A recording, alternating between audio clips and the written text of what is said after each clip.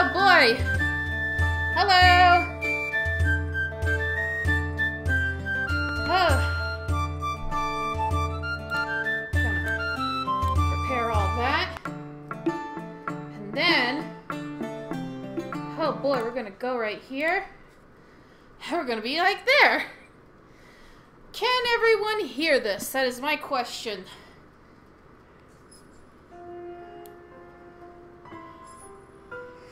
Hello, Ghost. Hello, Dane. Did y'all get yourselves a spooky sandwich?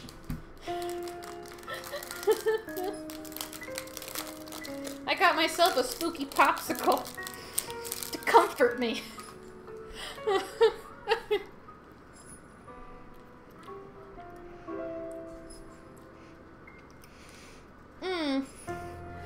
So my question is, am I louder than the game?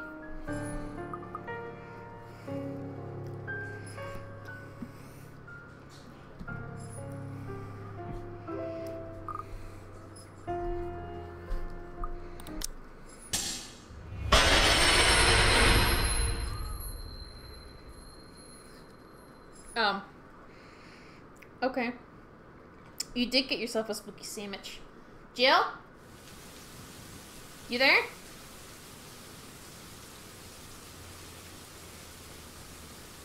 Is Silver unable to look? Where's my girl Silver?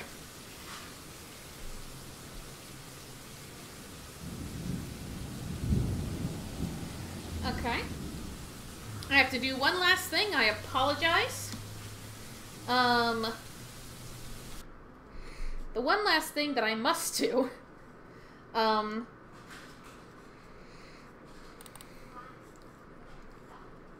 is to ensure that the person who is with me can also see the game. She is watching, she just doesn't have an account. That's great. Okay. Jill?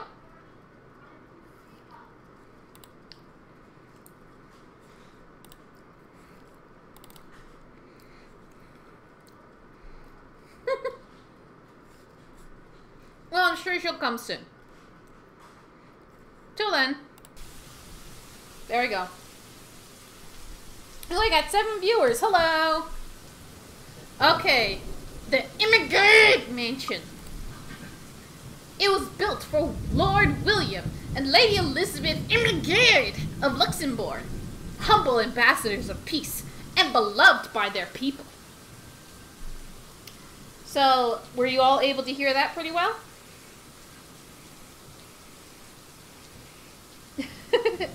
Jill Sandwich speaketh to Mocha. Yes. And I lost all my 7 viewers. I only have 4. That's okay. Both were well known for their compassion and generosity, never failing to extend a hand to anyone in need.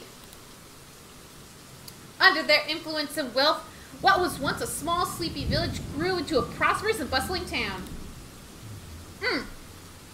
However, the seasons of joy eventually ended when the good nobles perished at the hands of a great plague.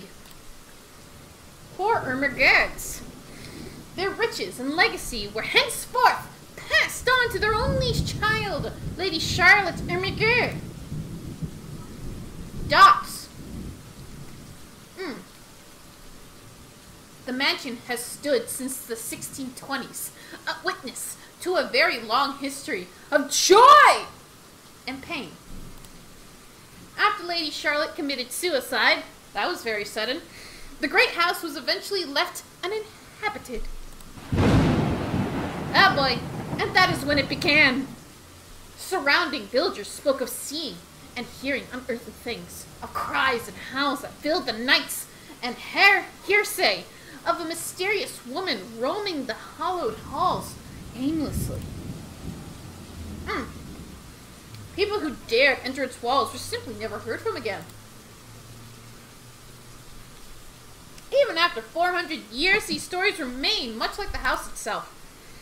Whispers about the once great house, its legend, and its curse still fall upon the villagers' ears. Jill, is that you? Alright. In spite of this, the current owners are convinced that these stories are nothing more than a hoax. With little regard for the truth, they had the... By the way, I should have mentioned that, I was, changing clothes and getting something to drink. Sorry. Oh, that's fine. I did say to people in the chat, get yourself a sandwich. Oh. Well, Dane was saying Jill's sandwich in the chat, so it's like, I wasn't here, I'm sorry. Anyway, with little regard for the truth, they had the Is it Breyer or Breyer? Breyer Realty Corporation placed the property back on sale. Woo! Like Pandora's box. The secrets that lie inside await to be discovered by brave souls. No matter what happens, take care not to be consumed by the curse. Good luck. Thanks. We are now playing Isabella. Oh, yeah. Hello? Isabella? Are you there? Where are you? Leave me alone. I'm gonna have a popsicle.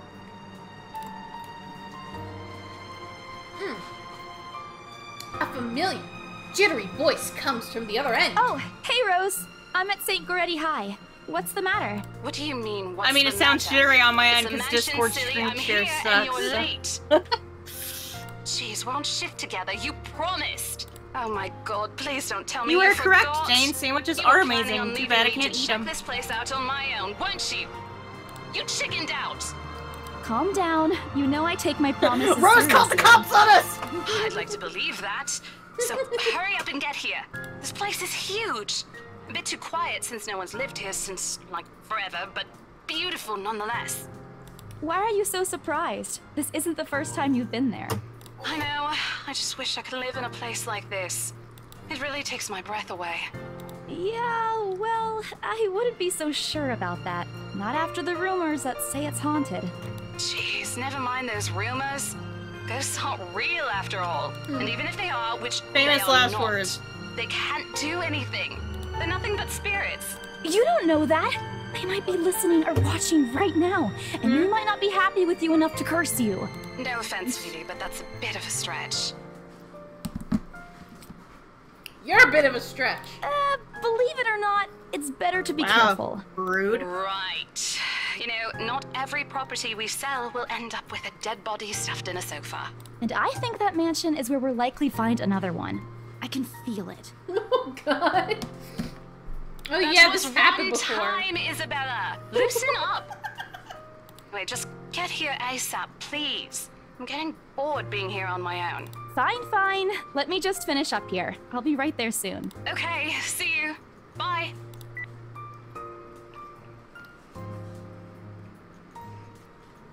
She hangs up before I can respond. Rose, still as charming as Who ever. was that?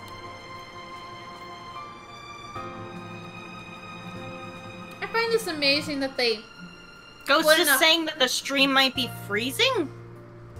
Uh-oh.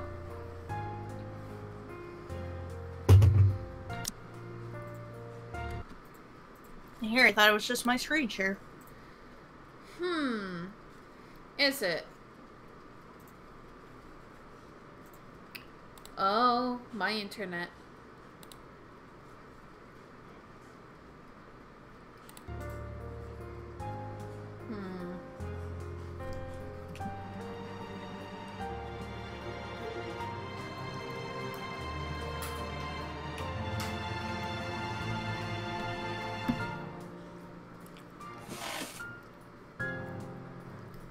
Rose? The one you said who trained you for your job back when you started? You're working together Yeah, again? both Dane and Ghost are saying it's having some slight hiccups. Let me look at it. If you're gonna... Apologies, you're gonna hear. some stuff.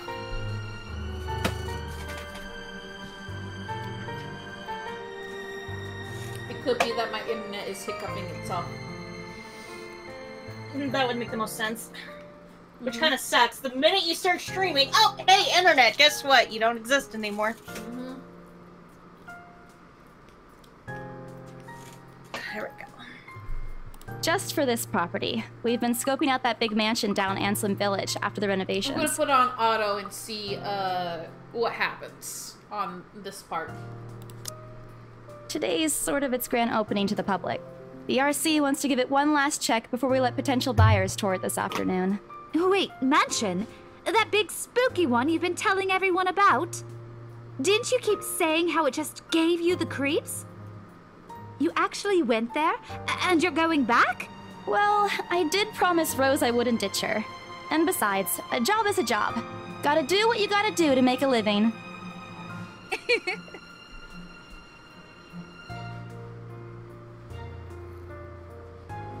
What's so funny? Nothing. It's just that I didn't expect you to say that. Coming I from went you, offline. it sounds so...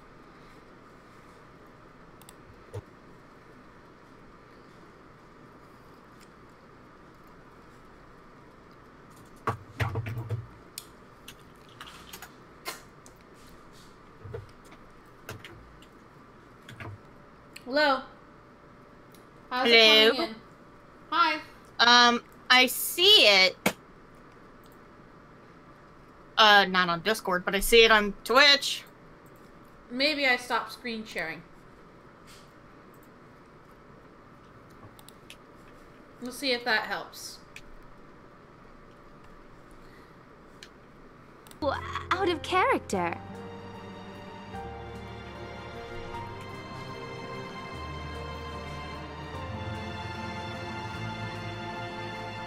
Okay.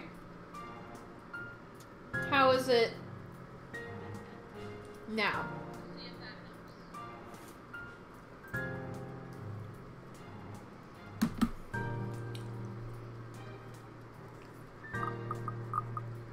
I mean, no offense, but you've been freaking out about the place being creepy ever since you got assigned to it. Cursed rumors and all. Did everyone see that line? What line?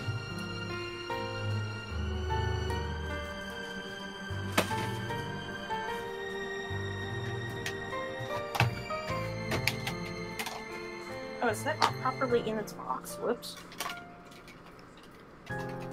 I honestly thought you'd back Okay, out. Ghost is saying it's fine for now. I do see it. It's okay as well. Alright. I don't think I should be screen sharing at this moment because I only have 2 bars. Perfectly fine. I'll just go ahead and watch it through the Twitch. Yeah, I'm sorry. I mean, it's either that. Well, I mean, it's either that or we get in our own call because maybe it's just your group chat. That could very well be the case. Not all the time. I could really use a huge amount of cash right now, and this is just the fastest way to get it.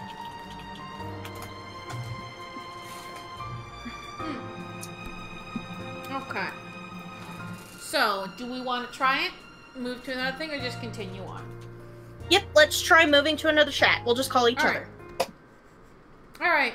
We'll be right back, folks. This is just... I don't want to be playing this game alone, okay? There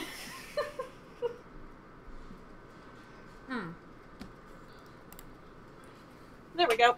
There we go. Okay. And we'll screen share it. Stream the letter. Plus, listen to this. How is it? Briar Realty wants it sold as soon as possible, and the So agent far, who so lands the good. deal is going to get a huge bonus. They never give bonuses like that. Getting that would make life so much easier. They're desperate, I'm desperate, it's perfect. A sympathetic look crosses her face. You know, if you're really in urgent need of money, you could have just asked me. Or Ashton. We can always let you borrow, and you can pay us back whenever. I have to keep myself from groaning out loud. In all of the years I've known her, I can already tell what to expect once she has that Becca, expression. I've noticed that you've been living off instant noodles these past few weeks. Gonna go on auto. She crosses her arms and grimaces at the thought. Ooh. Her voice slightly raises, and she begins to scold. Rises, I mean. Instantly, I'm reminded why Becca excels at teaching boisterous teenagers. Stop eating junk. They're cheap, but they're not good for you.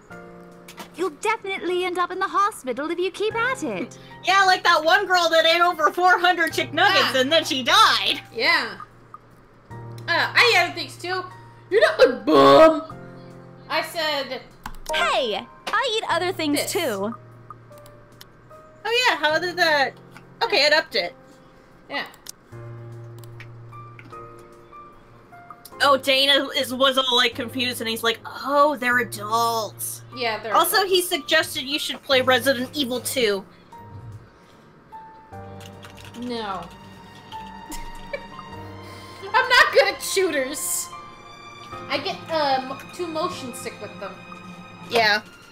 Unless it's like Valkyria Chronicles. That I don't get motion sickness with because Well, I'm you not don't moving. have to... Yeah, I mean, you're not, like, actively shooting and aiming at the same time. You aim and then you shoot. It's very systematic. Yeah. I mean, with Warframe, you technically kind of do the same thing, but, like, I can't play that game for long periods of time. I don't know. It said she only raises an eyebrow at me. That's not going to work on me. And I saw it when you were cleaning your flat last week. The instant noodle cups outnumber everything else. You're just exaggerating. Did you even see what's in my cupboard yet? I'm not just living on instant noodles alone. I've got canned beans, peas, tuna, ham, and even hamburgers in there. Wait, she's keeping her hamburgers in the cupboard. Idiot. No I wonder missed she's it the wrinkling last her time. nose. Yeah, I missed that the last time we played through this. Bitch, don't judge her! Well, you're keeping raw meat in a cupboard. It should be in the refrigerator. I mean, look at the face she has right now. I would have laughed a little at that if I didn't know it would only lead to more reprimands from her. Aren't those the same ones you won from the grocer's raffle more than a year ago? Not only that, they're a year old. Yeah. That hamburger's, more than likely bad. That hamburger's maggot food. That's if you're Oh, keeping I it in the sincerely cupboard. hope you're checking the date stamps on those things before eating them. I don't want a repeat of last year. Last year, you shot fire out from your ass. Dane, okay, now you can judge Those her. are still not exactly healthier choices, Belle. She shakes her head, possibly laughing at some distant memory. It was really funny when she went off the ground after firing from her ass. Oh, Lord. When she looks up, I immediately brace myself. More words from her. Sometimes it's better to let Becca talk until she's out of things to say. But when she turns her attention back to me, there's only warmth in her smile. What am I going to do with you? She says this more to herself than me, her voice shifting to some kinder, even motherly, if I'm looking for the exact word. I hope you know that it's impossible not to worry about you when you're like this. You don't have to keep eating the same thing. I already told you before. You're always free to reheat food in my fridge. Thanks, Becca. I really appreciate it, but you don't need to keep babying me.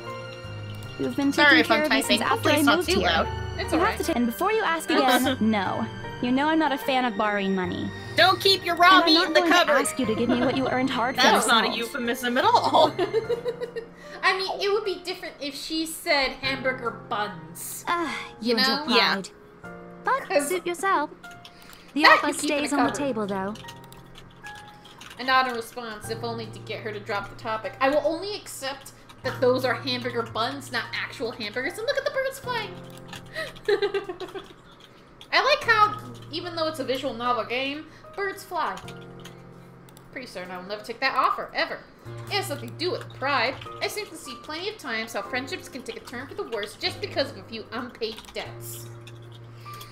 I don't want something like that to happen between me and Becca.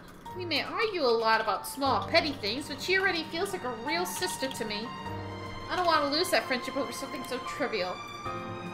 Becca's movements, when she takes a quick glance at something behind me, snaps me out of my thoughts. Enough chit-chat. Lunch is ending, and my students will be back any minute. We can catch up later. Good luck with your clients. You better treat us to lunch or something if you get that sale. You bet!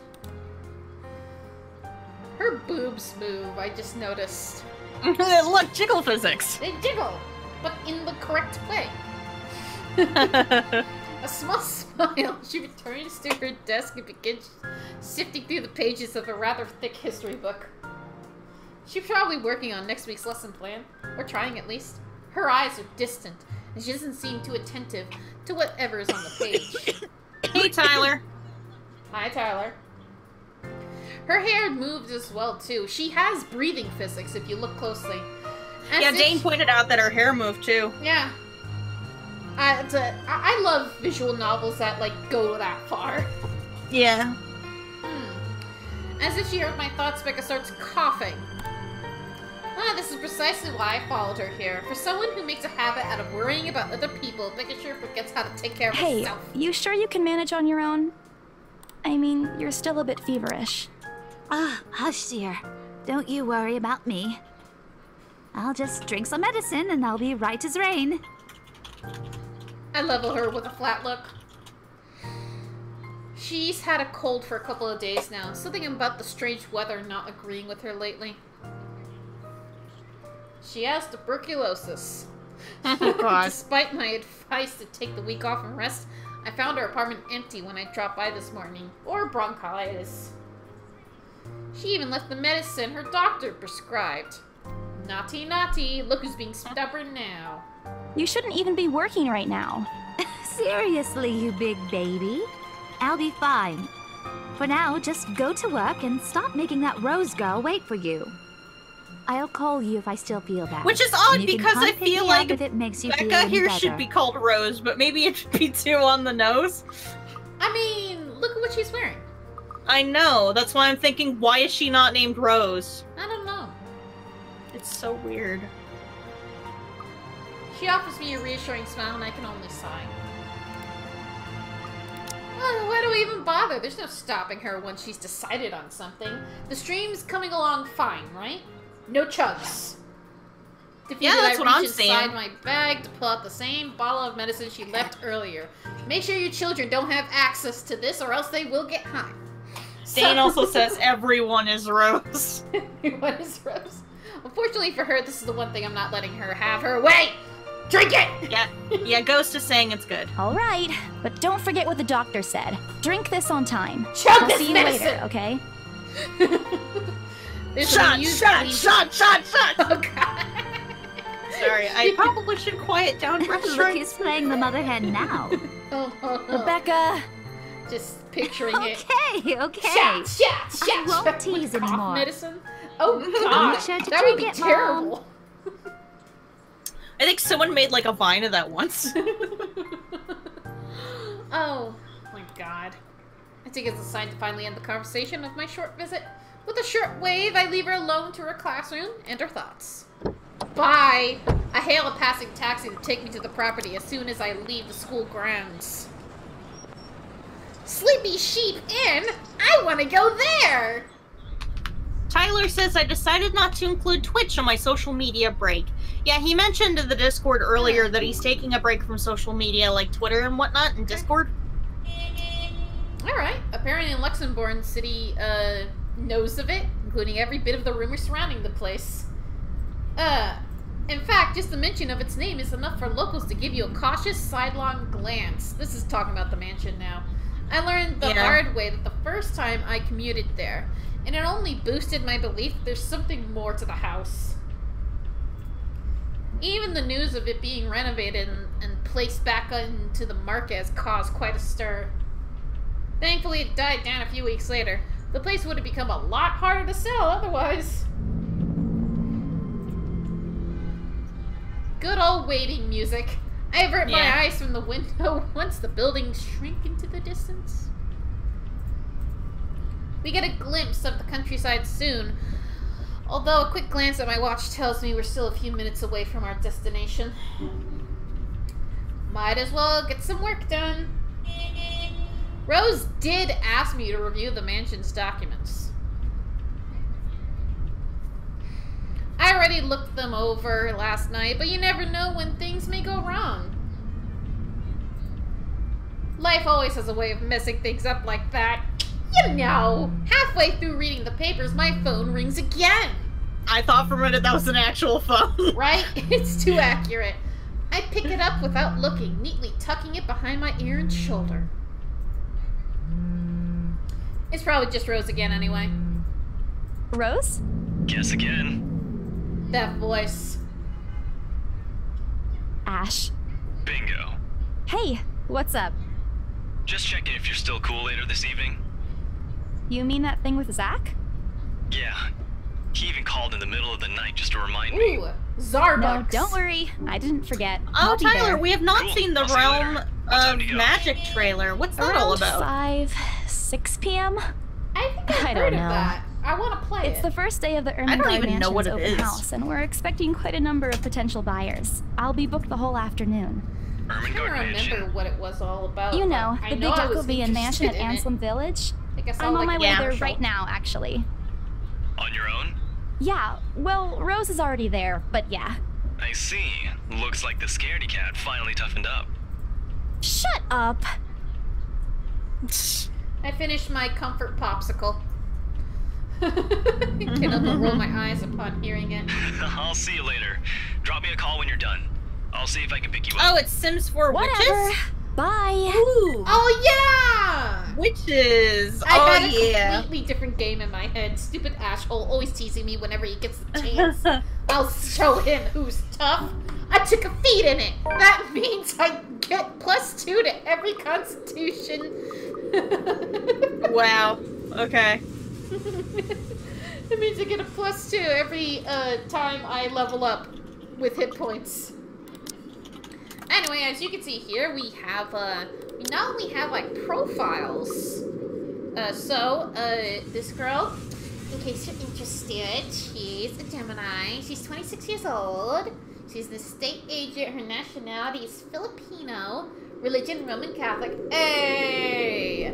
Fine arts undergraduate. She likes cinnamon rolls, dogs, food, police procedural dramas, and teleseries, comedies, and karaoke. You interested in dating her? This does sound like a dating profile, not gonna lie. Right? She's the third child among 7. Hey! I'm the last child among 7. So, daughter of a laundry woman and a what driver? I don't like this font that they used. I can't read it very well. Jeepney driver? She went to a public school and was an average student, but took to art easily. A laundry woman and a jeepney driver. Jeepney. I have no clue what a jeepney is. Yeah, eventually she pursued a degree in the fine arts. As encouraged by her father. Really? Okay. However, when the man was diagnosed with a terminal illness, she had to stop studying to make money. It was Isabella's aunt who helped her get work overseas in order to earn more money that any job could get her. Rose Cooper became her mentor as soon as she started as an agent at BRC. It's been 5 years since she met her neighbor Rebecca. She met Ashton during an unfortunate incident involving her first sale at Delvin Court, and later Zachary through him. And well, of course we have the timeline. Yeah. Okay, well, so we're finally at this place, and it looks wonderful from the outside. Look at the birds! Whee! Yet despite all this, it just feels freaking wrong. I'm really interested in the Witches DLC, actually. says. Yeah, I hope that turns out really nice. Yeah. Oh, good, you finally beat Pokemon Mystery Dungeon. The surrounding area is unusually silent, as if nothing wants to frickin' be here. Dane says it looks like crap. While the Anslem village is just a few miles away, everybody keeps their distance on purpose, because it's freaky. Perhaps out of fear, the horror of falling underneath the mansion's curse. Somehow it makes me feel sad. The lack of immediate human presence just makes this place all the more eerie than it has any right to be. There's actually a word for that. Look at There's all a that word for a lot of text. things. Yeah. If it's uncanny in broad daylight, I can't imagine how this place looks at night. Probably looks like... Looks like you stepped into Resident Evil. Right? Or a modern-day Barovia castle, which, if you don't get the reference, it's one of the horror modules for D&D. Ah. Are you planning to go inside that place, Missy? The voice nearly makes me jump out of my skin. Without completely taking my eyes away from the house, I give the driver a confused nod. A beat pauses while I wait for him to say more, but his only answer is a non-committal hum. Belatedly, it occurs to me. It'll look like a raven. Dane says. You gotta, she's like, oh, darn it, I gotta pay this man. I expect him to leave as soon as I've paid, but there's a hesitant expression on him, as if something hasn't been said yet. Is there something wrong? Look, Missy, I'm sure you've heard what the people are telling everyone about that place. Nobody likes to be disturbed when they're at peace. And I'm pretty sure whatever they say is in that house doesn't want to either. I admit they did a good job fixing it up, but there must have been a reason why even distant relatives of the family who used to own the house never lived in there despite inheriting it. No wonder they wanted to get rid of it. Yeah. Maybe they just didn't like it? You never know. I mean, it does look like shit. I mean, I think it has its own personal charm, you know? I think it's wonderful. Yeah, I think most homes can. Well, I got 6 viewers. Hi! Yo! I breathed out a heavy sigh and approached the house. After hearing enough of the rumors, I should have expected the conversation to take a turn. I don't know. My comfort popsicle wants to come back out of me. Oh no. Stay down, strawberries. Okay. But I am already here. Backing out is completely out of the question, girl. It's not like I have a choice anyway. If I want to get that bonus in commission one way or another, I've got to sell this property. Yeah, I know Mission Weenie cuddling with Brett. Oh no. The door is ajar when I get to it. However, when my own copy of the keys dangle uselessly in my hand, Rose must have left it open when she arrived. That's weird. We may be the only people who hear this early, but I've never known her to be someone careless. I love this, because if you look at the... Okay, so look at this, the stained glass window. It actually changes in the light. So yeah, like flashes in and out, kind of. Yeah, like clouds are going by. Yeah. Entering what greets me inside leaves me gaping. They cleaned every corner, waxed the floor, dusted the antique, searched every nook, cranny, and crevice, and made it spick and span.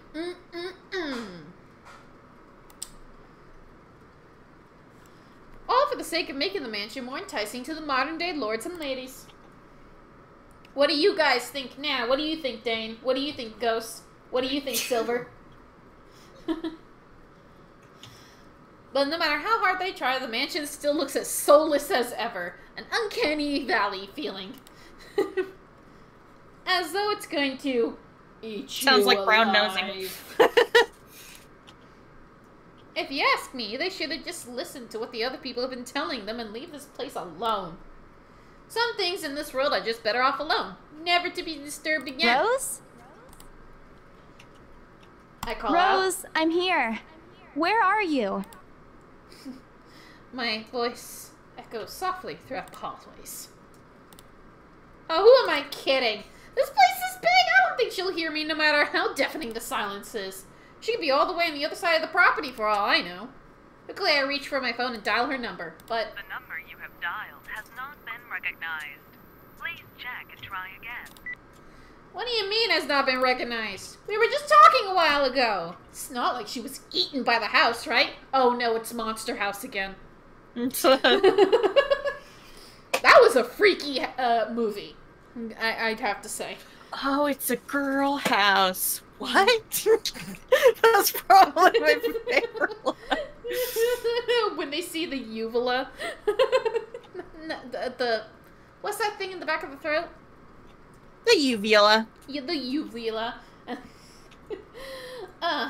Or maybe the ghost did hear us talking and spirited her away, right? That would suck, right?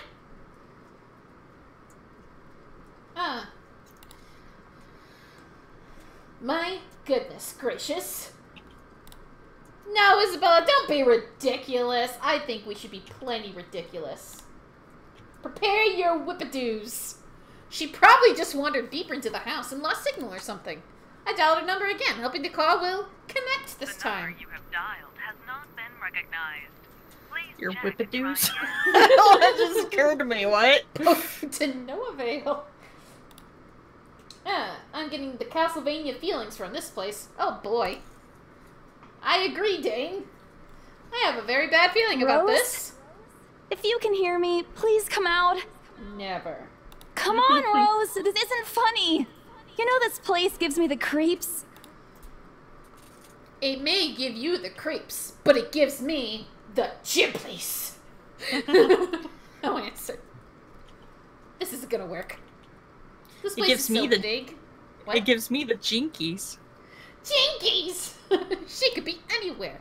I need to start looking for her. Take a deep breath before venturing deeper into the mansion. Ow! Taking a couple steps forward, I noticed something move above the grand staircase. Did something move? What the hell? Rose? Rose, is that you? Uh-oh. Signal. There we go. Whew.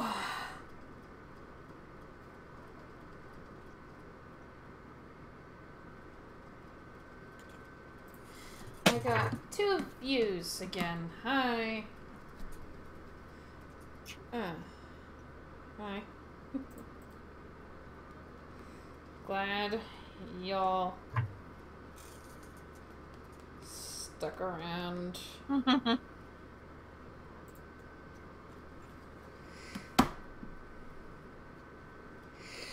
Okay. Not funny. I'm leaving you if you don't come out. Not coming out, huh? Fine. I'm going.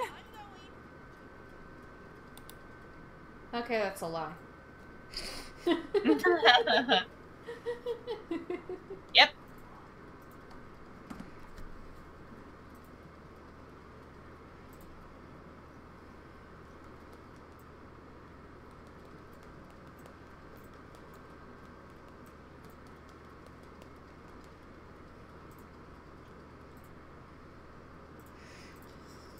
I conquered this internet connection. I feel so sad because I had such, like, a big following, you know? People just started coming in. Yeah. I can see why gamers play horror games now. Yeah. She's my friend. I can't really leave until I know she's alright. I'm gonna have fun editing this episode. Oh, hell yeah. Growing desperate, I tried to contact her number again because a lot of it was just empty space trying to get reconnected. Come on, please give me something. Please, Lord? Yes, finally!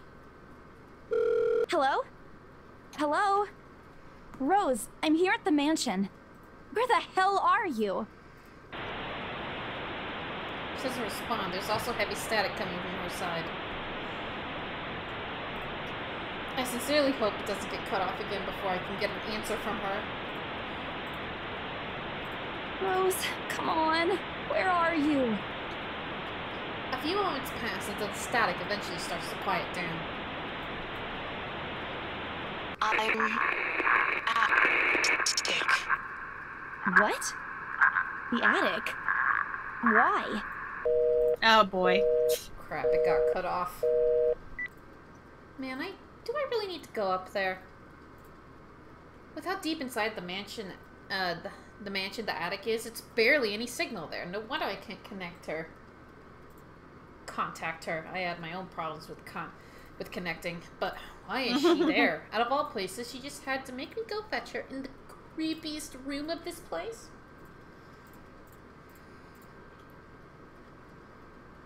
Is she doing this to get back at me for being late? Whatever. I'll just go. The sooner I meet up with her, the sooner I'll feel better about being here. I carefully make my way back up the staircase. My legs wobble as I mentally curse the fact that I've chosen real estate instead of picking a career that doesn't involve strange abandoned houses. Upon reaching the top, the grand hallway greets me.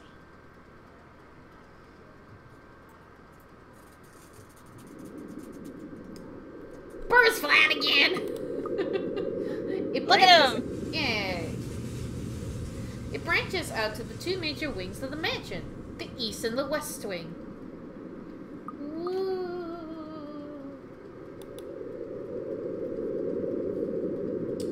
There are two attics here, one on each side. But you have to ask yourself, why? You would think that you would just need one attic. But the east one has been converted to a storage room. Isn't that what an attic is, though? A storage room of sorts?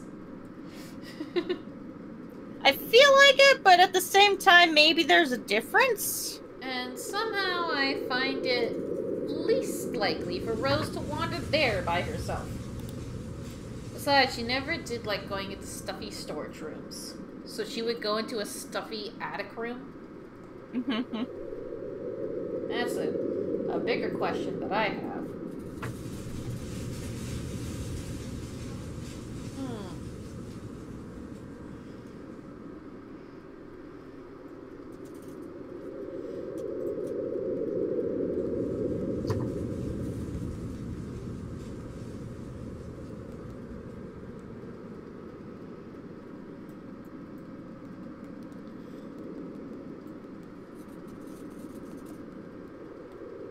What is it?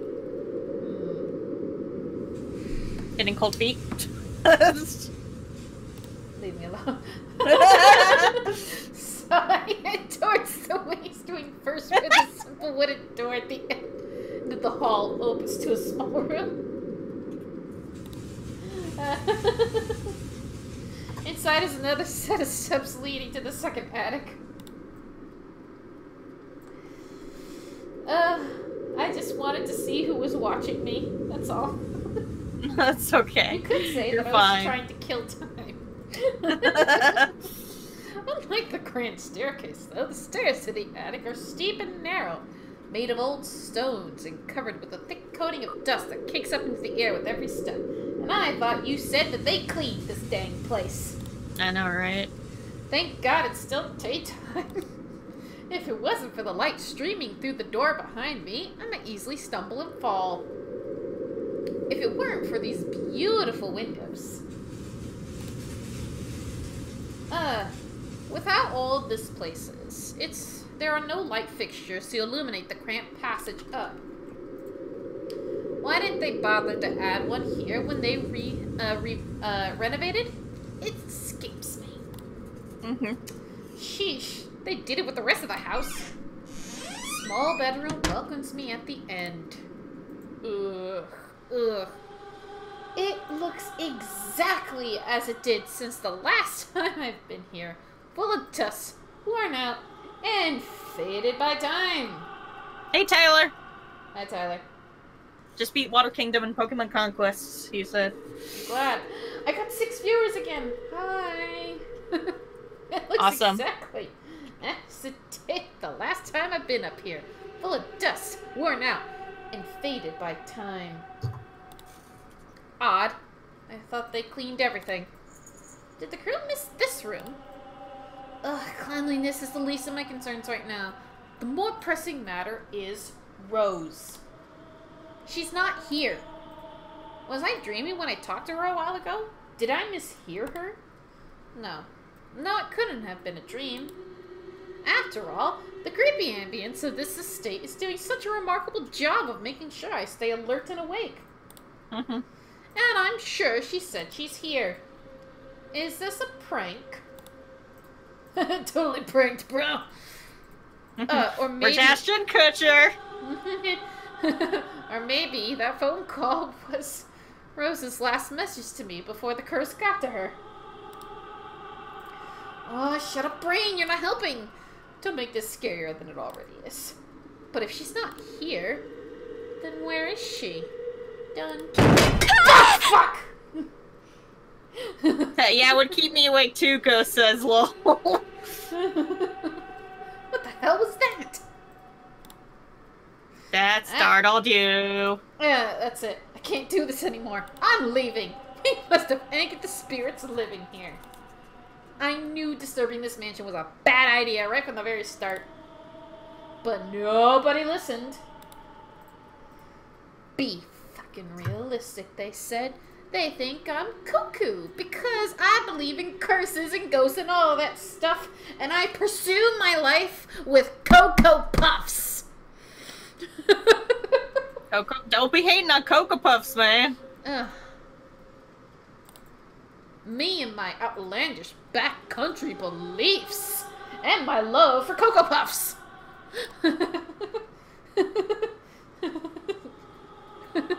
I've always strived to be a model employee, but not this time. Girl, no. I'm turning back for the sake of my sanity. I was going to say I'm turning back for the sake of my country. Briar Realty can find another agent who's more fucking realistic to tour people around this haunted house. Before leaving, I take one last look at the gloomy old room. Just to check. Huh? What's this? My worries about Rose's whereabouts must have caused me to miss it when I first entered the room. But there's clearly something on the floor. It looks like... lying on the ground just a couple of inches away from my feet. Out of sheer curiosity, I lean down and pick it up. Strange. I don't recall seeing this the last time I was here. A few days back, me and a few other agents inspected the mansion to prepare for today. I had been the last to look inside the attic and leave, and this certainly hadn't been here before. Someone must have left it in the room since then. Did Rose leave this for me? Was she here a while ago? I could have missed her though, could I? There's one set of stairs leading to the attic. The letter isn't exactly in pristine condition either. In fact, it looks rather ancient. Yeah, Ghost said it right. Retreat! Retreat! Mayday! Abort mission! The paper is so thin and rough, I'm worried it'll fall apart if I so much as touch it. Too late, we're already picking it up. Yep. We're kind of fucked here. With great care, I open it, and what I read shakes me to my core. What? Oh my god. Hey, Tyler. Does Pokemon have this in your game? Oh, well, we had Lavender Town. That was pretty fucked up. Nothing but the world's help me fills the page. All of it, seemingly written in crimson shaded pen. We're gonna think that it's pen. Nothing else. Yeah. Or blood. Pen. You know what? We already went there. Or blood. I gulp. The same phrase just goes on and on until... The same... Send this to 5 people or else. Or else what? Or else what?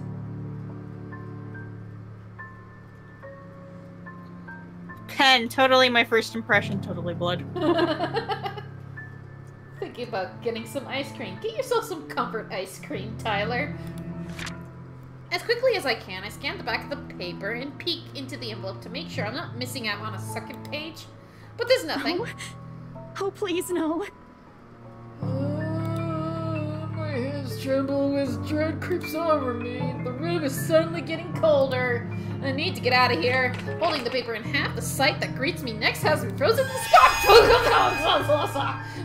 Oh my god, her pedicure is terrible.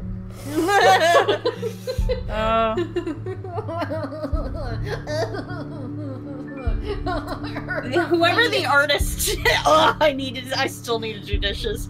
Maybe now would be a good time to. I hate doing dishes. She has no nails. They're just I know. Out. Kudos to the artist who did this, because this shit is tough to do right. A pair of blood-soaked feet enters into my vision. Covered in gaping wounds with skin eaten away to reveal flesh, bone, and all manner of things one isn't meant to see. It's too much. All of it is very too much. I want to cry and call for help, but the words catch in my throat. Even my feet won't move, completely paralyzed out of terror.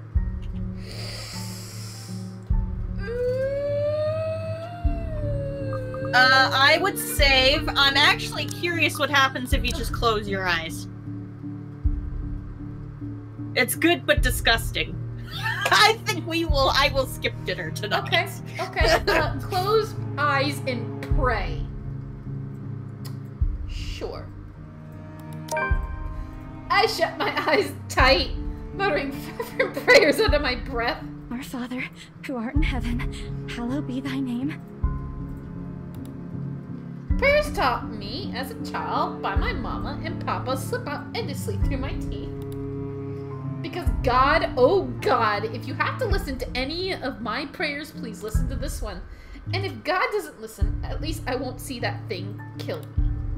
A cold comfort. I wait. And I wait some more. But when nothing happens, I dare oh God, do I have to see your face again? Wow, I can't believe she looks anyway.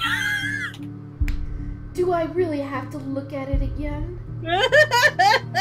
I don't want to click. Well, you're fucked. Oh, she's gone! Thank God! Holy shit! Only to find that ghost, the thing, whatever it is, gone. Unless it's a fake out. Washes over me. I go back towards the door. Please don't come the frick back.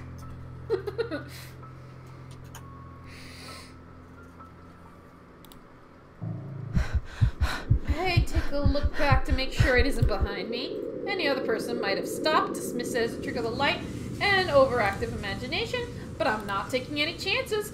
No sirree. I am not giving that thing another chance to catch me off guard. I don't think I'll ever feel safe until I get out of here. Whatever that is, every warning bell in my mind is telling me that this is going to jump out at any moment and get me while I'm still in this place. I told them! I freaking told them! Oh man, oh man, oh man! Racing down the stairs, a breathy laugh escapes me and... Oh. I fall anyway. Till my back hits the ground and pain racks my body. Oh. No! Why? Tyler, I would go ahead and get dishes out of the way, and then you can enjoy your ice cream and rinse the bowl. Oh. I would get dishes out of the way first. Last thing I see are those feet before I know all is darkness. A buzz breaks through the silence. I start to rouse, pulled into consciousness against my own will. I've never felt this tired before. I just want to sleep, but the insistent buzzing, poking, and prodding isn't letting me. My old mattress may not be the comfiest of places, but that doesn't make me any more eager to wake up. Yeah. 5 more minutes, Becca. I swatted at what is nudging persistently at my side. Can't I just get a few extra minutes of sleep today? I'll promise. I'll work hard when I'm up. A hand lightly taps my cheek, and something cold is suddenly being pressed at the back of my head. An icy sensation spreads throughout the area, giving me an uncomfortable feeling. Isabella? Isabella? Gosh, can you hear me? Isabella? The fog immediately lifts from my mind the moment I recognize the voice, and my eyes snap open. There, looking down at me is Rose. There you are. Hi, Rose. Another woman loiters beside her, but my attention is too focused on my co-agent to even ask why there's someone else with her. Rose's posture just screams worry, though she's keeping a straight face, or trying to at least. Can't help but feel bad for making her fret. A wave of dizziness washes over me as I try to get up, forcing me to lie back down. You guys look like blow-up dolls. Luckily, the feeling subsides after a few seconds until a mild throbbing somewhere in the back of my head remains. So that's every time they breathe. It's just inhale and exhale air. From Rose, I push myself upright. She hands me an ice pack and gestures for me to press it where I suspect a small bump has already formed if the light ache in the area indicates anything. Alright, Isabella, where are we? The Ermengarde mansion. Why? Ow, I like the way my that I head. pronounce it. And the date today? October 21st? Rose. Last one. Can you count to 15 in reverse order? 15, 14, 13, 12, no, that's wrong. Why are we doing this? She's just checking if your injury is in any way serious. This time, I curiously regard the woman standing beside Rose. Ma'am? It's impossible to overlook her, with the way she towers over us. Hello. And here I thought Rose is already tall. What is she anyway? One of the remaining Tall lady. Tall lady, tall lady. But with how primly dressed she is, I don't think anyone would want to clean in a suit. An expensive suit at that. The gloves alone must have cost a fortune. Her eyes slowly shift between me and Rose, considering us with an almost unreadable expression before finally fixing a sharp gaze on me. I can't help but fold my arms protectively over myself as she does so. She may be far from the cleaning crew, but she certainly looks like our supervisor during evaluation. Just do it, please. I eyed them both warily, but recite everything she has asked, because I'm a good person. Rose releases a breath of relief once I'm done. You scared me for a moment there. I was about to call for an ambulance. You should call for it anyway. Are you alright? Yeah. Exasperation soon replaces the dull ache. The memory's a little fuzzy, but the attic and... feet. There was someone, Rose. In the attic. Someone? You mean a client? Oh, that's unlikely. It's probably just one of the cleaning crews. The boss sent a few of them back this morning for some last minute... No, not any of those. They're... I'm not actually sure.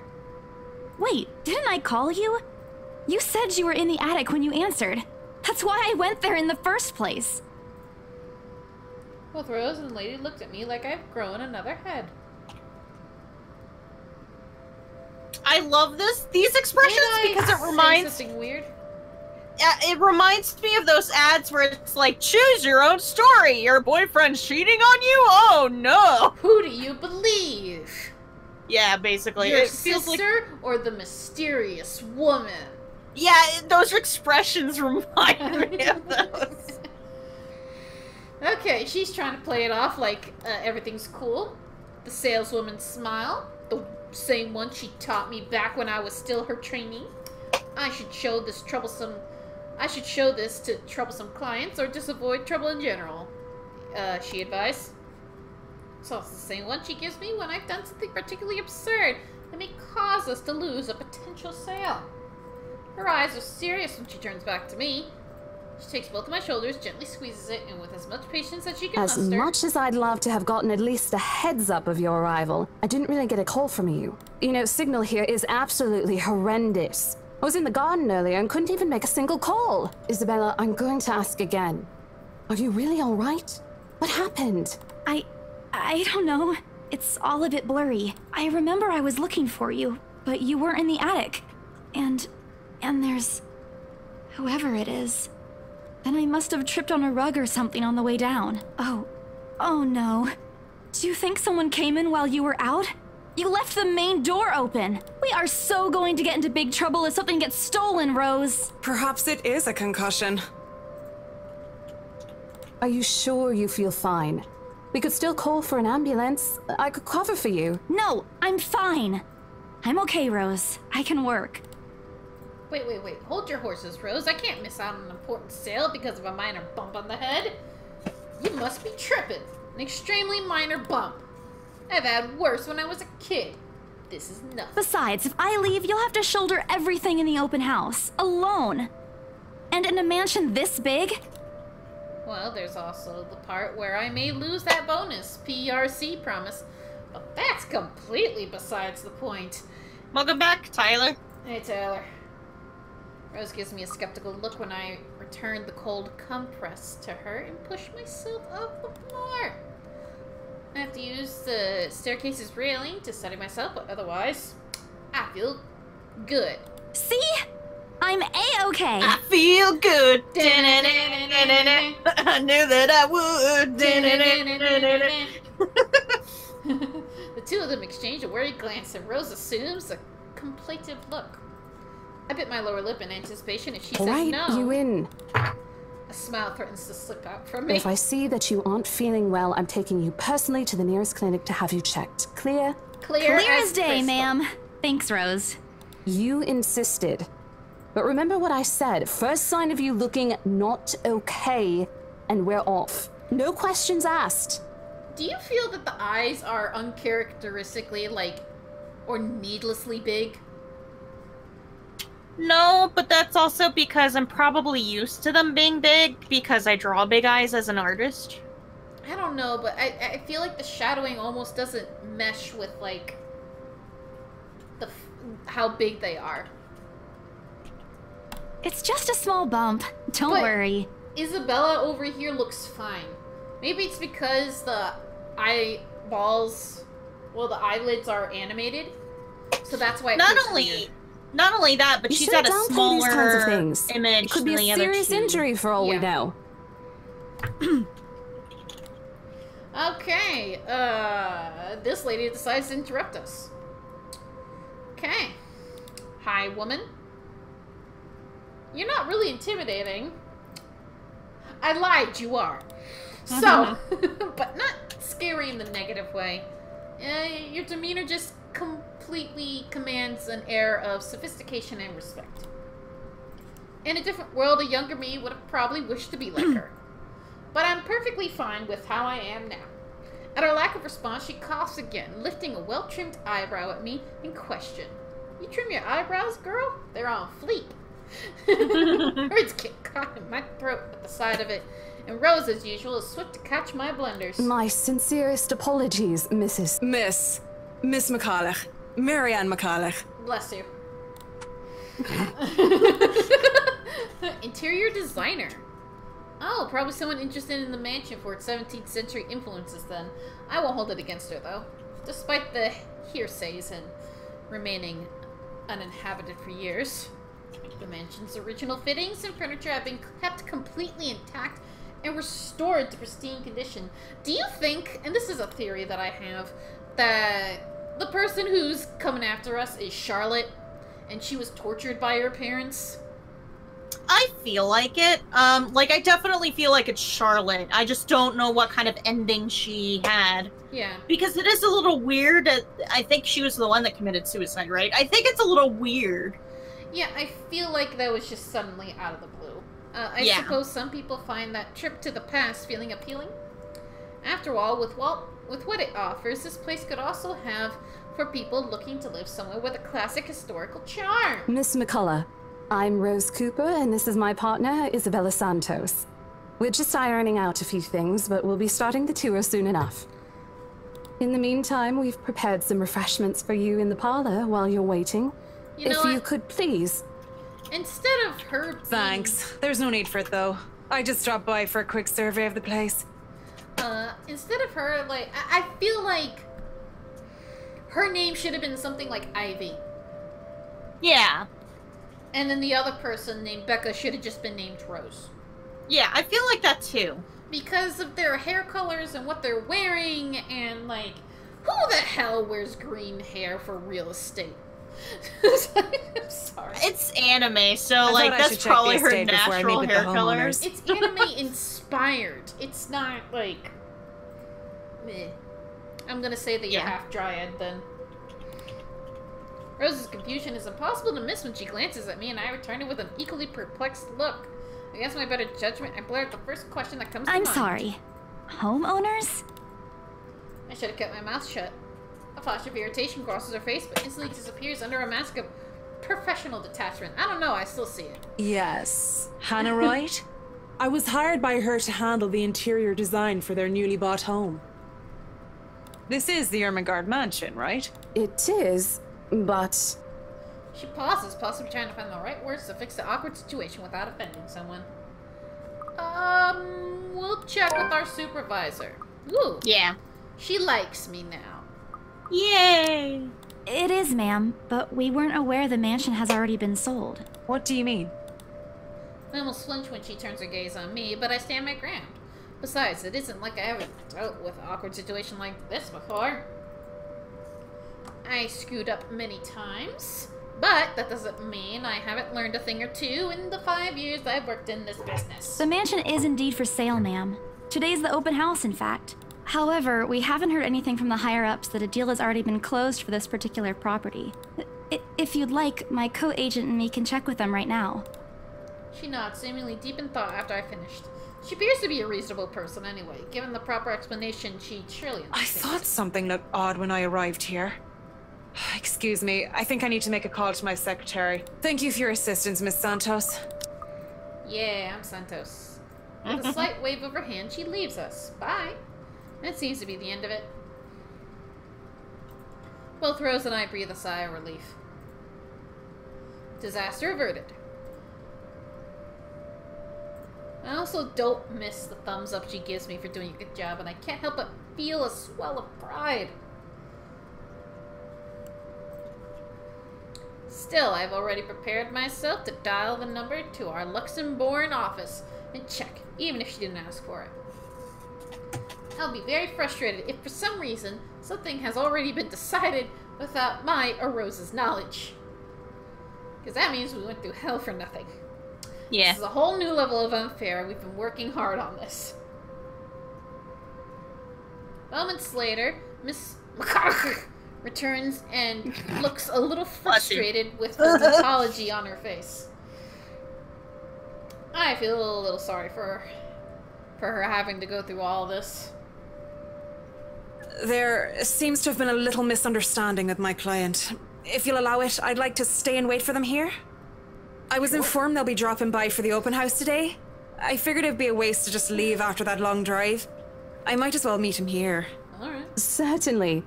You could stay at the parlor in the meantime, ma'am. I'm sure it won't be long before our guests arrive. And, Isabella, I left a few documents in my car.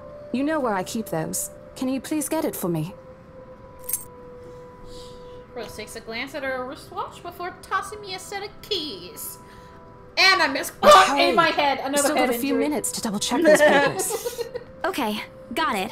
I have a key-shaped scar on my forehead. I will now sue Rose for assault. Oh, Lord.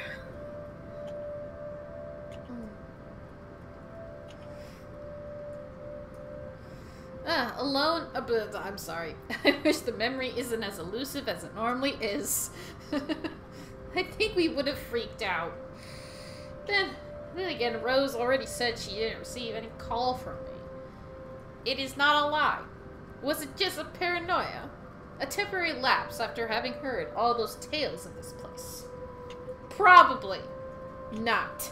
I want to think of it as such, that I am right. Better to think of it as such, so I can work in peace. I will do this in compliance for the people who are above me. Except for the small part of my mind begs to differ. And if I'm going to be completely honest with myself, I want nothing more than to leave this place as soon as possible. Not like distance matters when you're cursed, but meh. I don't know what's in this house, and I don't want to know. I mean, we just got an ancient chain letter curse. The keys Rose have just handed me dig into my palm, its jagged edges making shallow ridges on my skin from how hard I'm clutching it. It's a reminder of what I need to still do, and why I've taken this job in the first place. Hugging my blazer close to my body, I exit the house to get what Rose asked of me. Just a few more hours, Isabella. Sell the house! Get the money!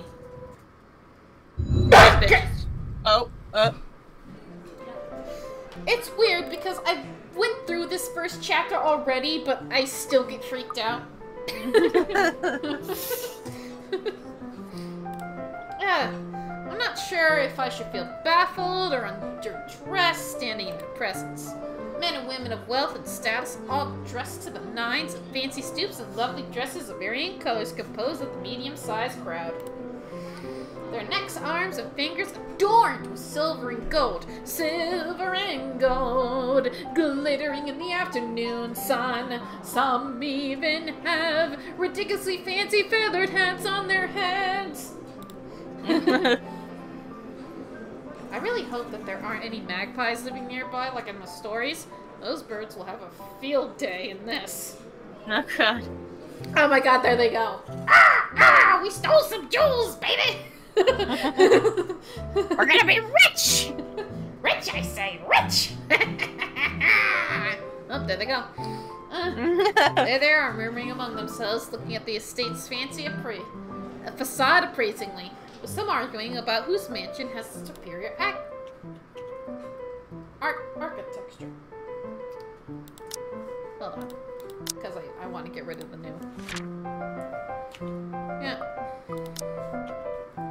Okay, Rose calls for their attention. They don't look too pleased at being ordered around, but what are you gonna do about it? Ladies and gentlemen, I'm Rose Cooper, and this is my partner, Isabella Santos. We'll be taking a tour of the mansion in 2 groups.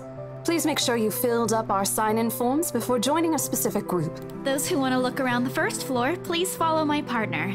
I'll be guiding the ones who wish to see the ground floor. Okay. This always confused me. So this is called the ground floor, and up is called the first? Yeah, because for some reason... For me, it's like, this is the first floor, and that's the second floor. Yeah.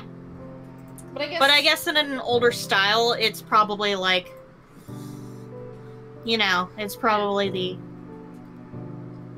the way it is for like older... Okay. We got some old ladies who seem daunted at climbing, of the idea of climbing all those stairs. So they decided to follow me. Oh, okay.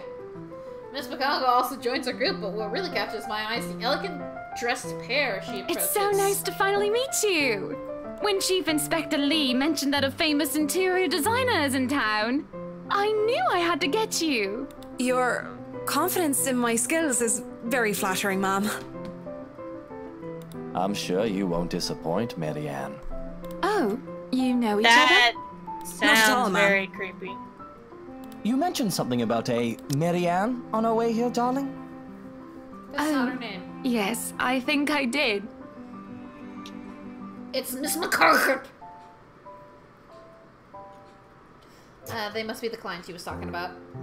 I have seen their faces somewhere before. The magazine? The television? I can't quite remember. And then again, most of our guests have likely ended up on the news one way or another. I won't be surprised if these two already have. Maybe they're secret murderers! For people who are popular, though, they aren't dressed as loudly as the others. And in their simplicity, this couple stands out. The The woman in particular is stunning enough to turn the heads of most people in my group, especially the men with wandering eyes. Reminds me of the song Wandering Eye, actually. Do you know that song? I don't think I do. I think it goes, forgive my wandering eye. Something like that. Yeah. My first Zelda game? Oh, I'm pretty sure that was, Zelda 2, actually. The guy sitting beside her doesn't seem to mind, though. As if I'm going to be a bit bolder with my assumptions, I'd say he's basking in the attention. Trophy wife. Both of them, in fact. Yeah. I think they were brother and sister if it weren't for the public display of affection. The matching rings on their fingers just cement the fact that they are indeed a couple. Whatever. Couple or not, what's important is we get this deal freaking closed! Before the current owners can even think of canceling the listing. I just hope one of these people in my or Rose's group is brave and generous enough to buy this mansion. And so, with the papers in hand, I lead the way.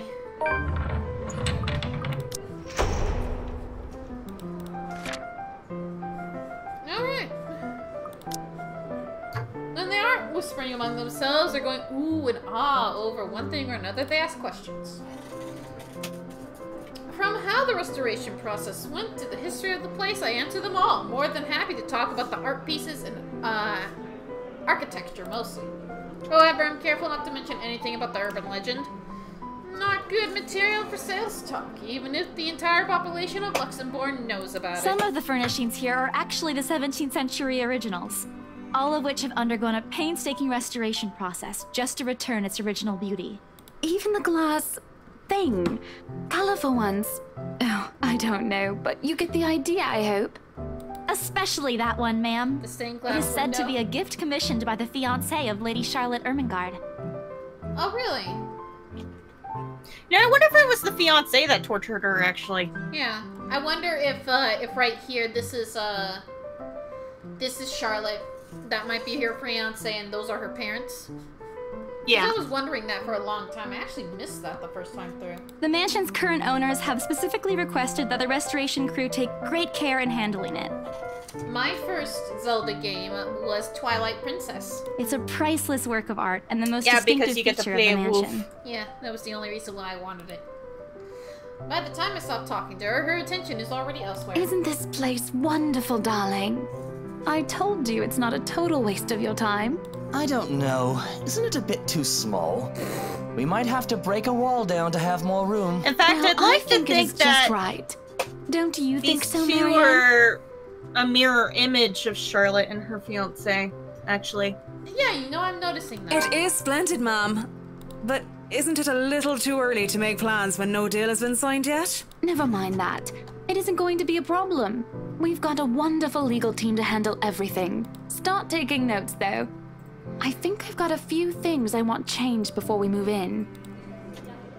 The rest of the conversation gets lost in the chatter of my companions. I don't want to make any assumptions yet, but the sheer interest is enough to give me some semblance of hope. Oh, please, please, please, let these guys be the one. Eventually, our group reaches the kitchen.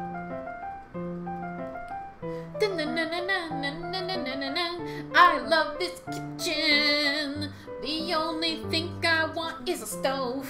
That heart's looking good, and them light particles. Why the heck are these boxes here? I don't want no cargo in my kitchen. Changing things in this house, they'd be the first to die.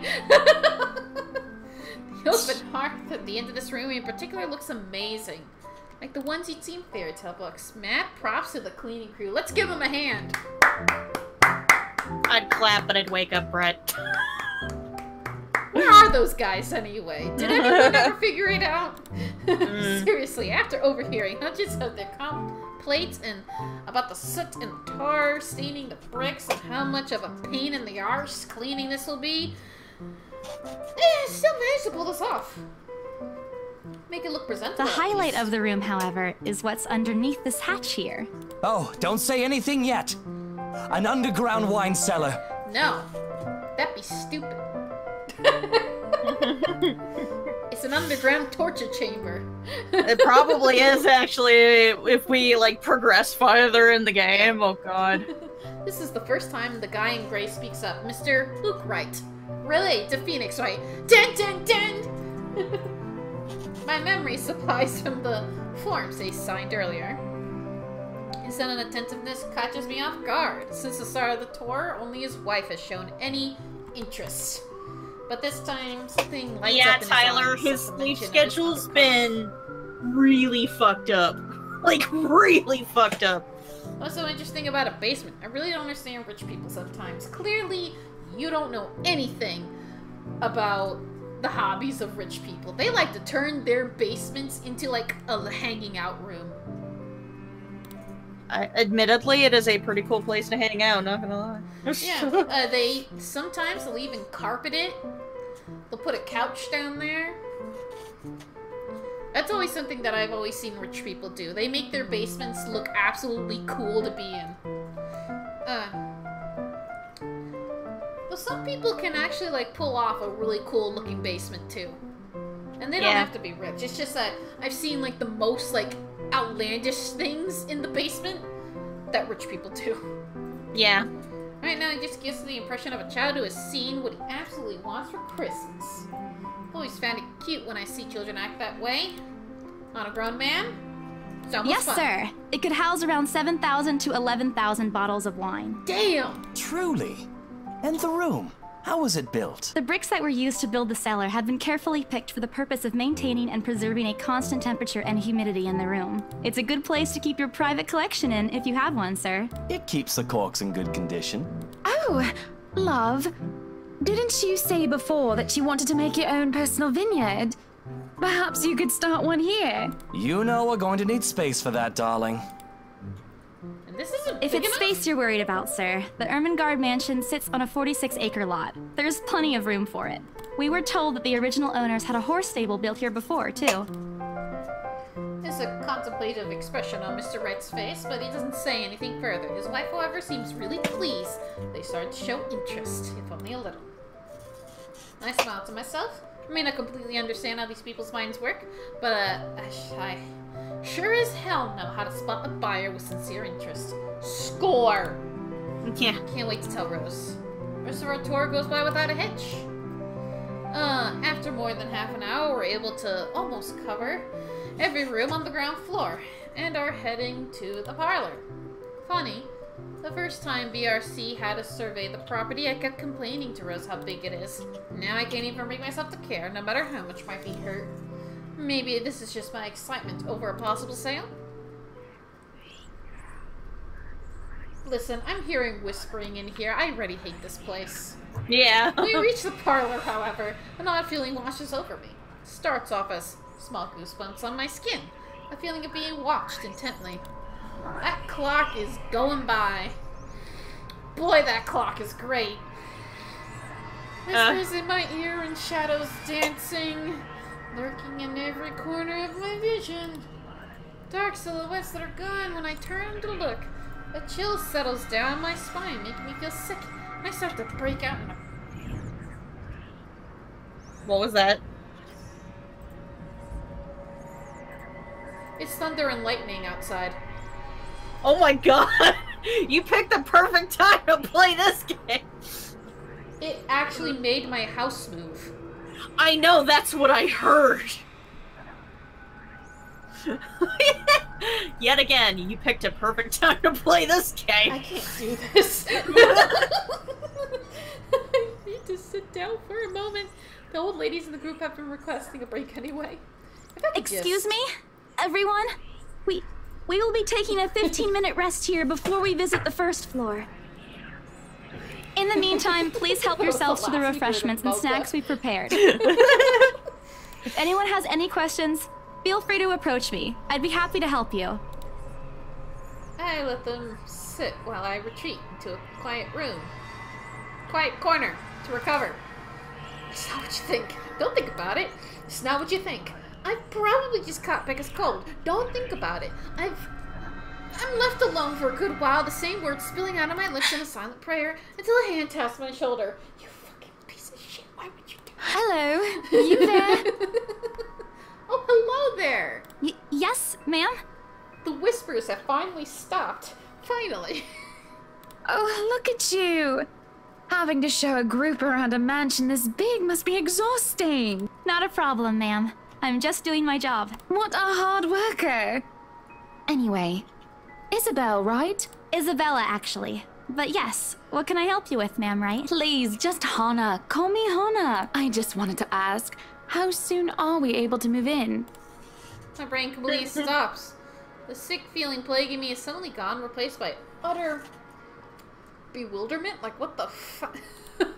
Yeah. This is a joke, right? She looks at me expectantly as I struggle to come up with an answer. Wait, ma'am, you see... But we haven't even negotiated a price yet, ma'am. We haven't even finished touring the rest of the mansion. A sale would be great and all, but... She stops me from speaking any further and puts a hand on my shoulder. For a moment, her tight smile... She looks as if she's tasting a particularly sour lemon, like, ooh, bitch, don't you deny me. Oh, please, sweetie, don't insult me. Money is not a problem. Okay. And, just between you and me, this place is better off with us than with some old lady who'll probably just fill it up with cats. And then all the cats will personally die don't due think to the there's curse. anything You know wrong with what? having cats Yes, here, give ma'am, it to the Hana. bitchy old couple, or I'm bitchy sure new, there's more than enough space here if you want you know, pets. young couple. I don't want any cats to endure the poor curse. Perhaps I'm still not feeling well, but really, what's wrong with cats? More importantly, why is she talking about moving in already? Well, I'm more of a dog person. But you see, this is going to be a gift to my darling. It's going to be our anniversary soon. I see. And it would be so wonderful if you can secure its purchase for us.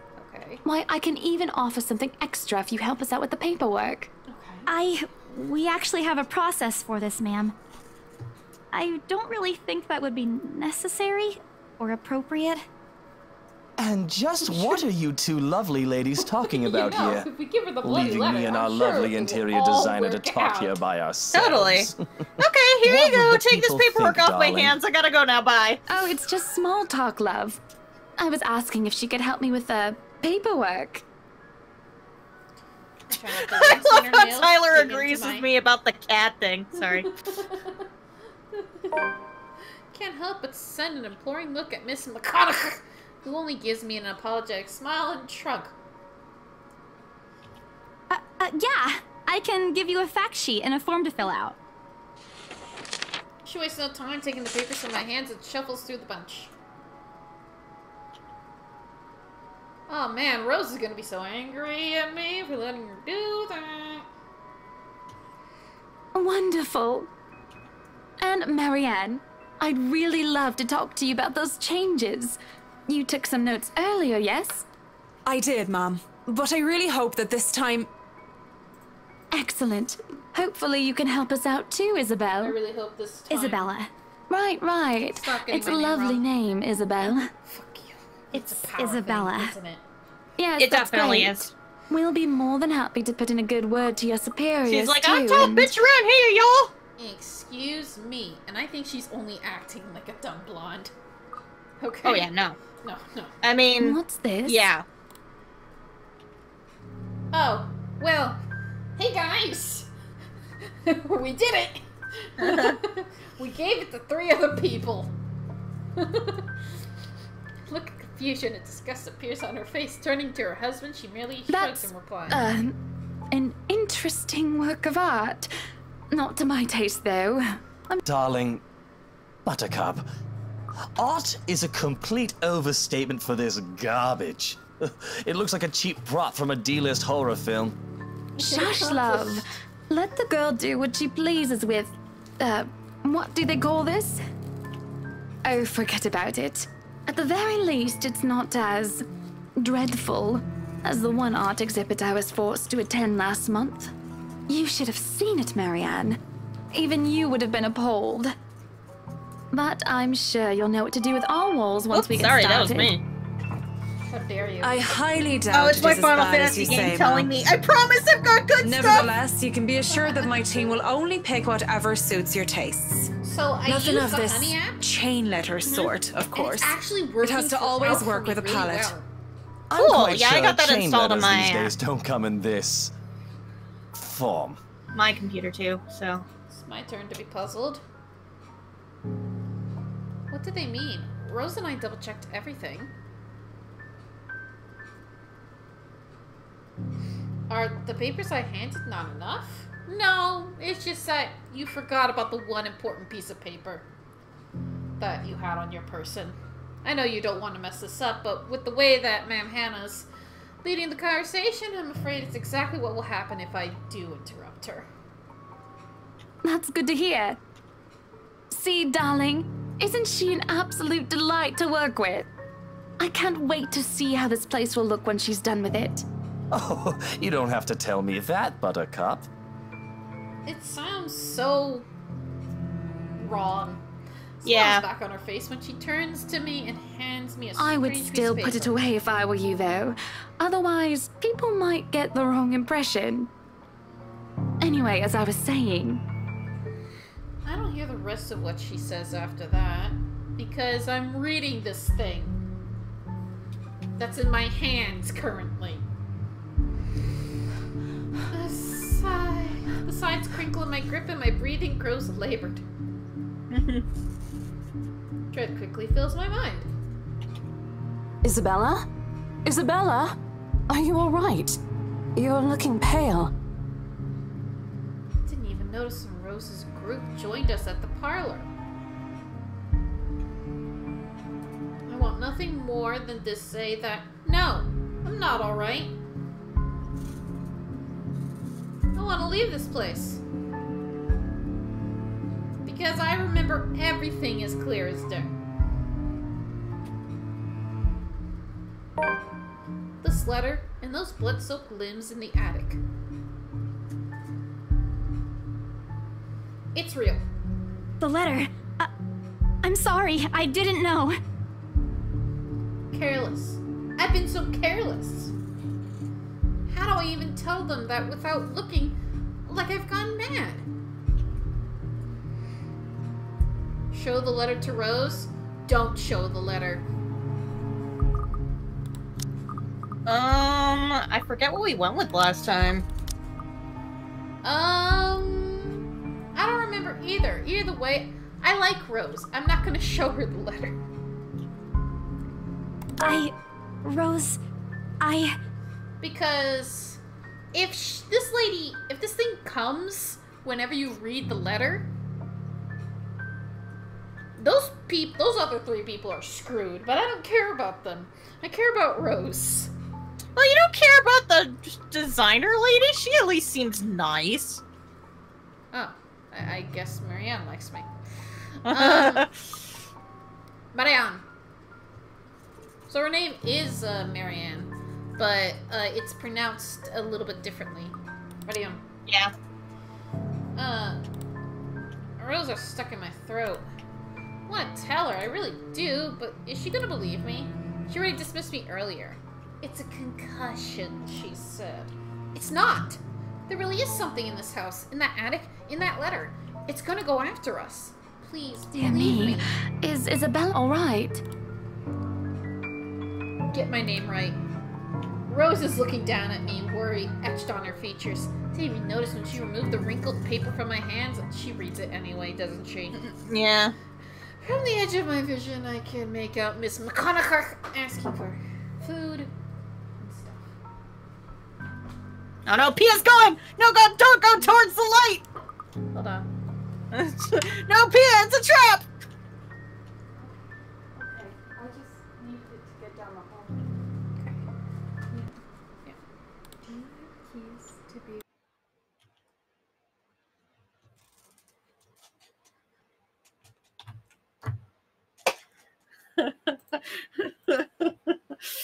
Well, she's got her, guys. Bye.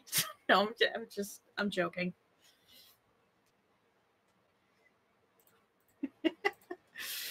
Mocha, no!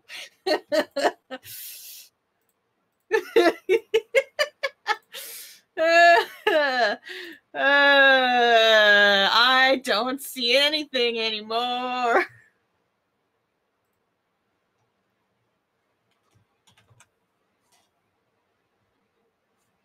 started drinking cappuccinos again. Oh, Tyler, maybe I would recommend against that.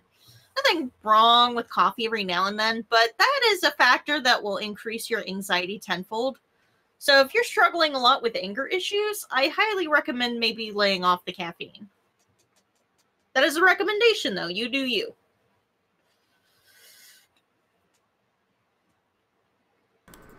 Okay, I have to be very quiet. Okay. This is gonna be the world's quietest let's play of this game. Okay. That's gonna be interesting.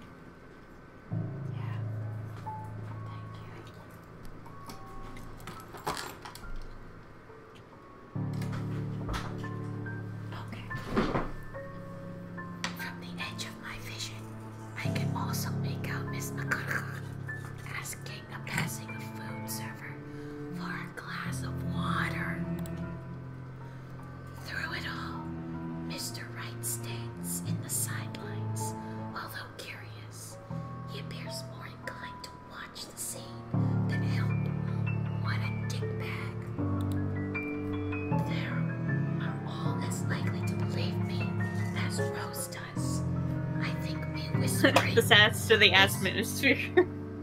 I think me whispering makes this creepier. To everyone, whatever's in this house is just a hoax, a cautionary tale for children.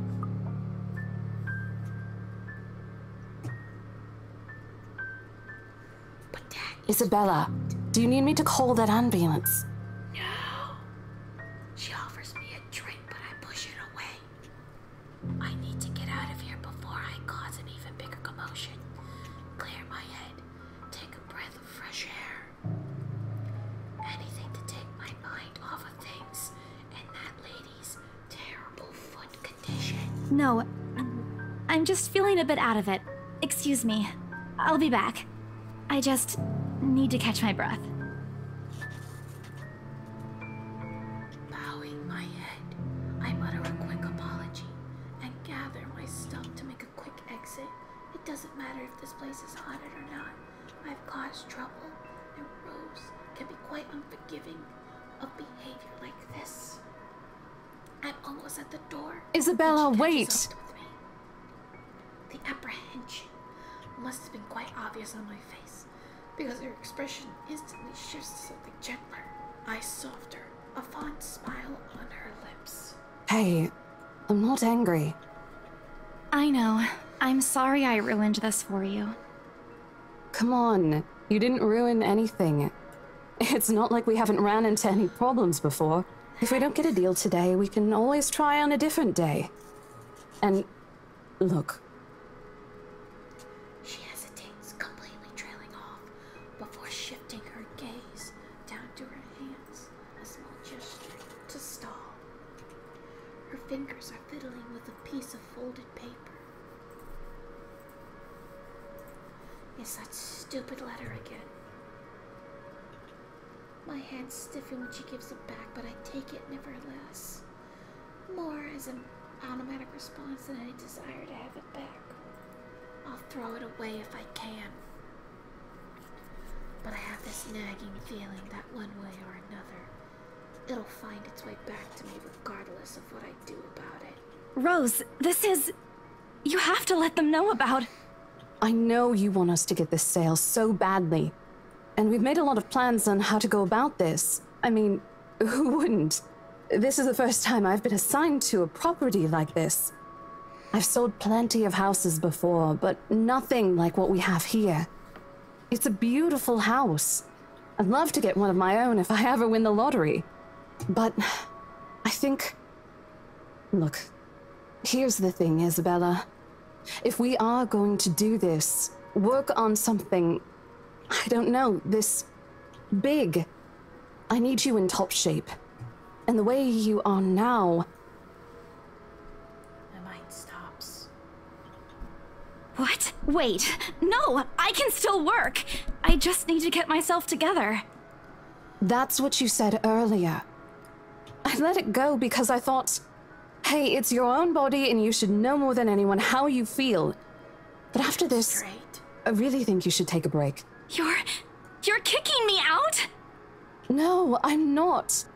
Look, all I'm asking is for you to take a seat somewhere I can see you, and let me handle this for now. You're clearly not yourself, and I honestly could use some time not worrying when you'll fall over or not.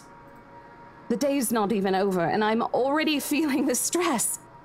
Please, humor me just this once. She claps her hands together in front of her, eyes pleading for understanding. And I do understand, to some extent. That doesn't mean I'll feel any less awful. Whether at myself, at the unlucky turn the situation has taken, or for her, I don't really know. I promise I'll give you a full report of what happens after. I'll even let you take the lead tomorrow. Fine. Okay. I'll step aside for now. Tyler, You're what upset. I just read is pretty fucked A little, up. yeah, obviously. If it's any consolation, I Jesus. won't tell the boss about today. You know how he is. Make sure Please your mom don't. doesn't take antidepressants I don't want a repeat again. of the Let me lecture I got during my first assignment. He called me a noob, and I don't even know what that means. Newbie. At the memory, we both burst into helpless giggles, earning us strange looks. Talking and laughing like this, it's easy to forget any mishaps that happened. Little things you learn to appreciate, I guess. So, are we good? I'm still not okay with it, but Rose has a point. It's better for me to step out of this one for now. I won't be able to help you anyways if I keep getting distracted like this. Maybe I'll just take a walk outside or something while I wait for you to wrap things up. I brought the Please, microphone just stay closer put. to me. I insist. That works. I'm not an invalid, Rose. You clearly have not seen how you looked earlier. It's not that bad. Color hasn't even returned to your cheeks yet. Just stay here, all right? Don't even think of going anywhere. I see. Let me Okay. finish what Well, I'm doing Tyler's here, just and then I'll take explaining you in back to chat Lexington how myself to have caffeine that actually helps him. minor bump I checked. see. At least wait for me to call someone who'll fetch you, okay? Hey, chat. Can you hear me clearly now? She's gone before I can voice my complaint. Now I'm just filled with the piano. A few visitors linger in this area where the piano is phantomly playing, some merely enjoying the afternoon sunlight streaming through the stained glass windows. Others can be seen admiring the priceless antiques decorating the room. I'm glad one of the groups of elderlies gathered some ways across from me is occupied in some friendly banter. A little argument here, occasional laughter, and teasing there. I'm glad that you all can hear me. I smile to myself because I have to be quiet. The conversation reminds me of what I've been missing these past few months. Rose is probably right. I do need a break. Maybe this afternoon's hangout will help. Speaking of, I should call Ash. It's a few hours early from what I've told him, but he did ask for a call once I'm done. Besides, I don't have a ride back. He offered, so I might as well take it, or bribe him into giving me more. Or one. Not that he'll ever accept the latter, personal convictions and all. Honestly, if there's something I find admirable in him, just by his tendency to annoy the hell out of me, it's that. Well, whatever way works, a free ride is still a free ride. There's Rose's Okay, that just offer sounds... too, but despite what she says, I know she'll be busy for the rest of the afternoon, especially without me assisting. Bothering her for a favor as small as this is the last thing I want to do right now. A couple of minutes and a few prayers and asking for decent signal later, the call finally connects, and Shit! Sup, I'm Ash from Deluxe What? City. Baggers, Shit, how watch loud out. is this thing Can't even- beat me. Looking for trouble? A sharp Better not ringing lie. fills the I'm entire a cool hall, dude. disrupting the Pretty fly pleasant for an Asian quiet that guy. has settled. Sup, I'm Soon Ash from enough, Deluxe heads City. begin to turn in Baggers, search watch of the out. source, Can't beat me. mine Looking for trouble? included. Better not lie. My I'm a cool eyes dude. dart Pretty around the fly for small an Asian crowd guy. before zeroing in on a Ash from lone Deluxe figure City. crouched Baggers, behind watch the out. same group Can't of beat me. old people, Looking for trouble? checking out the Better not decor lie. moments I'm a cool ago. dude. Pretty fly for an Asian He is guy. facing away from Sup, me, I'm Ash from fumbling with Deluxe something in his City. hands. Baggers, watch It out. might be Can't his beat me. dick. Looking for But trouble? I don't Better need not to lie. see his I'm a face cool to dude. know Pretty whose fly back for an it Asian is. guy. Sup, I'm Ash from Oh, I'd Deluxe City. recognize that Baggers, dumb watch out. parka Can't beat me. anywhere. Looking for trouble? Better not lie. I'm a cool dude. Pretty fly for an It Asian sounds like guy. Rob. No, it sounds like Barry trying to rap. I Baggers, marched watch out. towards him. Can't beat me. Looking for After trouble? what Better happened not lie. today, I'm a I'm cool really dude. not in Pretty the fly mood to for an deal Asian with guy. this. Sup, I'm Ash from Deluxe Of all the City. times to- Baggers, watch Ashton Frey! What happens next is something I'll surely regret later for having not recorded. Ah! That was terrible. He jumps and lets out an undignified yelp, followed by his phone falling to the frickin' floor. It bounces from one hand to the other in his poor attempt to catch it, before ultimately falling flat on the floor with a resounding clack. I kinda feel sorry for the phone. And the floor. But not for the Asian man before me. It's not every day that you catch someone like Ash off guard and get a reaction. Damn his stupid detective senses. I'll take every ounce of victory I can get, no matter how small. Ha. An awkward pause passes between us. A blink. A cough. He makes a face. And then, in a too-quick motion, he tucks and retrieves his abused gadget while a grin threatens to break out from my lips. He doesn't meet my eyes when he straightens, but a flush has crept up to his neck and cheeks. In another universe, where we haven't known each other for 5 years, and suffering through his teasing isn't a day-to-day occurrence, chances are I'd find that adorable. Endearing, even. This is making me laugh, he says. Unfortunately, this isn't that kind of world. The way things are, I'm already content to see him out of his obnoxiously calm and collected disposition. Hello to you too, scaredy cat. I could stand to be greeted like a normal person, you know. What? And miss that look on your face? No way. Oh man, I should have taken a picture. I am so honored you find this funny. Is that how you treat your guests? I think I need to talk to your supervisor. You know you don't, bitch. Talk to yourself. You aren't even a guest here. What are you doing here in the first place? For a moment, he looks like a cat that swallowed the canary. Really uncomfortable. Suddenly, checking every nook and cranny on his phone for any damages or scratches seems to be more interesting than explaining himself. Ash? I could be looking to buy a house. A mansion? Yeah, why not? Did you see the view outside? It doesn't look haunted to me at all. I think you're trying to mess with me and looking for potential murderers or criminals. Ashton, I am not in the mood. What are you doing here? He chances a glimpse at some point behind me. The parlor. Curious. I follow his gaze.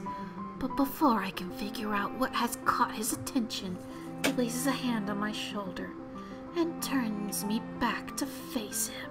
I just finished working on something, so I dropped by. I still don't see how his work has anything to do with why he's here. Idiot. You just said he's a detective. He's detecting. At my confused look, he drops the hand resting on my arm like he has touched something particularly hot and casually rubs the back of his neck. Oh my god, please is stop whispering. This is awful. I'm sorry. And I said I'll see if I can pick you up. Turns out I can. Free time and all. Maybe you should read for me, Jill. So here I am. Figured right. you'd still be busy. It probably so I would be. roamed around for a while. Yeah, why not? Oh, you should have mentioned that sooner. I was about to throw you out. Kick your Asshole. ass to the curb, you asshole. Throw me? Hey, I was given a pamphlet. I think that makes me a legitimate client. We have mandatory sign-in sheets for clients, Ash. I didn't see your name on it. And you can't just roam around because it says open house. Normal people actually follow an etiquette here. Right, okay. I think I'll just go ahead and... No, wait. I wasn't really going to throw you out. Rose said... Never mind. I was just about to leave anyway. Wait, what? Now? Something must have shown in my face because he pauses and gives me a long, hard stare. Sometimes I forget how easy reading people is for Ash, given how often he looks as if everything around him is a chore. Thank you, sweetie. I avoid his eyes, hoping he'll drop the subject and won't ask any more questions. The last thing I want is to tell him what happened, especially the part about the letter. In fact, he's the last person on Earth I'd ever think about telling it to, if I can help it. Sure, he's a dependable guy. God knows how many times he has helped me, even without me asking for it. But stuff like ghosts and the supernatural? He'll never believe those, even if he hears it from a friend, except maybe if it's Becca. On a good day, the most harmless thing he'll do is give you an explanation of why those things have no chance of being real. At worst, he's insufferable. He'll poke fun at you every single chance he'll get. Asshole. What'd I ever do to him? He never does that to Becca or Zach. Because he fucking likes you, Isabel. Ash and Isabel sitting in a tree.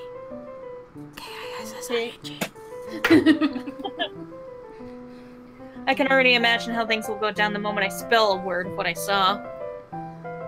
He'll say you need psychiatric help. Probably. Nope, over my dead body. That is something that could possibly happen. Oh god, yeah. Before it catches his attention, I shove the letter deep into my bag. What's wrong? Nothing. Let's just go. Doesn't look like a nothing to me. We still have Zach's movie tonight, remember? It's still early. And didn't you say your shift will end around 5 or 6? What about... Hey, Isabella, wait up!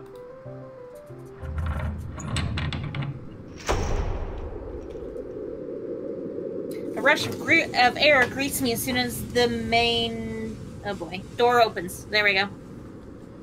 Not the usual autumn draft, but it's a welcome change from the stifling atmosphere inside the mansion. Ash's footsteps are quick behind me, the soles of his shoes thumping hard against the polished concrete in an awkward cadence as he rushes to catch up. He calls out once, twice. The mansion still looms in the background. Whispers calling me back, shadows beckoning. Hey girl, you look good. Hey baby, how you doing? Come back over here. Can I get your nub? Can I get your nub? Also help me.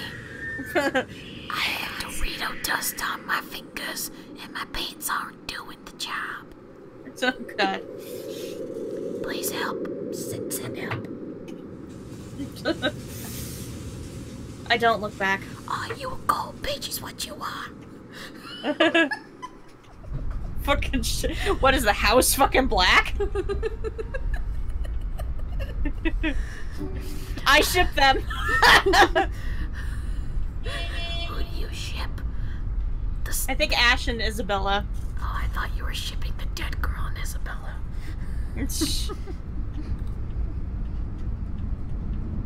Occasionally, Ash will reach out to fiddle with it until the signal settles, or it's on a respectable volume, but otherwise he doesn't say anything. Neither do I. However, if the furtive glances he's been sending my way are signs, I know there are things he's been itching to ask since we left the mansion. I keep my eyes trained on the passing scenery outside in the small hope that my disinterest will dissuade him. Here. All of a sudden, he tosses something at me from a small compartment on his side. Ash and Isabella's who he ships. It hits me cleanly on the chin before I can make a move to catch it. The small package makes a soft landing on my lap instead. Sorry. Look at that plushy boy. I know, right? The glare I send him wipes the smirk about to form cleanly off his face. He clears his throat, focusing on his eyes on the... Oh god, I can read. Focusing his eyes on the road again. Ghost ships them as well. Yeah. I swear, he did that on purpose. Ignoring him, I flip the half-forgotten package on my lap. I won't say no to free food, but why are you giving away cereal bars? I always have one on my person, and you look like you're about to pass out back there. Have you eaten lunch yet? I don't even get a chance to deny it, because right on cue, my stomach rumbles loudly, and an empty, gnawing feeling in my belly becomes noticeable. Time to have a bite of my sandwich. Food time! I might even go get me some more of that pizza we got earlier.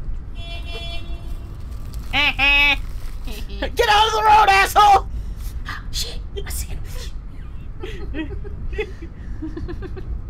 Sorry, I couldn't. No surprise there. I did skip breakfast and lunch so I could catch Becca while she was on break. Got me some cheesesteak. Nice. Oh, that sounds like a good sandwich. I was hoping to get a small meal after. I guess with everything going on, I just forgot until Ash mentioned it. It's not like the hollow feeling's new to me, though. If anything, it's just one of the things I've gotten used to ignoring over the years growing up. Oh, so she goes hungry a lot. Thanks. Then I tear open the package and start nibbling on the edge of the bar. Oh, that's a good idea. Especially if you can get 10 cents a can, Tyler. That's a very good idea. And apart from an acknowledging nod, Ash doesn't say anything after that small exchange.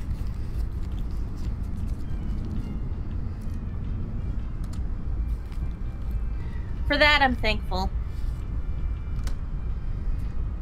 After getting an earful from both Becca and Rose, it's nice to be able to just sit down with someone who's not going to nag at you. How'd the open house go? The usual. We got a bigger crowd than normal because of the property's fame, but really no different from the typical open house. On second thought, it actually looks like a fancy party more than an open house. I've never felt so underdressed in my life. Weren't you there? I wasn't really listening.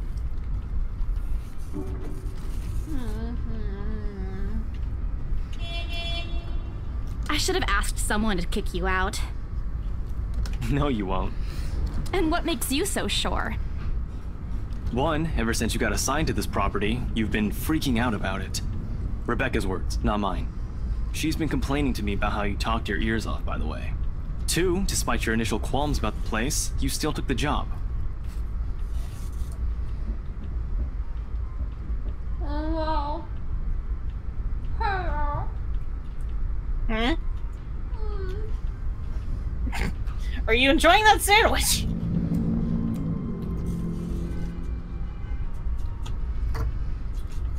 When I took a bite, some of my hair was on this sandwich. Oh no! Oh, that's never fun! No. That's sad. Huh? Which brings us to 3. It's been months since you last settled a deal, and you're short on money right now since you're back to your instant noodle diet. How do you even know about the last one? Rebecca. Anyhow, you're hellbent on selling the mansion. Even if someone you know personally is in the tour group, you aren't going to just kick them out. Every single person who went on your open house is still a prospective client to you. Even me.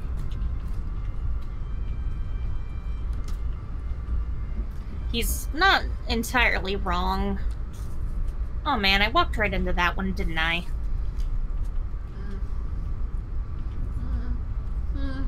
I hate you. I really hate you right now.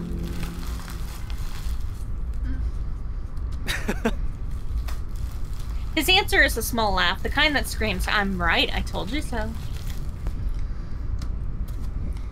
I hate it when he does that. I'll have you know that there's already someone who's extremely interested in this property. So even if you expressed any sort of interest in it, I don't think they'd be willing to let you have it. Too bad. I proved that I didn't, provided I didn't botch it with the rights. Why of all times did I have to screw up like that? In front of an important customer, no less. I owe Rose a big apology. I hope she likes free donuts. You don't seem too happy about it.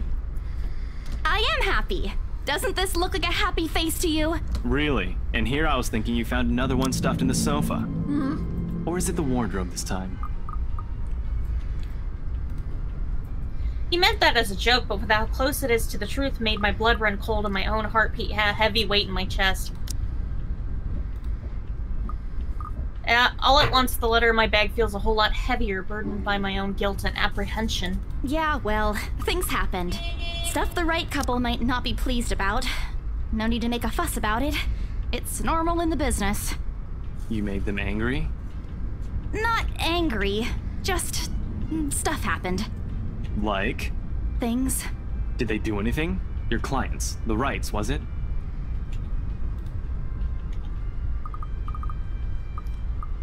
We can change the subject. You keep asking me about my work, yet you haven't said a single word about yours. That's not fair. Both you and Zach have literally disappeared off the face of the earth.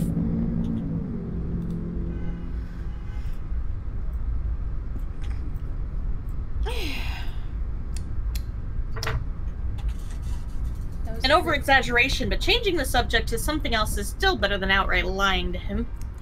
That was a good comfort sandwich. I might need a comfort pizza here shortly. Besides, it never works with him. I'm not sure if it's because I'm just bad at it, or because he's just really good at his job. He doesn't answer immediately, only momentarily shifting a glance over me. And returning... Well, I hadn't finished, thank you. Oh, sorry. Outside, the sun has already started its descent, casting a vibrant orange glow on the tall buildings. Now you may go. I wonder how long before we reach the venue for Zach's film. Checking the street signs outside, it appears Ash has taken the longer route. Scenic route. Odd, but he's probably trying to avoid the rush hour traffic. Didn't we just talk a week ago over chat? That's different. Linking your awful memes in the group chat box every morning isn't exactly a conversation. No. Honey, It's helpful for the world. Yeah, but memes! Excuse me, I don't hear you calling them awful while you're laughing at all of them. Shut up! And you aren't answering my question. That earns him a soft punch to his arm. I did laugh at them, but I'm not going to give him the satisfaction of knowing that I find most of them funny. It'll only make his head bigger. Stupid Ash. Alright. Lay off on the abuse. Remember that case I mentioned before? We've been trying to pin the bastard down, but it required more work than we anticipated. The guy's slippery like that. We got some good lead months ago. I like Ash's hair. Yeah, it's nice. It's a nice mane. Yeah. He recounts what he's been doing in the time we haven't seen each other. God, that Philly cheesesteak just hit the spot. It wasn't hot. It kind of sat for a little while. Yeah. Which meant it was like the right amount of gush. I like my cheesesteaks to be. You know His what? usual work, they can't... Yeah. You know what? Cheesesteaks are a lot like pizza. You can have them hot or cold. But they're still damn good. Yeah. His usual work, the occasional small investigation, and the big case he's been stuck working on. Stuff he couldn't mention in the brief time we catch each other online. Although most of it are the trimmed down version, only things he can tell. He has always been careful about that. Even in the way he spins his answers to my questions. Just enough to satisfy my curiosity, but not enough to paint the whole picture. At one point, his voice takes on a strained tone and when he mentions something about the big case, but I don't dwell on it much. Well, I did say, Tyler, earlier in this video, before the stream catastrophe happened with all the internet, until I finally got what I deserved, that you needed to get yourself a comfort spooky sandwich. Well, you just said something to drink and something to eat. Yeah, I said, and then you need to get a glass of drink. Glass of drink, yeah. That's normal, right? I mean, who wouldn't be frustrated if you couldn't bring someone to justice because they kept slipping out of your fingers? Like eels. If I were in his shoes, I'd definitely lose my mind.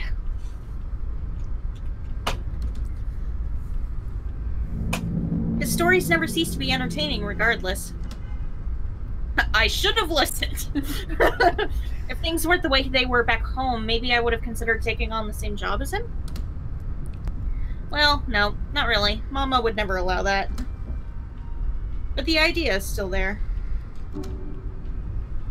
Along with countless others I've let go. Time passes quickly between us in this manner, and before I know it, we're already at the movie house. A small crowd has already formed in front of the theater when we arrive. Down once more to the thunder of my dark despair. It's the Point of No Return song. There's also Pocket Chippy. Hey, my dog is making googly eyes at me. I think I need to take her potty and also maybe get me some pizza. So you take it from here. I'll be back. Prepare yourself for the best whispering in this place.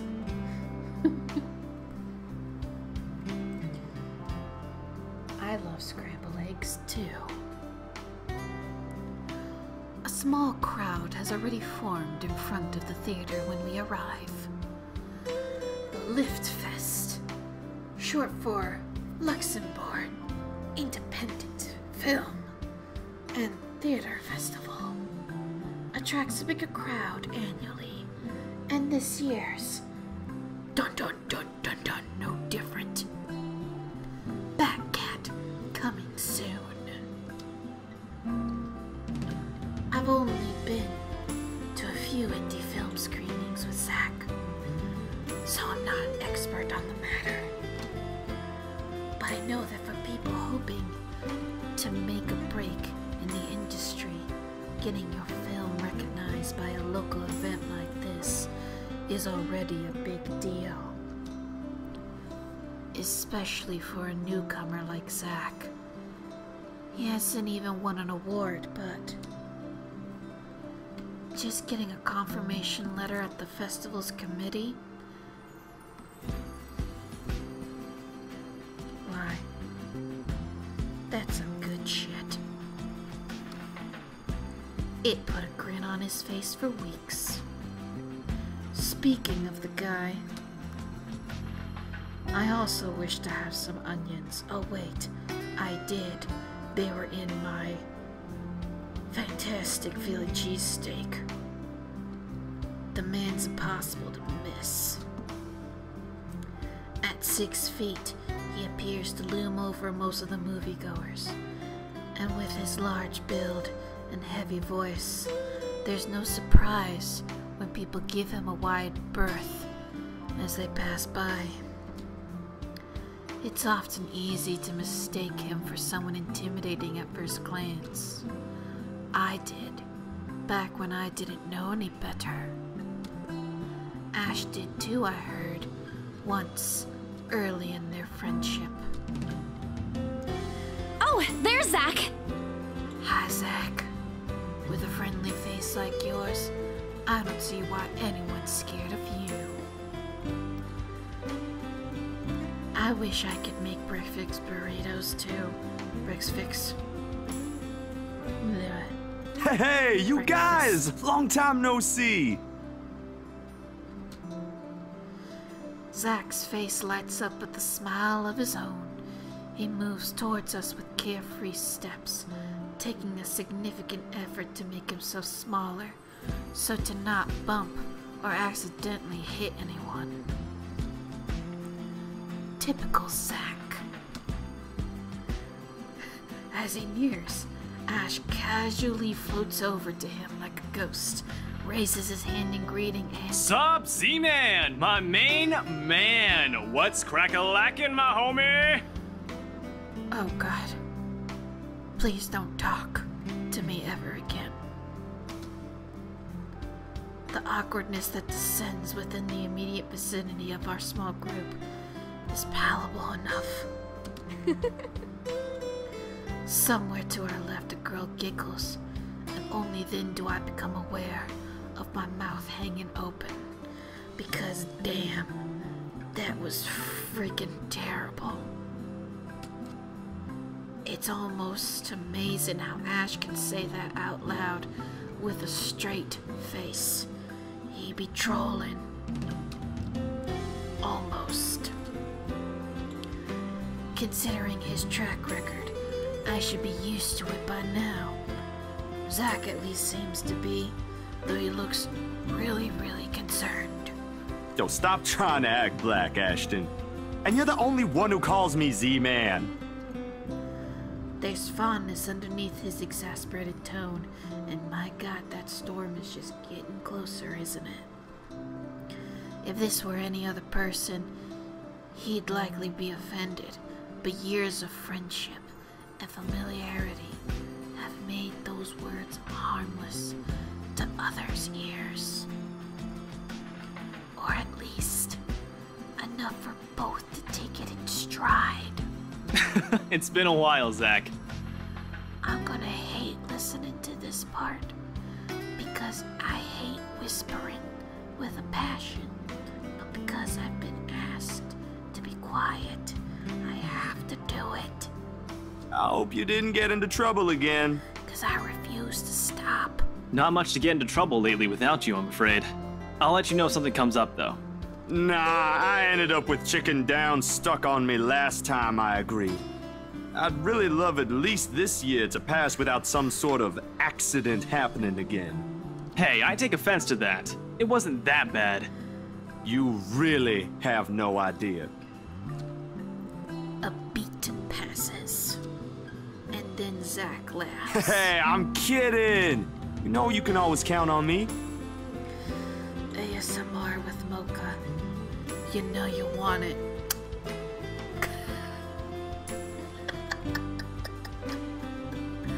That sense is painful.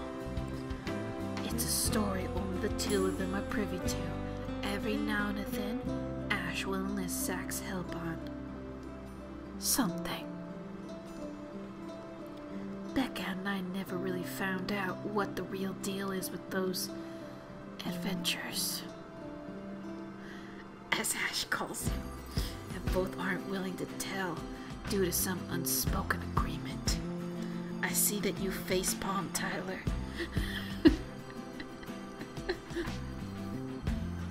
She insists that if it's Ash, it's likely something illegal or life-threatening. I tend to believe her on that. My sister came in and said, "Shut the fuck up." That's what started this whispering. Sometimes. Ah well, boys will be boys, I guess. I'm gonna see if I can kind of get away from like the whispering. I'm just gonna have to be quiet. I give Zack a small wave from behind. Ash. I give Zack a small wave from behind Ash when his attention eventually turns to me. Bella! Huh? Hey. Rebecca's not with you. Is she still sick? Frickin' sucks, right, man? A bit. But she's up and went to work this morning. You know she doesn't listen to anyone that's not Ash. Yes, she does. No, she doesn't. You're literally the only person she'll listen to when she's feeling stubborn. And it's true. They've known each other for far longer than any of us in the group. Childhood friends and all. Oh, crap. And he likes me. And she likes him. is what I'm guessing. But don't worry, Zach. She's probably on her way here now. She promised she wouldn't miss your movie. Isabella! Oh, thank goodness! Why is Becca the only one with a British accent? Is everyone else just someone who just moved from here? Speak of the devil. Without warning, a hand grabs me by the shoulder and turns me around. Becca! You're just in time! I lean back a little with the way her face is almost invading my personal space. Is she gonna kiss me? Please stop. But she places a hand on either side of my head to keep me still. Oh God, please don't. She stares at me intently, concern filling her eyes. Becca, you're squishing my face. Can you please stop squishing my face? How are you? Are you all right? Why wouldn't I be? Rose called me earlier. Fuck. Those 4 words tell me all I need to know. Oh, sorry, Brett. I'm sorry. Oh, that was a bad idea. Hang on, I gotta go make sure Brett's alright. I scared shitless.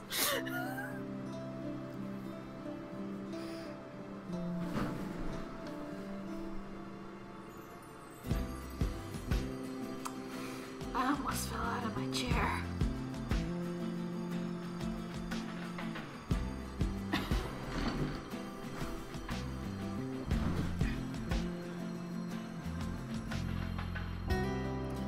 I'm not kidding you, in case you didn't hear. I almost fell out of my chair and got ready to head for the door.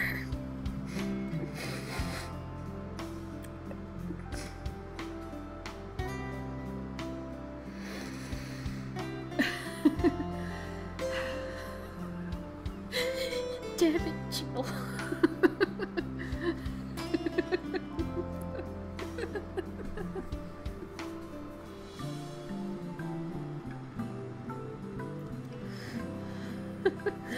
Oh, I'm so sorry for everybody. She did not think that through.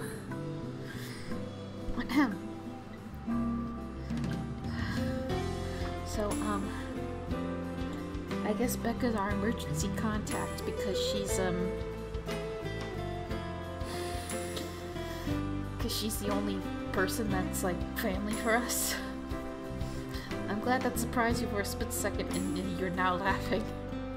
I should have known Rose would call her. I have to say, Jill. Yeah. I was not only ready to like scatter, but I was ready to smack the phantom voice that was beside me. Because I only had one earbud in me. So my hand literally lifted up to try and slap your face.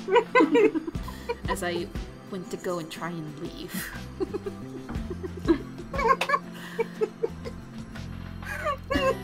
I see everyone else enjoyed it. Dude, I even scared Brett awake so bad. I was like, oh, I'm sorry. Well, my ASMR is done right now. It's your turn. I should have known Rose would call her. I push Becca's hands away from my face. Although she lets go, her eyebrows remain drawn together. Oh, no, everything's good. Rose covered for me at work today. That's not what I'm talking about. How's your head?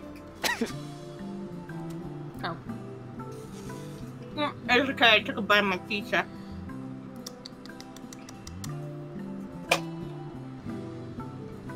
I bite back the urge to elbow him in place of trying to avoid Becca's hand, as she tries to reach out for the said area. I do my best to dodge her all at once, moving to hide behind Zach. Sorry for using you as a human shield, Zach. Oh, it's nothing. I just slipped off a few steps on my way down. I blacked out for a few seconds and had a minor bump, but it's just that. You blacked out? It's not something to brush off. Come on, at least let me check it. It's extremely minor. You wouldn't even know it's there. Isabella, this isn't a laughing matter. She did look pale when I saw her. Wow, thank Thanks a lot, Ashton, you traitor. What? I'm just saying it as it is. If you mentioned this earlier, we wouldn't be having this conversation right now. I'm sorry. Saw her? Yeah, they arrived together. Bella looked fine to me then.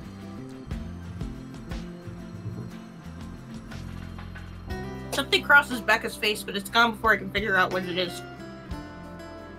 She fucking hates her guts. Oh, that's good. At least she didn't have to travel alone, right? At least. Good.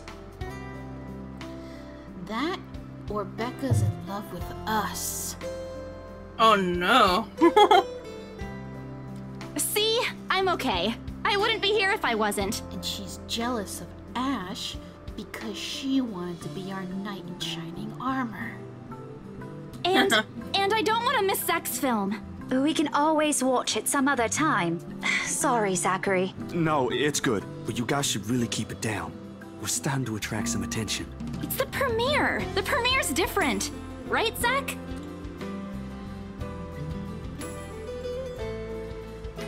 I shoot him a pleading look. Zach's a sensible guy. He'll understand. Please understand. Not really. But Rebecca has a point. In the end, I think it's your call. Oh, for heaven's sake! Please, Becca. I really don't want to miss it. You're not missing it. We're just moving it on a different day so we can have a... Look, you guys.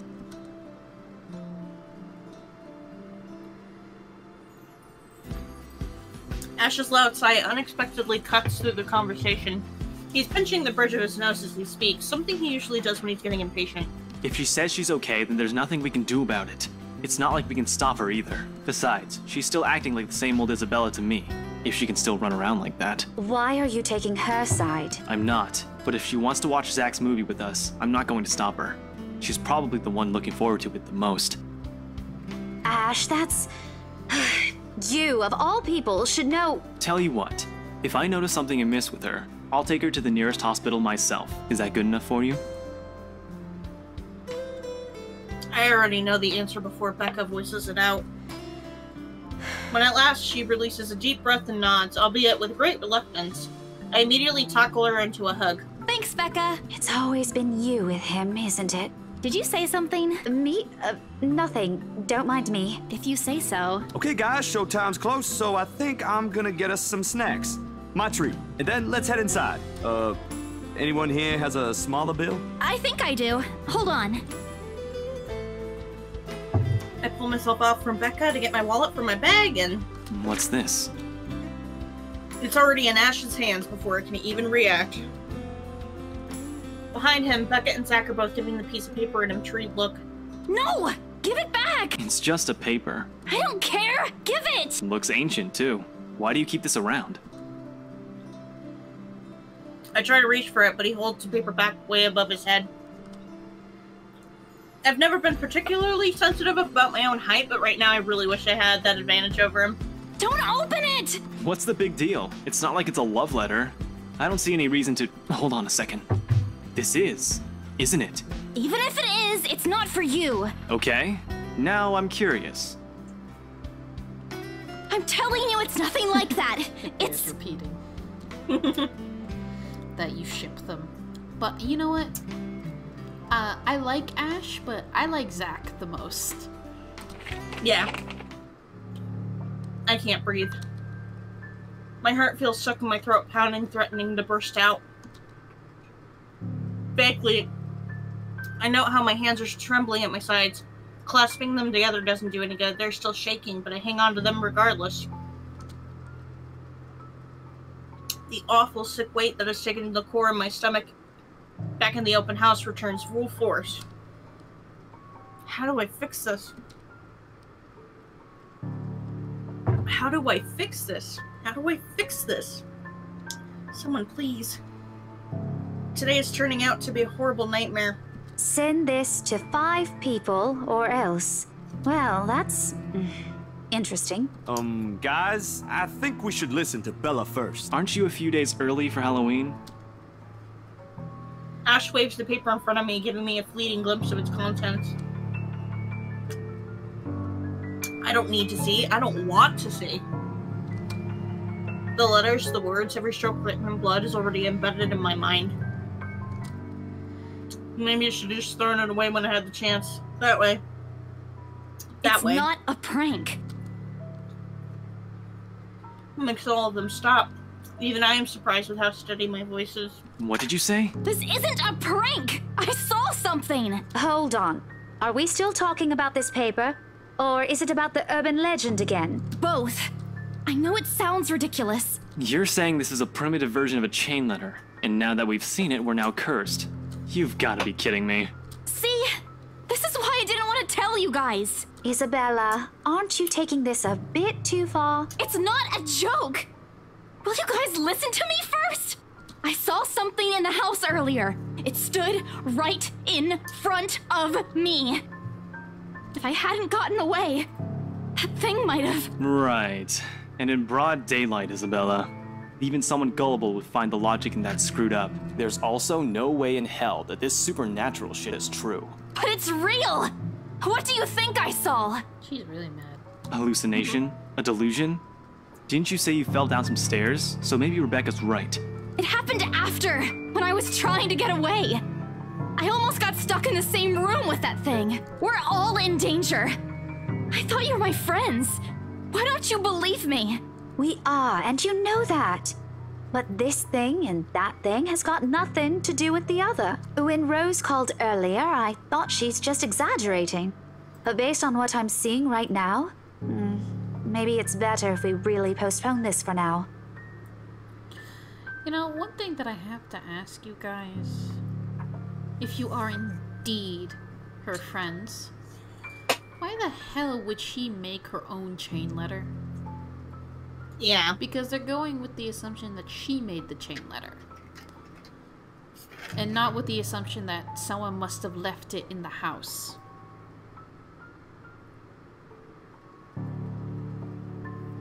Don't bother.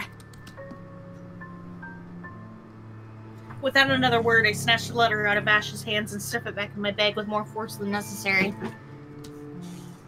I'm tired.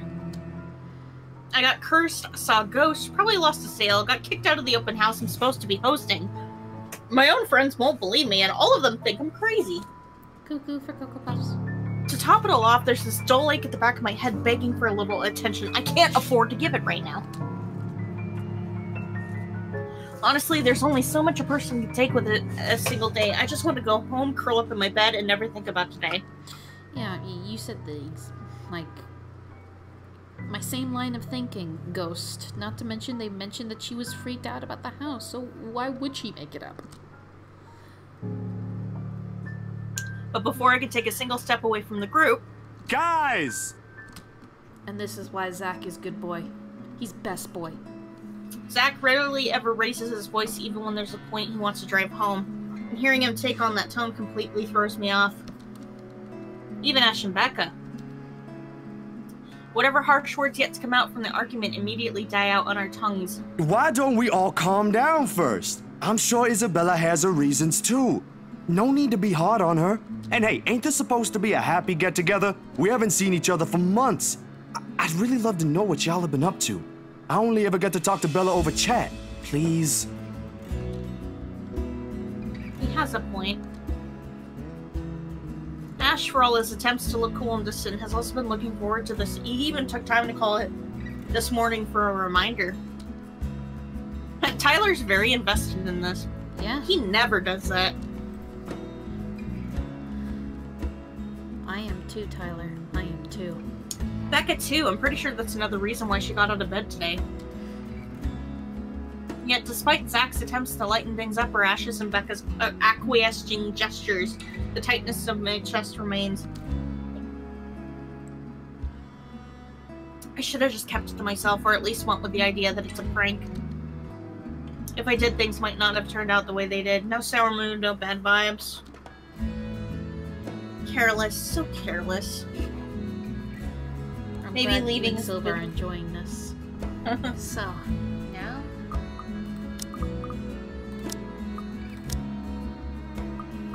Stay for the movie or go home?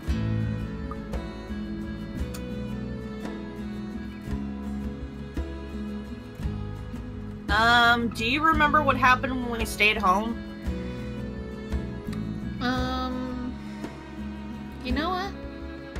I kind of want to ask. What would you guys do in this situation?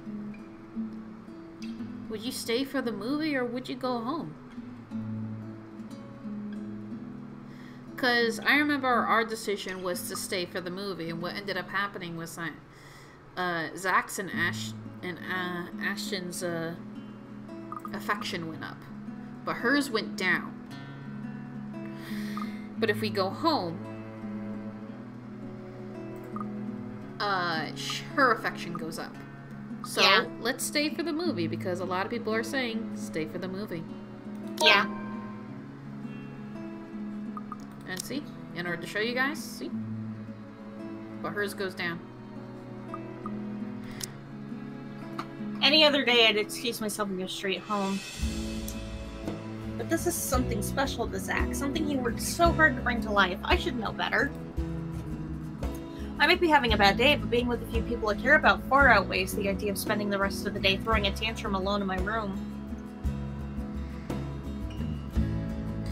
Oh, thank you, Lunar Sister. Hey! I'm glad that you popped in. I just finished eating my comfort sandwich. Unfortunately, I read that as just pooped in, and I was like, oh, you just pooped? Okay, cool, I'm glad you did. Oh, man. What if the thing in the attic follows me home? Right? I wouldn't want to go home. I wouldn't want to be left with thoughts either. I can still see it whenever I close my eyes. Maybe if I stay, let our heads cool down first before telling them what happened. They'll listen to me? There's nothing you can't solve with a calm head. One step at a time, Isabella. That's what Mama used to tell me. Besides, I don't have the heart to ditch Zach. A smile is back on my face when I look back at them. If we keep arguing here, we're going to miss the first few minutes. Alright, that's the Isabella I know. Zach, best boy. Oh, good. I thought for sure you were going to cry. Oh, man. This time I really do send an elbow straight to his stomach. Stupid Ash being vertically challenged as its perks, too. What was that for? Stop calling me a crybaby! I'm not one. Aw, don't cry. Stop it! Okay, scaredy cat then. That too. If you repeat that, I swear I'll... Stop. Let's just go. Without another word, Becca goes inside. She doesn't even stop to wait for us when I call after her. Ash and I exchanged looks at that. The same question likely swimming inside our heads. Something happened at school after I left? Is she having a bad day too? Dude, she wants to be... I'll try asking her about it later, I guess. So, you guys go catch up with her. I'll go get us the food, I promise. But you'll miss it. Didn't you say watching a movie without food ain't fun? It ain't like I haven't seen it. I made it, remember? He's right. Watching a movie without food isn't fun. It's a miserable existence. Right? You gotta eat something. One friendly tap on my shoulder and then he's gone. A few moviegoers are still milling about. Some are still waiting in line for tickets, but otherwise most of the crowd is already inside. There's nothing much for us to do here now. Not a word of protest comes from me when Ash gestures for the two of us to head inside. And then? You see, this is why I love Zach, because he actually gets invested in what you're saying. Yeah. And I don't know if that goes into like a stereotype trope, but like... Thank you. You're the only one that's thinking about survival right now. Are you sure it wasn't one of the cleaning crews? Absolutely sure. Somehow halfway through the movie, the conversation steered towards what happened in the mansion. To be fair, Zach was the one who brought it up again. In his own movie's premiere. Now the film's just serving as background noise while we're speaking in hushed tones, careful not to disturb anyone inside the small hall. Well, except for Ash. I just hope we don't end up arguing about it again. We don't get kicked out for sure. Though with how loud Ash's voice is, we'll probably get thrown out way before any argument happens. Only Becca still remains engrossed in the movie, completely ignoring us. She's been quiet the whole evening, speaking only when referred to. If I didn't know any better, I think we did something that offended her. Did we? And then I ran. You heard what happened after. I still think it's something else. It was standing right in front of me, Ash.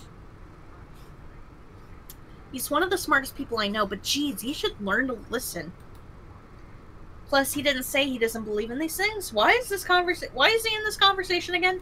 I heard what you said, but it's a small room. There are a lot of things someone else could have done there without your knowledge. If I could see it up close, maybe I can— I am not going back there. Ain't that a problem if you're hosting an open house? Rose does the first floor tour. I ain't sure ghosts can be restricted to one room, Bella. There are no ghosts, Zach. Stop putting useless ideas in her head. Excuse me? Zach is the only one that is helping me. Yeah, but I was thinking, maybe all the house needs is a blessing. Wasn't it left uninhabited for years? Oh, the house did change hands over the years from one distant relative of the Ermigans to the another. Immigrants. None of them bothered to live in it, though, and it remained that way up until its current owners decided to sell it. Why didn't I think of that? I didn't peg you as the religious type, Zach. Nothing like that, Ash. Who knows, though? It might bring something positive to the place. That's not a bad idea. I just don't know where I could find someone. You're not seriously considering a suggestion, are you? Do you have a better idea? I know where. I could contact him for you if you want. You'd do that? Or we can find you a psychologist instead. There are very few times in my life when I wish glowers can kill. This is one of those. Ash, that is not a very appropriate thing to say right now. No, wait, that's not what I meant. Ethnographer. I meant ethnographer. This guy's a psychologist too, of course, if you— Ashton, if you don't stop— Rebecca knows the guy I'm talking about too. She can vouch for him. Becca tears her eyes away from the screen at the mention of her name. Huh? What? Oh, are you talking about Professor Andrew? He used to work with my parents at the university. Can you guys keep it down? Sorry, the scaredy cat here mentioned curses. Not that I'm saying this is one, but talking to him is a better solution for me than getting a random priest to bless an old house. He'll even help you figure things out, teach you a couple things, and probably put your fears to rest since this looks to be bothering you a lot. Ash may be right, too. However, what Zach suggested is something I'm more familiar with. Granted, they don't believe me. They're only giving me these suggestions to put my mind at ease, but it's better than being ignored or being laughed at. Zach is the real bro here. Yes. I can take comfort in knowing they are willing to hear me out. So, what do you think? It's your call. We'll go with whatever you want. I don't know. Okay. I'm gonna ask y'all right here. Ask chat, yep. Priest or professor? Priest, or do we meet with the professor?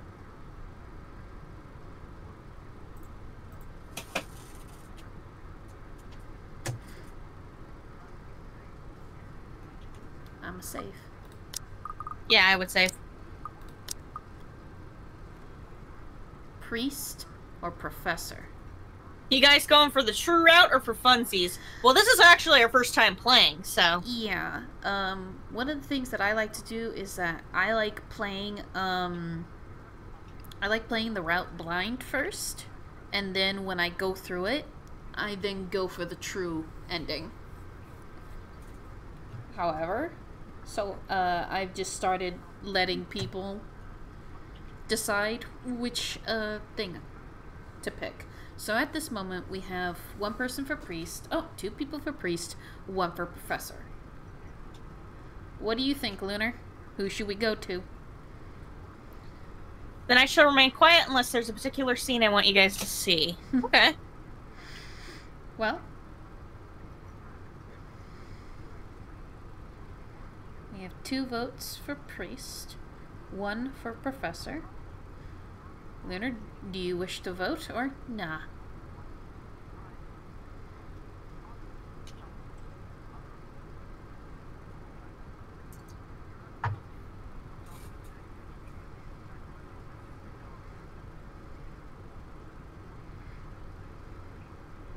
Oh, nice. Tyler's playing the Dragon Quest XI demo. Because this scene factors for true route for far later down the line, don't want to spoil which one. Choice. I see.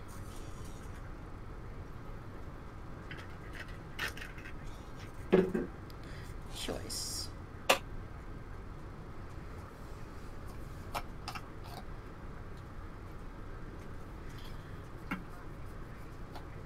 I think you can lead me down whatever path you want. So it's like, either way, I got 2 votes for priest. So, if Priest you it are, is. if you are abstaining, Lunar, then I will go with priest.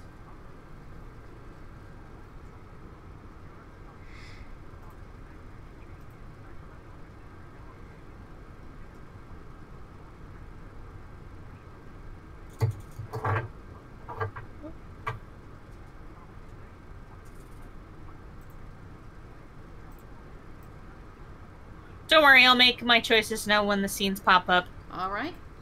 I'll think about it. But maybe we could go with Zach's idea? Okay. We got more with Zachary. Yeah. I'm not so sure about that. Well, it wouldn't hurt to try, right? If it doesn't work, it doesn't work. At least we did something than just stand around. I'll let you know when he's available, Bella. Thanks, Zach. I knew I could count on you. Guys, I said keep it down. You keep insisting that we still watch it, yet you're not even paying attention yourselves. It ain't a big deal, Rebecca. I'm the one who broached the subject in the first place. It's still your film, Zachary. A good film, mind you. You worked hard on this. The least we could do is watch it with you. And that's what you're all doing.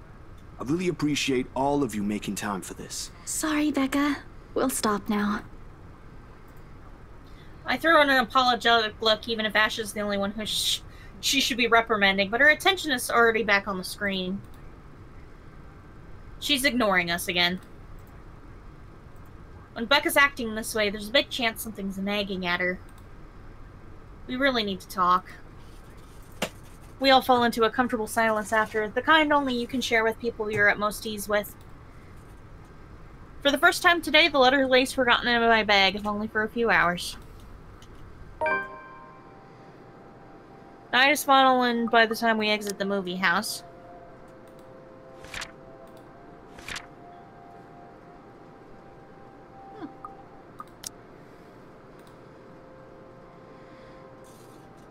Despite the late hour, the streets are still bustling full of people. Those about to head home, those set to meet someone, even if those simply wandering about.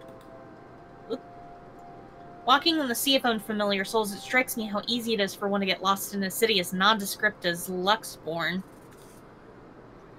I was afraid, too. At one point back when I was new and had just set foot in this place. Now with familiar faces walking with me, it feels a little like home. Zach and Ash bid us goodbye shortly before Becca and I crossed to the other side of the street. The former claiming he's got a few freelance jobs to take care of before the day ends, and Ash... who knows, he never tells. Sometimes he'll just randomly appear at your doorstep looking for a place to crash. He does that to Zach a lot, much to the latter's frustration. But he's a busy guy, too, in spite of the laid-back air he gives off. Thanks for today, everyone! No problem, Zach. I'm sorry for what happened earlier. No Help thanks. Nope.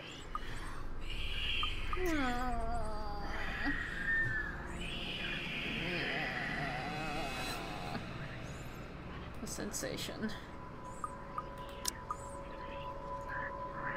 I like the combat. Yeah, the combat's really fun in Dragon Quest. Cold, sickening, drowning, my chest tightening, breathing becoming labored. I can taste blood in my mouth. The edges of my vision blurs. It runs. In the distance, amidst the countless nameless people going about their lives, a voice reaches out to me. You know what? Maybe later. Pleading even as I clench my eyes tight and clasp my hands over my ears.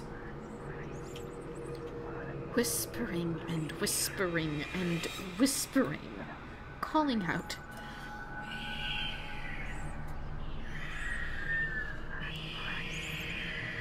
No, not me. Oh my god, it feels like it's actually in my ear. Stop it. Somebody? Isabella? Earth to Isabella? Oh god, I thought I was gonna see her face at that moment. Oh, so I might as well tell this to Lunar. We didn't look at the lady's face.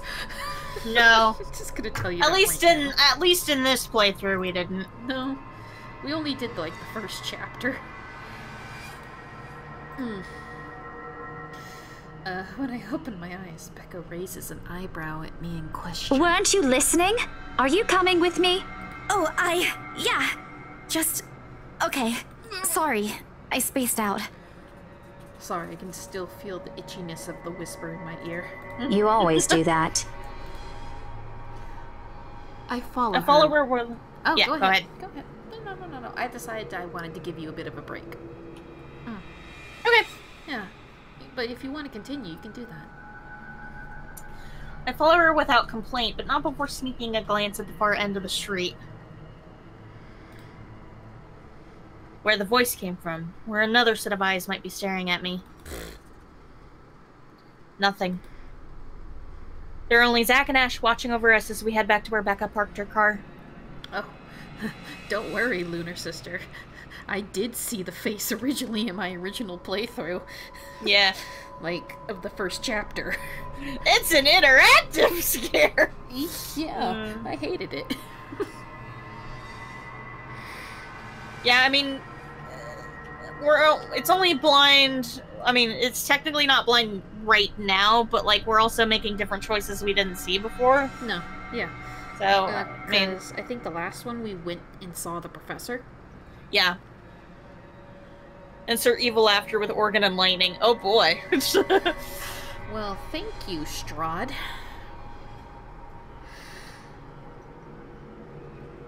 Did we read this part? I'm expecting to see something or someone there. I try not to let it show. Try not to think of the tiny pinpricks of fear crawling at the pit of my stomach. See you guys some other time. Yeah. See ya. Another glance and with a final wave we go our separate ways. God, I would hate living alone at this point. Yeah. I don't know what I saw. I don't know what I heard. I don't want to know. And if this is what would help me sleep tonight, what would give back that normalcy in my life, then so be it.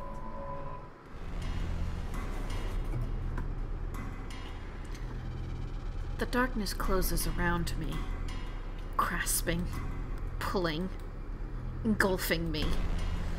The ground caves in, and without warning, I'm falling. Shit. My eyes snap open.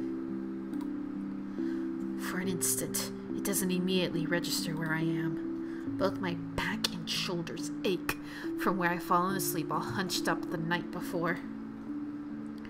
Drenched in sweat, the nest of pillows I often keep around me feels more suffocating than comforting. Oh my god, I'm wearing a bathing suit in this one, I think. Okay. I let my eyes adjust to the bright morning light streaming through my window and allow my breathing to slow down before untangling myself from the pile. It is currently 5 a.m. I haven't had a single dream since coming to Luxembourg, or at least none that I can recall having. Cover Silver's eyes from the horrors of the room. Oh yeah, because it's so freaking messy. Oh my god, it's so bad. It's really bad. Would it kill you to take out your freaking trash? It's a shame, because... Like, we have clutter, but it's not even this bad. Yeah. We made it the entire first chapter, and didn't enter into chapter 2. So chapter yeah, and then two Pia was like, let's stream this! And I'm like, okay! Yeah, that's when I was like, oh, this is a good enough game to do that. It's a shame, because they used to be so vivid. They say that when you grow into an adult, you start to lose the imagination and the wonder that you once had. All you have left are just nightmares. Which of the 3 ends did we get? I didn't get any endings. Not the crazy vivid, but the more pleasant kind I'll tell my siblings about. Maybe it's just the stress of living alone. I'll tell you when we get there. Yeah. The knowledge that I'll always wake up in an empty apartment with no one to tell the stories to. What time is it? Habit forces me to look over at the clock. even with the soreness weighing heavily on my shoulders and the compulsion to never leave my bed for the day. In a heartbeat, I'm up. I know how that feels. Oh man, of all the times to oversleep! Towel? Towel? Where's my towel? Admittedly, it's a weekend, as an unspoken rule that entitles me to extra hours of sleep. But if Rose didn't kill me yesterday, she sure as hell will now. And right after what happened. Oh Lord, one box of donuts as a peace offering won't be enough for the second time around. Grabbing my towel, I'm already a few short steps away from the bathroom when a muffled ring breaks out from my bag. There's a moment of indecision at first, my mind conflicted whether I should just ignore it or answer it. But what if it's Rose? Or worse, our boss? Sheesh. In the end, the rational part of my brain wins out. The letter from yesterday peeks out from where I pulled the device out. Just the sight of it is enough to put me in a foul mood. It takes every force of will for me to ignore it in favor of answering the call. It's a mama. Huh? It's around 4:45 p.m. in the Philippines right now. That's an unusual time for them to call. Usually it's around noontime here, and I'm the one calling, not the other way around. Better for them to use that money on something else than an international call. Regardless, in the most cheerful tone I can gather. Hello? Grace? How are you? Mama! I'm doing okay. How are you guys over there? We're good, we're good. EJ won a storytelling contest at school the other week. Brought home a medal. I thought you should know. There's a tired lilt in her voice as she speaks. It's been there since Papa had to leave his job. I wish there's something I can do for her. But from miles away like this, at least I'm able to do is not make her worry. If only my older brother would actually lend her a hand, but Lord knows if that'll ever happen. The bum. Odds are, Kuya Jordan's already out drinking right now. Again. I can't count on my older sister either, knowing she has a family of her own, and, well... 8, Anne's financial situation isn't exactly great right now, having ran herself knee-deep in debt. Great! That's great! Tell him congratulations from me. And let him know I'm gonna send him a little something extra this Christmas. How about Nico? Karen? Michael? I hope they're okay? Oh god, you have a Karen. They're doing well. They wanted to talk to you, but they're all busy with She's gonna grow up school. tape managers everywhere. No, that's fine. I don't want to bother them. Just tell them to keep doing their best for me. I'll just call back when I know they're not busy. And Papa? How's Papa doing? It's a subject I'm a bit hesitant to broach. From the way Mama's voice hitches, she doesn't want to bring it up either. Papa. Grace, he's having a little difficulty right now. Weak appetite, he's having trouble swallowing, and lost a few pounds. Just say that. But the doctor said we should keep encouraging him. It just means his body's accepting his new treatment well. The money you sent last time helped a lot to pay for it, by the way. Oh, I see. That's good. I won't deny that life has gotten tougher for our family. It used to be easy back when Papa was in good shape. And now, my skin is peeling because of sunburn. But ever since he was diagnosed with sickness 5 years ago, he just has been unable to provide for us. It frickin' sucks. Now the burden of feeding 8 mouths and settling Papa's bills all rest on my shoulders. Although Mama makes a little, accepting sewing and laundry jobs in our neighborhood, it's scarcely enough to cover the costs of day-to-day living, let alone the bloating hospital bills.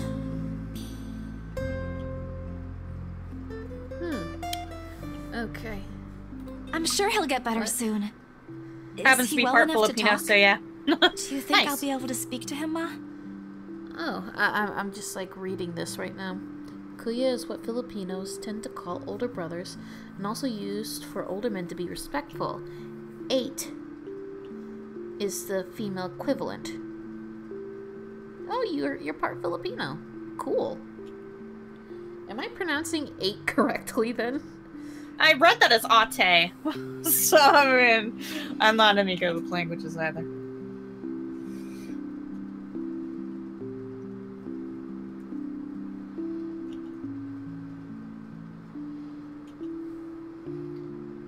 Ate. Oh, I was right.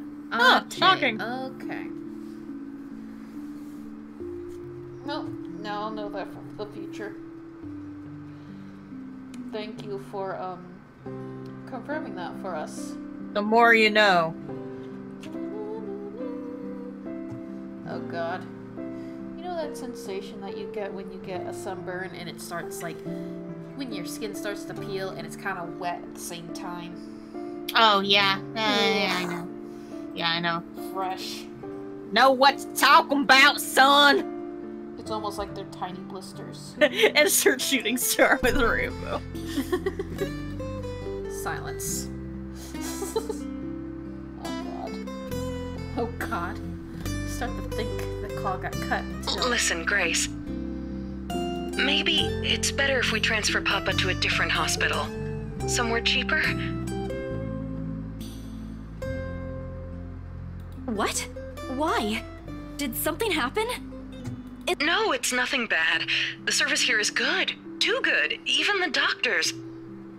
But I'm worried you're working yourself to the ground because of it. Mama, we've been through this before. I want the best for Papa.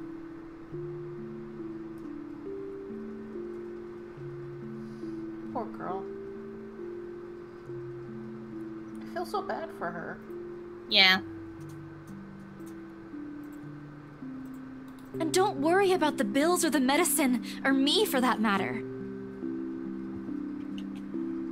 Well, maybe worry a little bit about me. I'm kind of cursed. Yeah. I can handle I may myself. die in a couple days. Everything's going well here. In fact, we're about to close a large sale. Can you imagine that if she, like, that the money doesn't go through? Oh god, that would be horrifying. Like she's dead.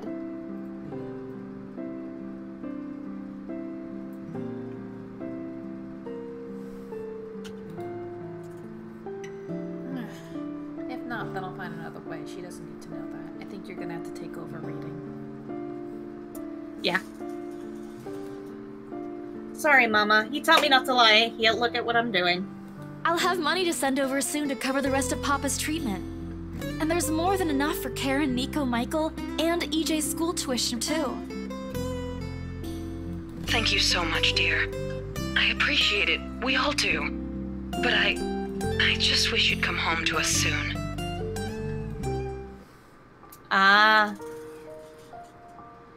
Can't read that, not gonna bother. I can try. Kailan ka uwi?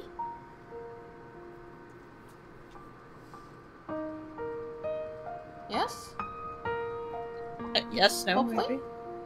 Yes? I look to Lunar. Did we, please? Did we? When will you be home? When are you coming home? EJ, the youngest, used to be the only person asking me that. How do you respond to a question you don't have a definite answer to? This freaking sucks is what that is. Mm-hmm.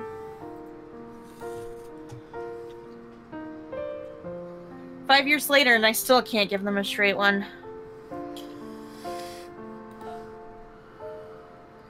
I smile, though Mama can't see it. I fight to keep my lips from quivering, my voice from shaking.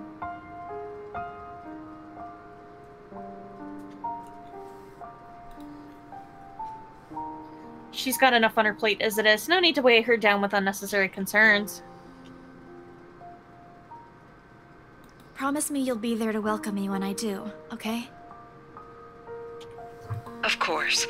I'm sorry, Grace. I need to take this for a while.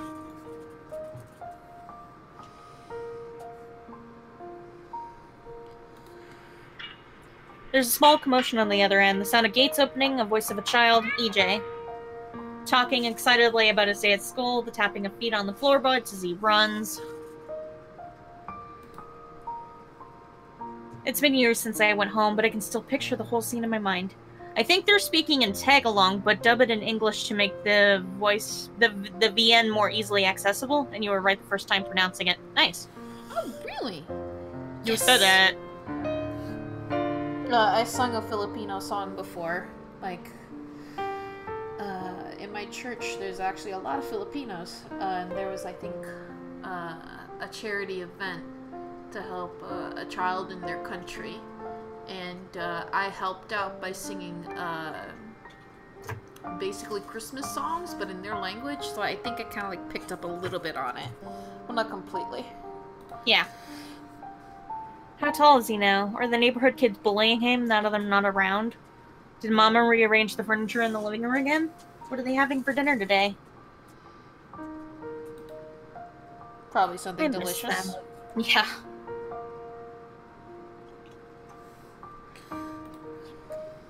I miss them so much. It's okay, Ma. I need to go too. I've got work today. I'll call again soon, alright? On a Saturday? Oh, never mind.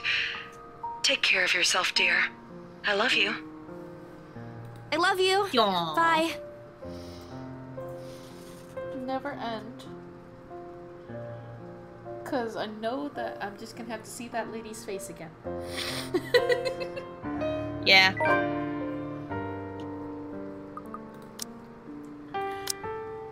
Aww. I love it. I love it. It ends with a soft click, leaving half-truths. Yada yada yada. Closing my eyes for a moment, I take a breather and shake away the thoughts beginning to swim in my head. It's pointless to mull over these things right now. Okay, Isabella. Time to get that mansion sold. It's probably already done, if you think about it. Yeah. Unfortunately, before I can take a single step away from my phone, it rings again. You're never gonna shower. She gonna stink forever. No doubt Mama forgot to say something. Mama? Did you forget anything? Excuse you? I'm too young to be your mom. Are you still sleeping? Hold on, never mind that. Get yourself in the office. Hurry! Office? What about the open house? Oh no. Is it Sir John? Did he hear about yesterday? Am I in trouble? Oh god, oh god, oh god! I'm gonna get yelled at, aren't I? What do I do? I'll buy you an extra box of donuts if... No, no, no. It's nothing like that. Will you calm down? Get yourself here, all right? I'll tell you everything then. There's a telltale din of several feet shuffling against the wooden flooring and an indistinct yelling in the background before Rose cuts the connection. That isn't in any way comforting.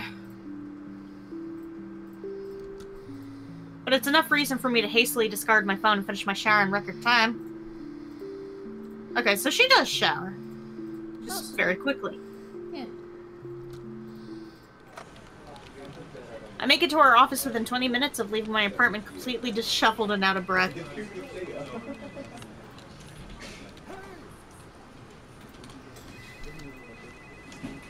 A feat if I take into account my usual travel time.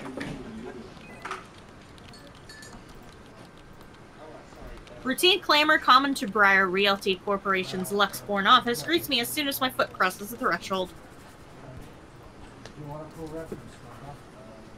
Papers, rustling telephones, ringing at sporadic intervals, agents talking at varying volumes, staff moving about, and... Where the hell is C? Where are my employees?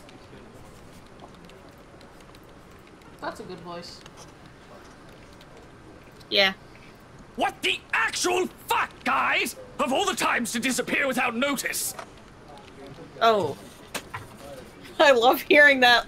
What the actual fuck line being said. I love it. I love it too. My boss's words turn into a muffled as someone else closes the door to his office, likely the work of our HR manager. Throughout the past weeks, he's been in a bad mood over a few employees who have failed to report to work. Now, gee, I wonder what the connection there is. I hear they're still trying to get a hold of them, but to no avail. The result is half their workload have been shifted to available staff as to not lose clients. Not that I mind the extra work. If anything, that means I'll have more to send to my family back home.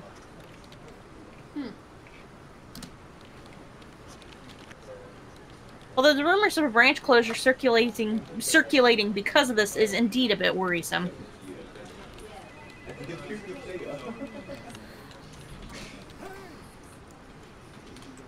My bag barely touches the top of my table when Rolls pulls me aside. Here, I need you to help me with these papers. Oh no, the screen went black. No. I can't read no more.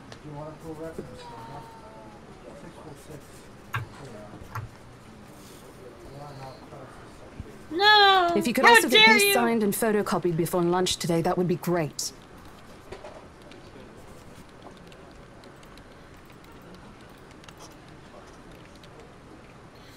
Oh, I forgot that I need to read right now. Yeah, sorry. Gasped. Hold on a moment, you guys. There we go, I see it! Page flutters away from the top of the pile, and I lean down to pick it up. My eyes scanning the hurting. I need to put aloe vera on my shoulders, so give me a moment. Oh no. Okay.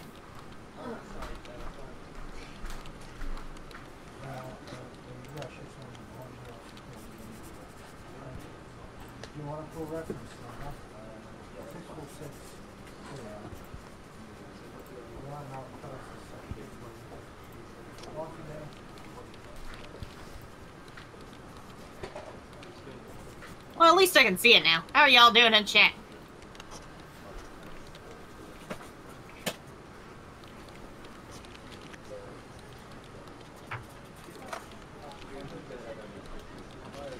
Dang, it's already 11 p.m. Hells yeah. It's only 9 in my area, though.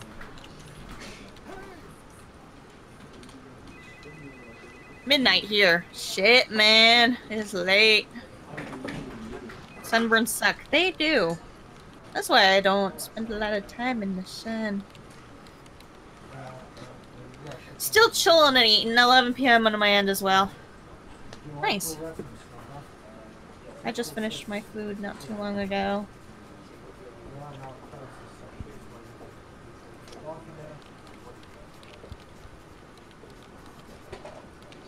It was just 9:22 last time I checked the time. Yeah, that's what happens when you're watching a stream.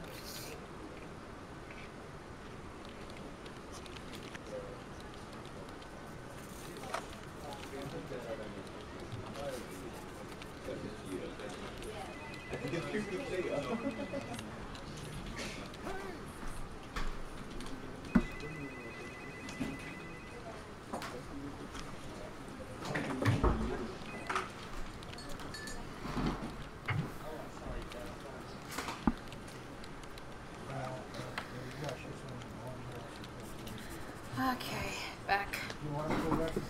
Welcome back. God. Hopefully that aloe vera will help. It's starting to blister everywhere. Oh god. Like, I won't go into too much details because you already know about it, but like, everywhere is starting to like blister. Oh, you poor thing. Yeah.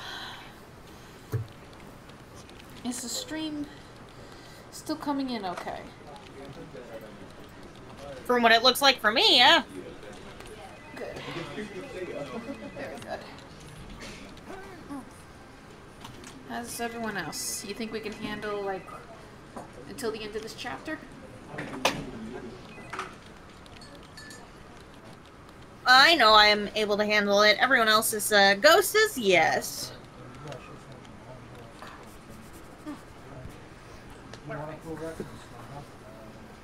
Sorry, I'm just putting on a bit more. Yeah.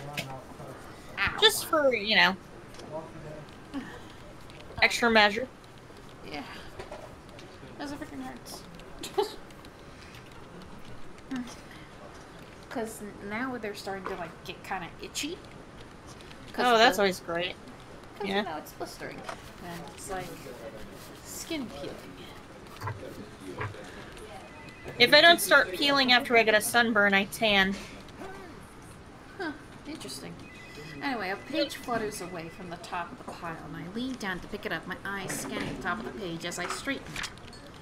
Ooh. A purchase and sale agreement. Rose simply gestures her thumb to the direction of our visitor lounge when I tilt my head in question. I think we're almost to the end, actually. This is like a middle point. Yeah. They're seated on the sofa, looking completely out of place in the humbly decorated room. It is the same couple from the day before, the Wrights. Something bubbles up in my throat. Their presence in the office can only mean one thing. They're buying it? We got a deal? She swats my hand, tugging her sleeve, although her eyes are alight with something akin to joy. She wants the sale to happen as much as I do. And now it's here. The deal needs to be closed, yet the documents need to be signed still. But the elation is there. Along with the foreboding feeling I can't quite pinpoint. I had to do a little damage control, but they're already interested in acquiring the property, even before they attended the open house. I mean, isn't it obvious? They already hired an interior designer. One at a time, Rose. I can't process everything you're saying at once. They're paying 15% higher than the listing price, as long as we get the paperwork done as soon as possible. I think if we allow it, they'll be paying up front, too. Even with that urban legend? Oh, I was so sure we lost the sale after yesterday. Don't look so surprised. We still have to conduct some last few checks before we completely hand it over to them. Please. I'll happily do the paperwork duty, Rose. I'll even go to the land registry myself and make sure the property changes hands with every single legal blessing. Don't they have better things to spend their money on? I'd haggle it down to the lowest possible price if I were in their place, especially with the stories attached to it. Not my opinion matters one bit. Yeah. We're just their agents who are going to receive a hefty commission after all. Nothing more. Rose gives me a pat on the shoulder, signaling that she's heading back to them, an unspoken instruction for me to follow after I'm done. It doesn't take me long to finish what work she had left for me. In fact, having our boss sign the agreement is the easiest, since it has put him in a better mood, to the entire office's relief. Mama and Hannah. Mama. Ma'am Hannah. Ma'am Hannah. Mama Hannah! Mama Hannah. Mama Hammer. Ham. Ma'am Hannah calls me over the moment she notices my presence at the lounge chair. Well, you know what? I'm not going to say your name right. I'm just going to say Hannah. Hannah. Hannah. How are you, Hannah? She welcomes me with a bright smile, her movements more open than what one would typically expect from a passing client to have. Oh, Isabel! How are you feeling? You looked awfully dreadful yesterday. Hi, Hannah. Isabella, I'm fine now, ma'am. I appreciate your concern. Hi, Hanma. I really don't understand why they can't get my name right. It's a fairly common name. It shouldn't be too hard to remember, huh, Hanma? Regardless, I hand them over their copy of the agreement. Wonderful. Your team works unbelievably fast. Ma'am Hanma skims over each one of them with a scrutinizing eye, checking every page for any inconsistencies and errors. Despite the unassuming impression she gives off, she appears fully aware of what to look for in the process contracts like these undergoes. It is surprising, to be quite honest. I haven't pegged her for someone who is well versed in these things, yet here she is. It's mostly because she didn't know what the freaking word for stained glass window was. I know, right? Oh, it's a thingy. But again, I think she plays dumb. Yeah. She shows some of it to her husband, and he responds with the same passive interest as a grasshopper, if he's more happy to leave everything to her. I can't tell if it's purely because he believes she's capable enough or doesn't care about what they're buying, or simply finds paperwork tedious. Apparently satisfied with what she's seen, Ma'am Hanma claps her hands together. I'm mispronouncing her name on purpose because fuck her. Before extending it to us, shaking. Rose and I release the breath we've been holding, both of us more than happy to return the That gesture. settles it then? Are you really sure about this property, ma'am? We could easily find you a bigger one among our current listings. Something with a modern touch? Something not haunted, perhaps. Rose shoots me a warning glance that clearly says, "Don't make a scene. We're almost there." Of course, why wouldn't I be? The house is absolutely perfect, isn't it, darling? A helipad would still be a nice addition. Yes, well, we'll get there eventually, love. As I was saying, if your partner had the documents yesterday, we would have bought it right there immediately. Shame she didn't have it. Well, there's still a few necessary documents we need you to sign after, but we'll let you know once we have those finalized. We'll be handling the process for the rest, so don't worry about it, ma'am. Within a week, I hope. We still have a housewarming party to plan, after all. You know how much thought should be put into those things. There are servants for that, darling. Love, wouldn't it be better if we handled it ourselves? A personal touch of sorts. It is our housewarming party and our new home. No more than a week, ma'am. Barring unexpected delay, of course. You can leave it to us. Excellent. Well then, I'll leave you two to it. Oh, and before we forget... She discreetly folds something into our hands and winks. Finger raised to her lips. I know both of you worked hard on getting us this beautiful mansion. Did I mention we reward our people generously? But this is... Ma'am, I can't accept that. Don't you worry, darling. It's a small thing coming from us. Consider this your bonus for a job well done. Smile sweetly, like this is simply the most normal thing to do in the world. Oh, before I forget, my lovely interior designer would appreciate it if you hand her a copy of the floor plan as soon as possible. She's dying to work on the house. You can do that, yes? Yeah, I bet Here's her contact. Certainly, ma'am. We'll have it processed as soon as possible. I knew I could count on you, lovelies. I hope to see you two soon so we can get this closed. Just like that, transaction over and done with. My mind's still reeling. I even have to think left. Other agents would kill out clients like them. A part of me feels lucky about the fact that no lengthy negotiations, no sudden change of minds, just talk, signatures, a few handshakes here and there, and we're done. The other part? A second ago, we sold a haunted property to 2 innocent clients. Sure, the commission's big enough to continue funding Papa's treatment and hospitalization. Big enough to pay for all 4 of my younger siblings' schooling. Heck, it'll keep me away from an instant noodle diet for months. I don't have to go back to the mansion, as well as once the deal's been closed. Much to my sanity's relief. But knowing that something's in there and we gave it to those good couple, I can't say that with a straight face. A good couple. Despite that. Oh, Isabella, the things you do to sell a house and get money, Papa won't be happy with that. At least I have good news to tell them next time I call home. The little lie I told Mama this morning isn't a lie anymore. Well, there's something. So how does it feel? How does what feel? Your first big multi-million-pound sale, silly. I know you've been with us for years, but this has got to be memorable for you. Memorable is an understatement, Rose. Come on, show some enthusiasm. Don't lie to yourself. They are not a gave us good a couple. bonus too, aside from the commission and the other bonus boss promised. What are you going to do with it? I don't know. Send it home, probably? All of it? Not everything, of course. Most of it. I'll leave some for my living expenses. Listen here, Isabella. I'll teach you something I should have told you before we ended your training. She slings an arm over my shoulders and leans in closer to my ear as though she's about to share a big secret. It's okay to celebrate from time to time. I don't get it. It's simple. Go out, do something for yourself. Throw a party and treat your friends to free food. Hire some hookers. do it. Get a gangbang. Didn't you say You the need last to get one was some laid, sort woman. of tradition back at home for you? I mean, might as well. Before you die. Hello, this is practically a done deal. I hope you don't die. Please don't die. Isn't throwing a party a bit I feel excessive? so bad for her. Please don't die. Your call. I won't say no to an invitation, by the way, in case you really are planning to throw one. A few drinks would be nice too, thank you very much. I don't think my apartment's big enough for that. You could always move?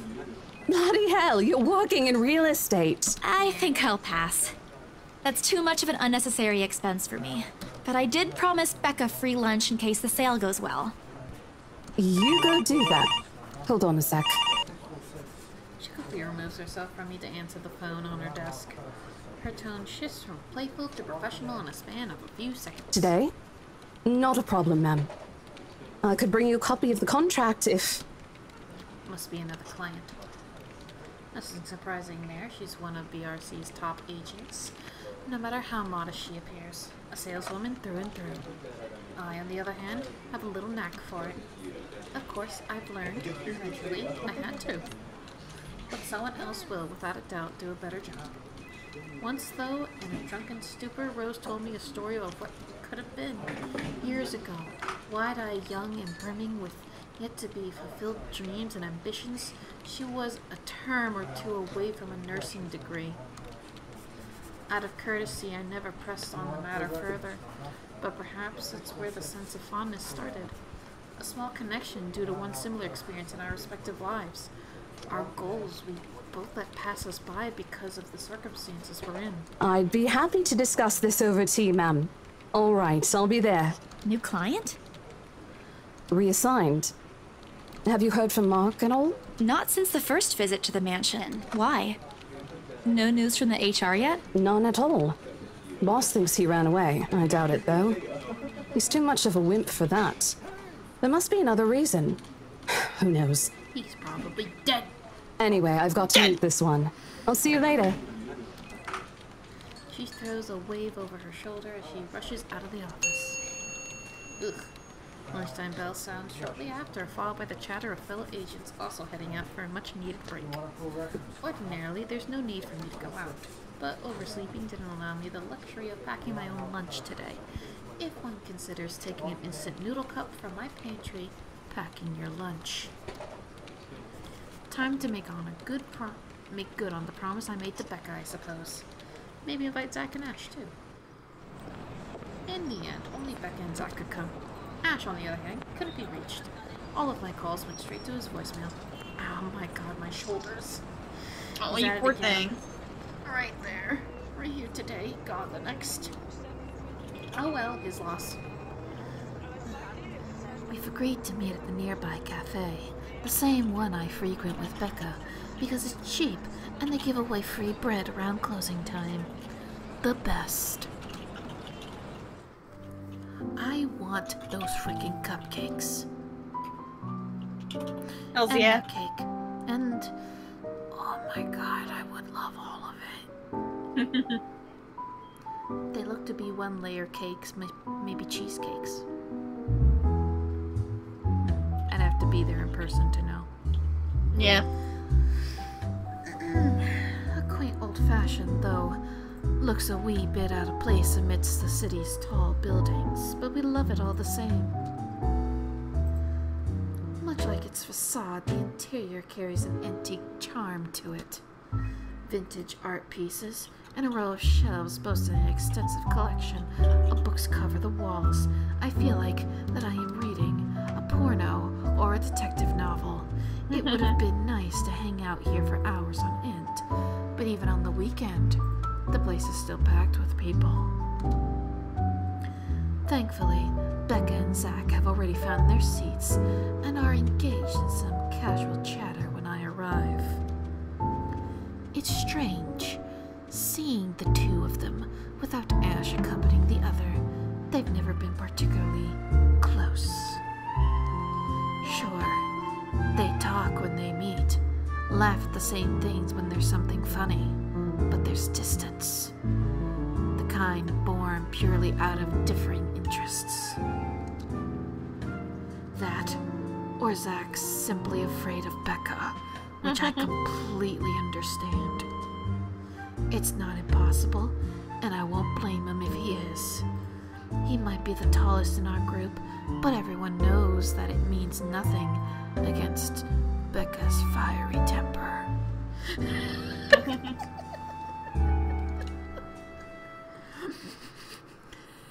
And I'm making people uncomfortable yet. I mean, I'm fine. Even I am a little scared of her. Zach! Becca! Well, you seem to be in a better mood today. What happened? I know that smile, Belle. Come on, still. Don't rush me. Let's order food first, okay? A waitress comes by to take our order. Everyone's wearing the exact same clothes, almost like this is a game. On a normal day, me and Becca will order. Your sarcasm with your whispering is just like perfect. Almost like it's a game. On a normal day, me and Becca will order a hearty serving of their special vegetarian stovies. Zach takes anything with a good helping of meat, sausages, or potatoes in it. God, meat sounds weird when you whisper it. Meat. But today is a good day. Great, even. Alina's sister says, I can't wait till you get to Rebecca's chapter. That's all I can say. Oh, damn, it must be good.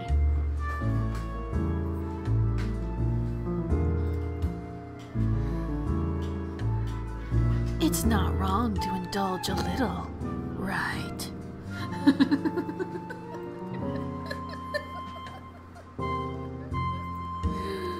Oh man, I'm gonna slap past self of me. Today's special. Editing this is gonna be fun. Even the person jotting down our order looks surprised at today's meal choice. She writes it, nevertheless, and leaves without a comment. Probably because the special sucks.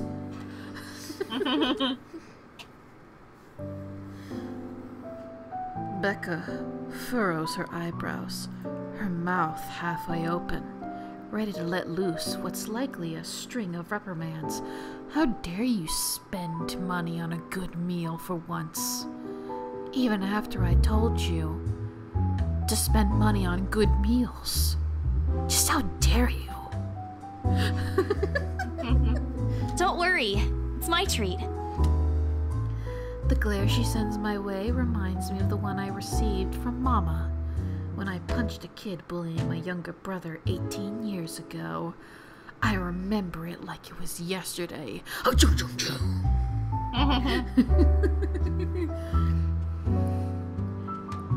Hey man, your brother sucks. Yeah? Well, this is what I think of what you think.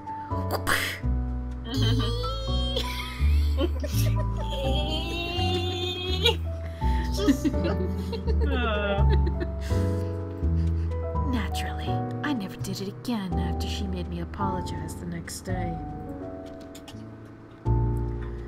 I just took a brick the next day. But Becca's far from being my mom. A small sheepish grin is enough to turn that frown into a defeated sigh. Food arrives in the middle of a funny story from Zach, and I told him. That's not chicken, that's my... Oh. What? What? I don't know, we'll never know. Reminds me of that thing that fucking Drake and Josh, and he's like, there's an unfinished pie and the house is on fire or some shit. I don't remember that. And then It was a wild Hold on, story. I got it. And then my father shot her. It was weird. Putting the rest of that conversation on hold as we are each serve our order. It isn't anything fancy. Yum. Pan-roasted sea bass with citrus-dressed asparagus. I hope that asparagus isn't too hard, because I can get a semi-allergic reaction to asparagus. My life sucks just that much. The portion of mashed potatoes on the side, or at least what's on a daily specials board says. Apparently, I'm severely allergic to birch and oak, and that's why I get allergic reactions whenever I eat apples, because the chemical components that make up the apple is very similar to birch. So I get something called oral allergy syndrome. Lovely. Indeed. I never did pay attention to it whenever I come here, since they price whatever's written way above than what I'm willing to spend on food on a single day. Oh, good. I'm so hungry, I think I'm dying. You're always hungry. Hey, not all the time. Let me guess. You skipped breakfast again. Shut up. Not on purpose. I may have overslept by a few seconds today. Right then. Stop stalling, Isabella. What's this about? Let us say it, Rebecca. She wouldn't be inviting us out if it wasn't worth hearing out. Well, we're waiting. I'm treating you guys to a once-in-a-century thing. An unexpected grin breaks out on my face, except... I'm sorry, say that again. And this is important because... Becca only raises an eyebrow at me, while Zach appears like he didn't get the punchline to another lame joke Ash made, and is desperately searching for someone to explain it. Oh, bummer. Maybe I should rephrase it.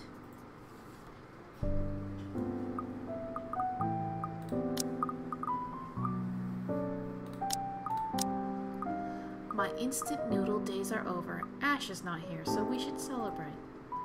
Oh, Lord. That's such a mean thing to say. Yeah, why would you say that? What do you guys think? What's your choice?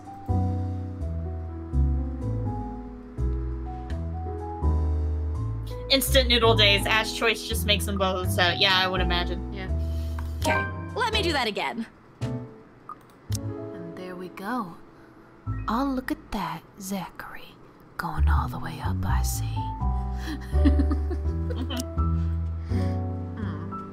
Guess what, guys? Yeah, they voted that one. I'm paying! I sold the house! As the news sinks in, their expression goes from sheer bewilderment to utter surprise. That's more like it. You heard me right, ladies and gentlemen. As of today, I, Maria Isabella Grace Cruz Santos, am free from my instant noodle binge. Seriously? Hold it, Belle. You sold the house? Yep. Which house is this? In Anslem Village? The one with the open house yesterday? The one and only. Come on, Becca. I know you've got a better memory than that. Oh, wow. That's... freaking impossible. She lets out a hum. Although she's nodding, she gives the impression of someone who has heard something unbelievable and is still forcing her brain to absorb it. Did she think we wouldn't be able to sell it? Have some faith in me, Becca. Am I not your best friend or what? Apparently not, because if we look at the relationship scale, you just fell into her shit list.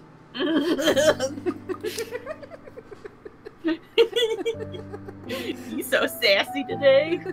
I sound sassy today when I'm like this. You don't believe me? The words tumble out of my mouth before I can stop them. I've been trying to avoid bringing up yesterday's little spat, but judging from the looks on their faces, it seems they are too. Me and my stupid mouth. Stupid mouth. Ow. I'm sure it ain't the way you're thinking, Bella. No, I do believe you. But don't you think the sale happened a bit too fast? The open house only started yesterday, and now you already have a buyer? Listen, Becca, I questioned it too, but that place is freaking haunted, so what do I care? It happens from time to time? Yeah, but... I just keep thinking Southern Belle voice. Oh, well, thank you very kindly. Look, I'm happy for you. Just yesterday, you've been really worried where to get money for your dad's new treatment, And now, all of a sudden, you have something. Honestly, I'm just trying to be the, you know, those dicks that you hear on the radio show. Dicks as in detectives. What if the sale doesn't push through, or I don't know, they're a fraud, or they suddenly back out? Isn't it a little too early to celebrate? Stop stomping on my good time. Rebecca does have a point, Bella. If you haven't closed the deal yet, there's still a chance they'll go back on it. Not these fucking people, oh my god. They don't seem like it to me. The lady appeared to really want it, and she approached me without even finishing the tour. Pressured me into it more like. But I'm not gonna tell Becca about that. Knowing her, she'd only worry. And she already hired someone to handle the house's interior design. You're joking. Who would do that? An eccentric rich person. The Wrights, apparently. But not the Phoenix you all know and love. It's actually pretty funny. She's a bit too excited to get the property, she forgot to buy it. At any rate, they've already signed the agreement today, so it's just a matter of time. And don't tell anyone about this, but Ma'am Hannah also gave us something extra. You done fucked up, Isabella. You never tell anyone anything when they give you something extra. Yeah. Something as in... It's okay if it's a gift like cookies, but not money. As in, it's why I can treat you two to a free meal. I'm more surprised you accepted it. She didn't really give us a choice in the matter. So don't lose sleep over this, okay? The couple really want the house. If Rose didn't stop them, they'd likely have paid up front for it yesterday. That's despite the legends, too. I even tried to show them the letter. But nope. I want this house, darling. Go take all our money. You don't really think they believe that, do you? I'm pretty sure for them, those are just rumors as well. No one is that superstitious in this day and age, Belle. I'm sorry, are you not on the internet? Well, there's you. Are you poking fun of me because I'm Catholic? No, I think she's poking fun at you because you freaked out about a curse. Yeah, well, believing in curses and Catholic kind of goes hand in hand. Right. You know what? I'll just eat all of these by myself.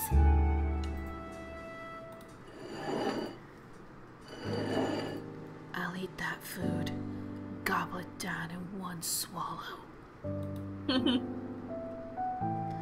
Apparently, for Tyler, every time T-Swift releases an album, I have to hope that I'll like it just as much as I like her old music. But ever since she went to her pop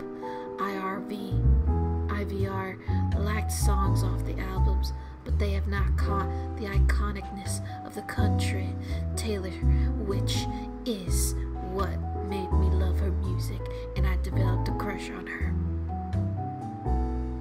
That's nice, Tyler.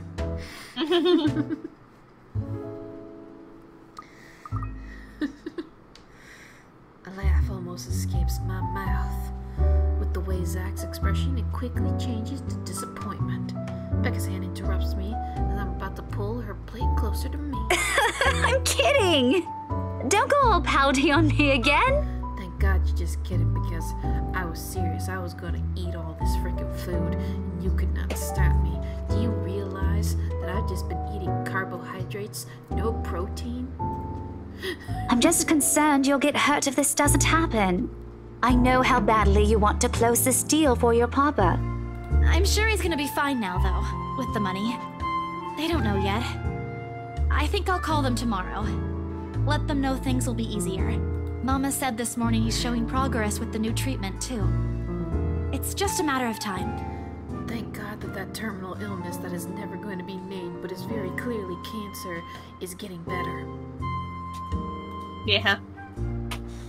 I allow myself to smile, genuine, uninhibited. It's strange talking about this with other people, even those who have known you long enough. But today, things simply feel a whole lot lighter with them here. Lunch passes in an enjoyable fashion. A laugh here, a playful jab there. But most of it's spent on catching up and telling stories about whatever's keeping us busy these days. I think back to the meadows, and the beach, and go, why the fuck didn't I put on enough sunscreen?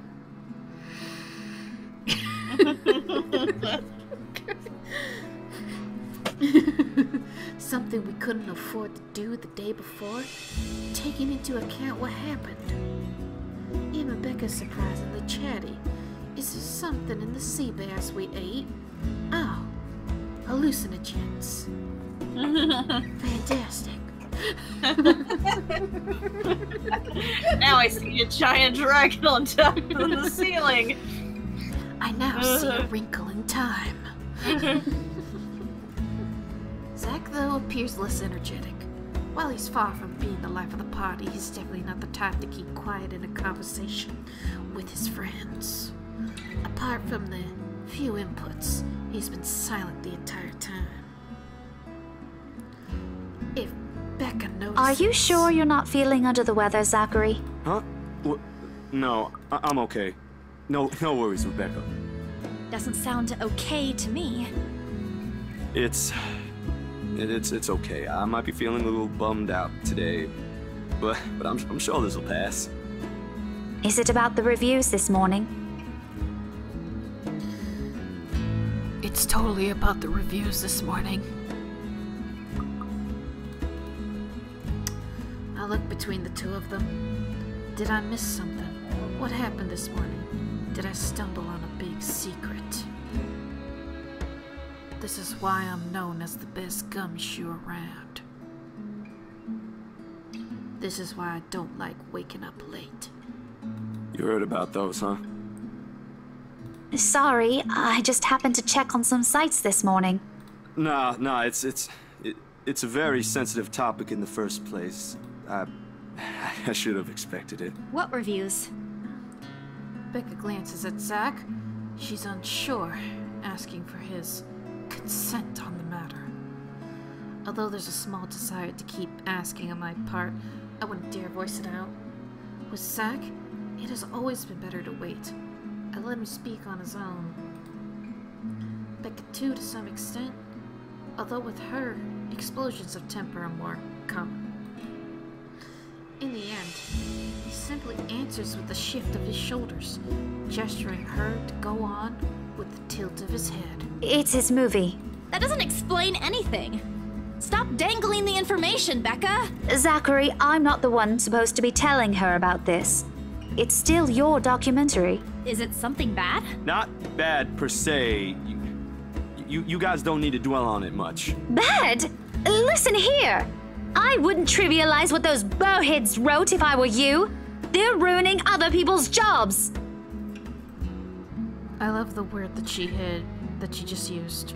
Bowheads. What the frick is a bowhead? I want to use that one. Let me Google it. From her own. A sticker escapes from me, which I promptly stamp out as soon as she sends me a hard look. This isn't a laughing matter, Isabella. Some bowbag just insulted him. A derogatory term to indicate a person with a chubby face. Yeah, or Scottish for stupid person. What's bawbag?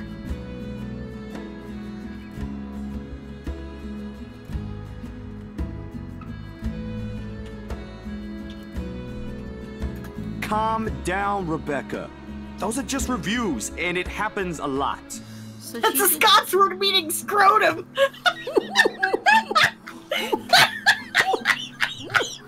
This is bad. I can't write it. Oh my god. She called them literal dicks. Oh my god, I can get away with that because no one would know what the fuck a ball bag is. Not over here, anyway. I do not ken about you two, but calling the entire film an out-and-out drivel, you're So better she's off supposed to be watching an Scottish, educational too. kids TV show, and worst 1.5 hour of my life, among other things, isn't exactly a critique any decent movie reviewer would say. Yeah, it makes sense why she's Scottish. If you could call that a critique! Did we even watch the same film? Well, maybe I ain't cut out for it. Better stick with my photography or something. If nothing else, this helped me open my eyes to what I can and can't do. You're giving up. Wasn't a question. It was just something experimental I did on my free time anyway. It's no big deal. Yeah, but it costs money to do that shit. But you worked on it for months. Doesn't look like it matters for those people. Don't say that! I abused the table, setting I the punch it. tableware on the clinking against I each give other. it bruises. I didn't even notice when I rose from my seat. I take a stand for my people. But here I am, just even looking down at him in the same manner as a teacher would an unruly student. Becca's probably proud. I didn't mean to yell, but there are some things people like Zach aren't supposed to say. How exasperating. He, of all people, should It's know. just a review. Except they're pretty well-known critics. Why does that matter? They aren't the ones calling the shots on this. Isn't that why they have a committee? Right, Becca? My muse gleamed in her eyes when I turned to her. What does she find so entertaining here? Help me here. Your friend's about to quit his passion for a petty reason. I haven't read what those people wrote about his work, but a few scathing words shouldn't be enough to discourage someone. I should know after all. Failing means you're playing, Zach.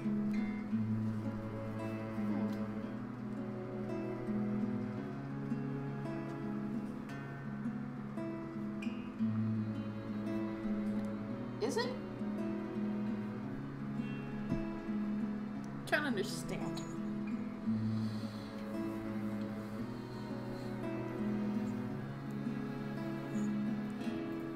Jill? Yeah, I'm still here. I was just waiting for you to continue. I'm just trying to think about it. Like, Not that I'm saying it's bad. I've seen it from start to finish, and I know for myself what you created isn't something people should scoff at. I don't know anything about filming or photography. Hell, I don't have an inkling of artistry in me except for those doodles I make for class. But I know what I watched. Look at Isabella. It's not every day you see her all riled up like this. Really, Cat? whatever I'm about to say gets lost in my tongue as a flush of embarrassment blooms from my face. It was a heat of the moment thing. And anyway, I'll be very angry with you if you quit. What about the exhibit? What exhibit? Classified information. Even if I bring you your favorite tonight? Nope, not a chance. Oh, come on! I thought we aren't supposed to have secrets. Thanks, you two. I might need some time alone to myself for a while. Just to think about things, how I'll go from here, that sort of stuff. Hey, I'm not quitting, Bella. Don't give me that face. It's no face at all. Only a poor imitation of puppy dog eyes. If you could call it one. You promise? I'll be damned if I break any promise I make to you guys. Zach is best boy. Besides, you're right. It's too early to say anything right now. Awards night ain't for another week. Zach, I promise you. 'Cause your turn will come in this game. I will make sure that you live. I will start this game over again. For you to live. Are you gonna become Ukyo then?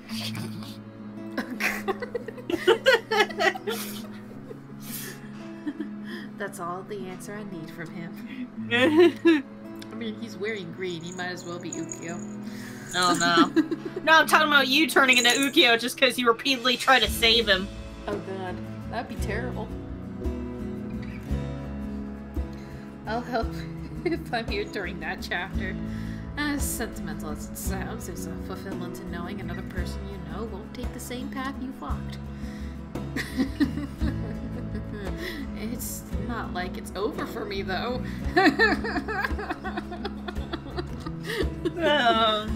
Well. I still have time. I can still come back. Do my own thing. Do what I really want to do. Surely, once Papa recovers, once I'm done with everything, please, inside my bag, my phone buzzes unexpectedly, breaking the pleasant afternoon lull. Hey, Isabel. You at the office? Ha ha. Very funny, Rose. I'm hanging up. Don't, I'm kidding. BRC says the floor plan copies are ready for Miss McCullough to pick up. Miss McCullough. She says that if it's all ready, it explains everything. Then out of the blue, she launches a long rant about the awful state of Luxembourg streets. All of which she says in a single breath that I can barely keep up with and make out a single word. I stay quiet, if only to avoid becoming the next object of her frustration. She's similar to Becca in that regard. I'm stuck in horrendous traffic right now. Bloody stupid drivers. When she finally ran out of things to complain about and stops, what she says next still has none of what I'm hoping to hear from her. Just a quick mumbled plea for me to meet the right interior decorator in her stead. And anyway, I'll leave it to you. Bye. Thanks. That and he needs to live if I want you two to see the scene I've wanted one of my fellow VN friends to see. VN? Yeah, VN. I don't know what that means. Classic Rose, she ends the call without even asking for my input. Huh? It's a cloudless sky, and a noontime sun is... I see clouds there, it's a lie! It is a freaking lie. Visual novel. Oh, gotcha. Ah, I got it. Sorry, I'm a bit slow on the uptake. Yep. It's far from the... Yeah. It's far from the unbearable, but it's enough to put most people in a fickle mood or make them vulnerable to catching something. No wonder we have staff members going AWOL lately. Not to mention my boss's mercurial moods.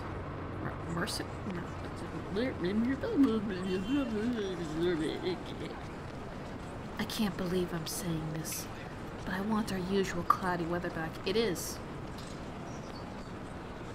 It is cloudy. For all the gripes about the unpredictable weather, though the streets of Luxembourg remain constantly busy. The hurried tapping of shoes against the pavement and the innate chatter coming from the lunchtime crowd fill the humid afternoon air. It's afternoon? Where the freak are we? It looks like it's about to turn into evening time. It's like sunset.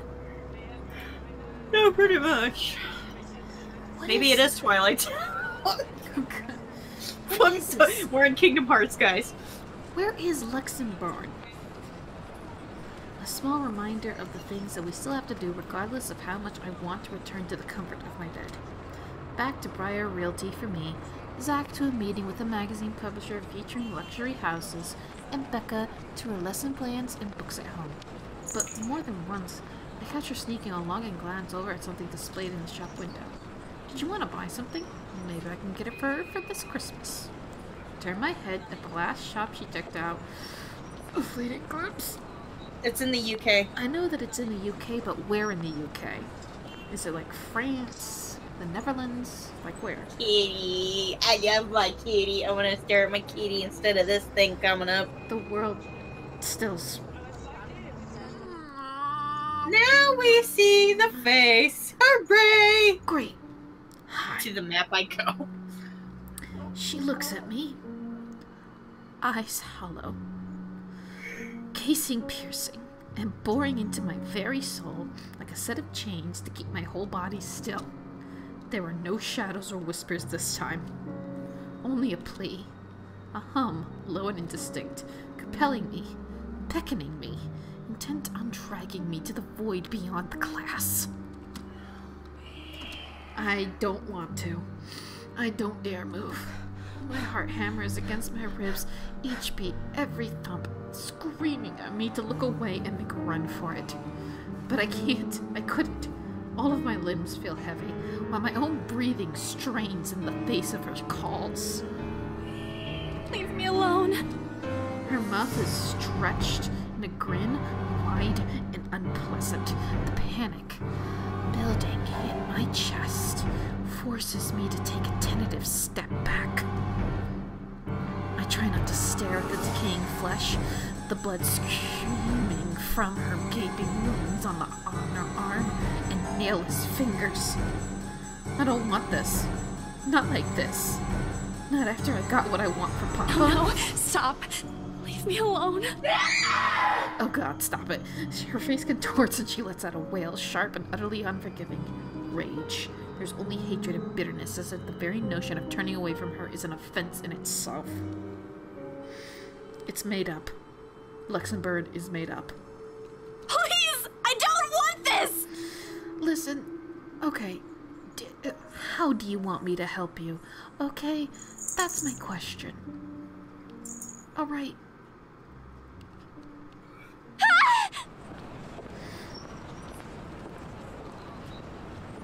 Before I know it, I'm stumbling backwards, my own throat, hoarse from the screams I didn't even notice, already coming out of my mouth.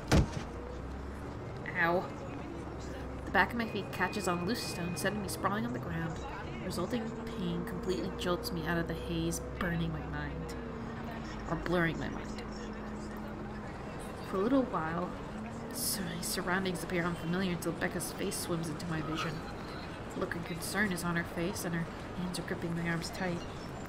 Even Zach appears beside himself with worry while he stands behind her, acting as a shield against a small crowd of onlookers already forming around us. What happened? Bella, you okay? My mouth opens and closes, but nothing comes out. The words refuse to form. On impulse, I sneak a swift glance on the display window. She's gone. Yet the foreboding feeling hasn't left me. My hands are shaking as I push myself off the ground, my weakened limbs relying sorely on reflex and muscle memory. Something icy has made its home at the pit of my stomach. I want to throw up. Anything to get the wretched sensation out. You are screaming! Zach, call someone! No, don't. I'm good. I'm good. I need to get to the office. Rose, the floor plans. Someone's going to pick it up. I'll see you later. Careful. Don't stand up yet. Stay put, Isabella. Zach, you watch over her for me. I'll call for someone. I attempt a smile to put her at ease, but it likely comes off as a grimace. Gently, I pushed her hands off my shoulders. My knees are still trembling, but I can stand.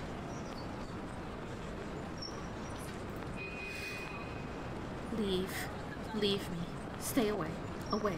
The humidity is stifling. Everyone stares unnerving, and Becca and Zach's concernings are suffocating. I don't want to be here. No more. I break into a run. This place is worse at night. I wish I hadn't left my bed this morning. Here, with only the occasional drips of water on the sink and the whirling of the fan blades to keep me company, it's easy to fall into a cycle of negative thinking. You want to take over for me, Jill? Yeah. But even with the clutter to keep me company, the room still feels a whole lot bigger than usual. I hug my knees closer as a group passes by outside. Loud. So loud. If only there was a way to tune everything out to keep my head from replaying every image, every sound of her. Her screams, her awkward gait as she reaches for me, her bone-chilling smile, her pleas for... Enough. That's enough. A shiver passes over me, though it's not from the hair still hanging damp against my back, nor the draft that enters the room from the windows I've left wide open. My gaze shifts on the letter on the coffee table. Its edges flutter innocuously as the wind touches it. Funny how an ordinary-looking piece of paper can bring this much trouble. The impulse to throw it away or rip it to pieces is still there.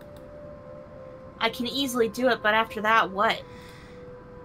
Will she leave me? What about those people who have already seen it? Will they be okay? No. This uncertain name gnaws at me. Knowing that she's real and might also go after the people I care about? I just wish someone would listen. Believe me.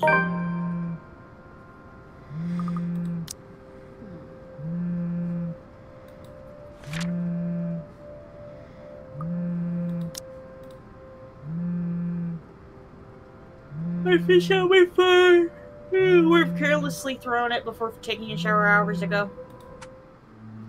Zach's name flashes brightly on the screen. Is he calling because of this afternoon? Frankly, it's the last thing I want to discuss, but I did leave the two of them there without saying anything. Knowing Zach, I bet he's worried. Hey, Zach. Oh, good. I thought for sure you're not gonna pick up. Sorry, it took me a while to find my phone. No worries. You game tomorrow? I pause. I don't recall making plans with Zach for the weekend. Did I forget something? Remember that guy I told you about?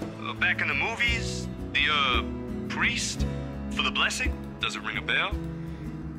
Oh, right. I did say that, but I didn't think he'd actually go to the trouble, especially after what happened with this film. Sometimes I forget how kind Zach can be. Yeah, I remember. Is he fine with it? My friend doesn't mind. We're lucky he's not busy. So, tomorrow, he'll meet us at the mansion. Okay. Sorry for the trouble, Zach. Hey, no problem. I'm the one who suggested it to begin with. And, well, this afternoon you did surprise us. Never seen you scream like that. You scared the hell out of Rebecca. I guess I owe you a lot for this, huh? Nah, we're cool. You had us worried. But I know you'll tell us about it eventually. I just want to make sure you're doing well. You left all of a sudden, and you're not answering any of our calls. He's trying to get me to talk. Normally I'd tell him I'm fine, say a few simple reassurances to put their minds at ease. Now nothing will form. I can't bring myself to say anything. He seems to have sensed my hesitation because he immediately changes the subject. Yeah, anyway, I gotta go. I left something on the stove before making this call. Just soup. But it'd be embarrassing if I burned soup. I doubt it. Ashton, on the other hand... Well, remind me to tell you about what he did with the pressure cooker next time. Oh, damn, it overflowed! Really need to get going. Bye, Bella. Oh god, what overflowed? The soup! He hangs up before I can thank him.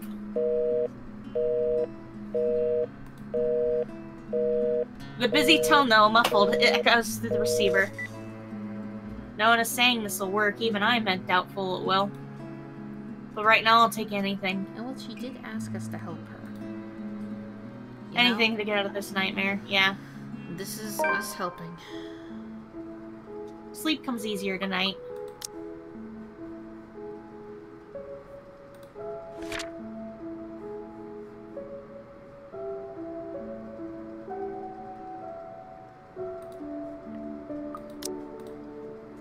And for the first time in a long time, I dream.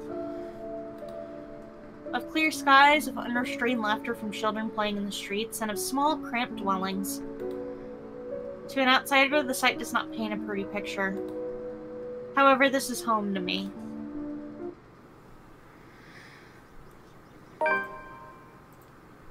Morning dawns bright and clear the following day.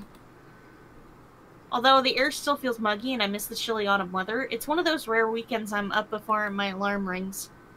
If it wasn't for Zach's call last night, I'd probably sleep in. When 9 a.m. rolls around, I'm already on my way to the Armengard mansion. To think that I'd have to go back again, I'd be lying if I say I'm excited. I don't have to anymore. Rose happily gave me paperwork duty when I volunteered. We're on the last phase of the sale, too. Well, almost.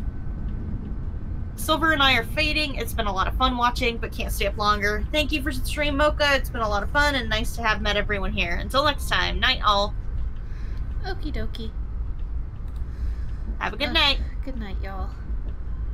Never mind this new owners that want everything done within the week, when the process typically takes more than that. They want it done? We'll get it done. You're done. I really don't understand rich people. But money can do wonders. I won't be surprised if they'll be able to push the process just a little more like what they did to secure the house. The point is, I'm under no obligation to return to the house anymore. Running is an option, of course. I can now move on to another property and forget everything. However, at the end of the day, it's always my conscience that wins. What if something happened to those who have seen the letter? Ash, Zach, Becca, Miss McCullough, the Wrights?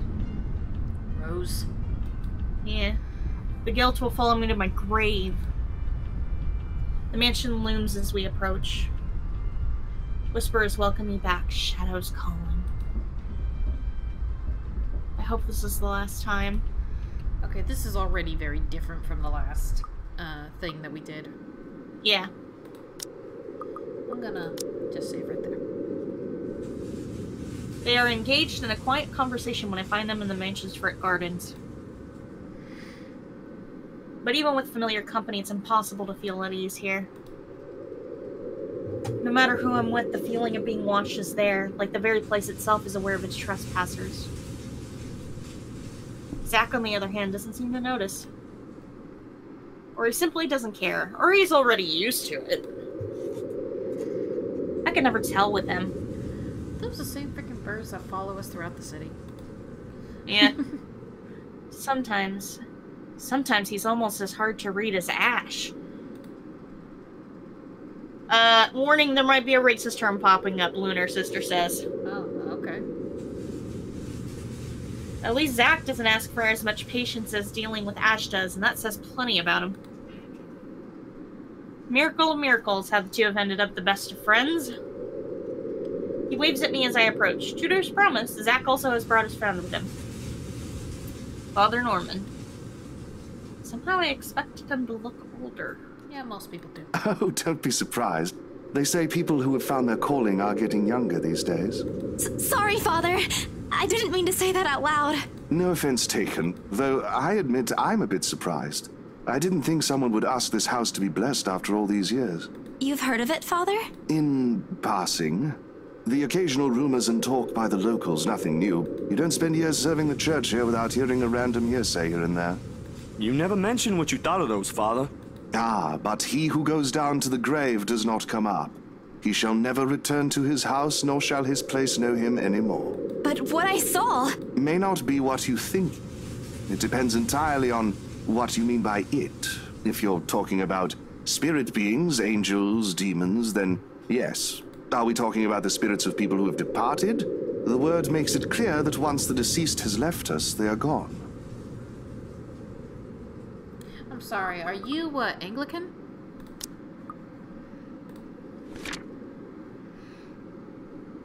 Yeah.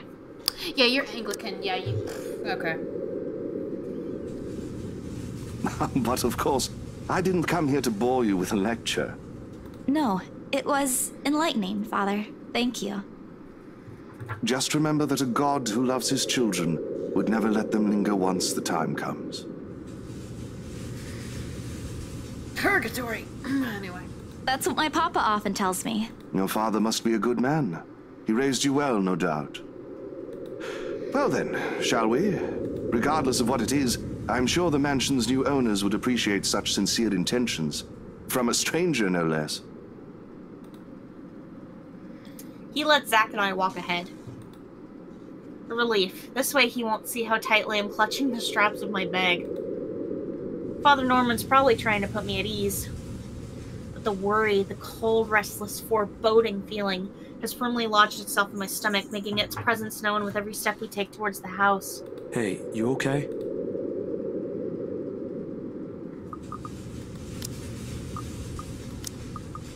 What do we say? Do we be honest? Do we say it's nothing? I feel like we should be honest with Zach. Hard to lie when Zach gives you that look. Oh, yeah. It's just there. The kind that implores, a silent appeal. I'm not sure if he's even doing it consciously. Another breeze blows, and I try not to shiver, try not to listen to the voices that may or may not be there. Ugh, this place really gives me the creeps. It doesn't seem more than an ordinary house to me, though. Damn, I should have brought my camera with me. I saw a few areas that'd be good for a shoot. You think the new owners will allow it? Zach, I'm disappointed. A good photographer always brings their camera. Yeah. What if you catch something? Or someone in one of the pictures? It just means they want to be seen, doesn't it? Don't ask for it. It's not like we can stop them I don't if they think do. you want to see You're them. really not helping, Zach. All right. Sorry. Don't worry. I don't think whatever's inside this house will do anything. I'm here, yeah? I'll take care of them. Or I think I can. You're not that scary, but thanks. I'll be sure to run behind you if I see one. Gee, thanks. Ridiculous talk, though. The temporary reprieve it lends is more than welcome. He offers me a smile in return, the least he could do. And with a slight motion of his head, he gestures for us to move ahead while my own fears are left forgotten for the time being.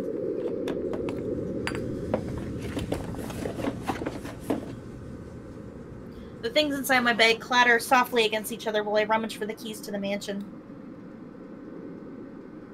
I should have heard the telltale jingle by now, but didn't I put it in my bag last night? Seconds later, I'm sitting on my heels one after another. I'm taking out everything from my pocket, every slip. Jeez, I've been there. It'll be a pain to put everything back later, but I'm sure it's just under these. Nothing. Oh man, of all times to forget! Is something the matter? No, I'm sorry, Father. I think I left the key. Now he's coming with excuses. And right after they've both taken the time to go this far away from their city.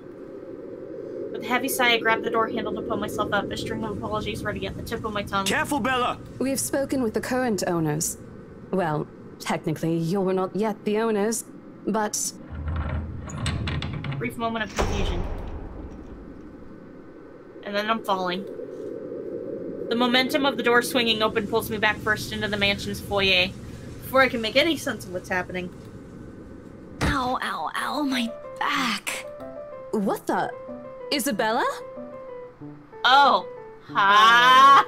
Oh, I want to meet you guys. This is awkward. Hi. No time to nurse my bruised back or make up excuses because the next thing I know, Zach's gently pulling me up right by my arm. Rose looks down at me with a mixture of apprehension and something I couldn't quite place. I'd say it's relief, but... Ah, sheesh. Good going, Isabella, right after you volunteered to work on the papers. And standing behind her... Ma'am Hannah! Mr. Wright! Hello, Han-ma'am. Oh, Isabel. We always meet in the most interesting circumstances. No, we don't. A complete understatement, darling. What are they doing in my house? Abruptly, he waves his hand at Zach and Father Norman like their presence is a slight against his own. I thought you said you wanted to do paperwork duty. What are you doing here?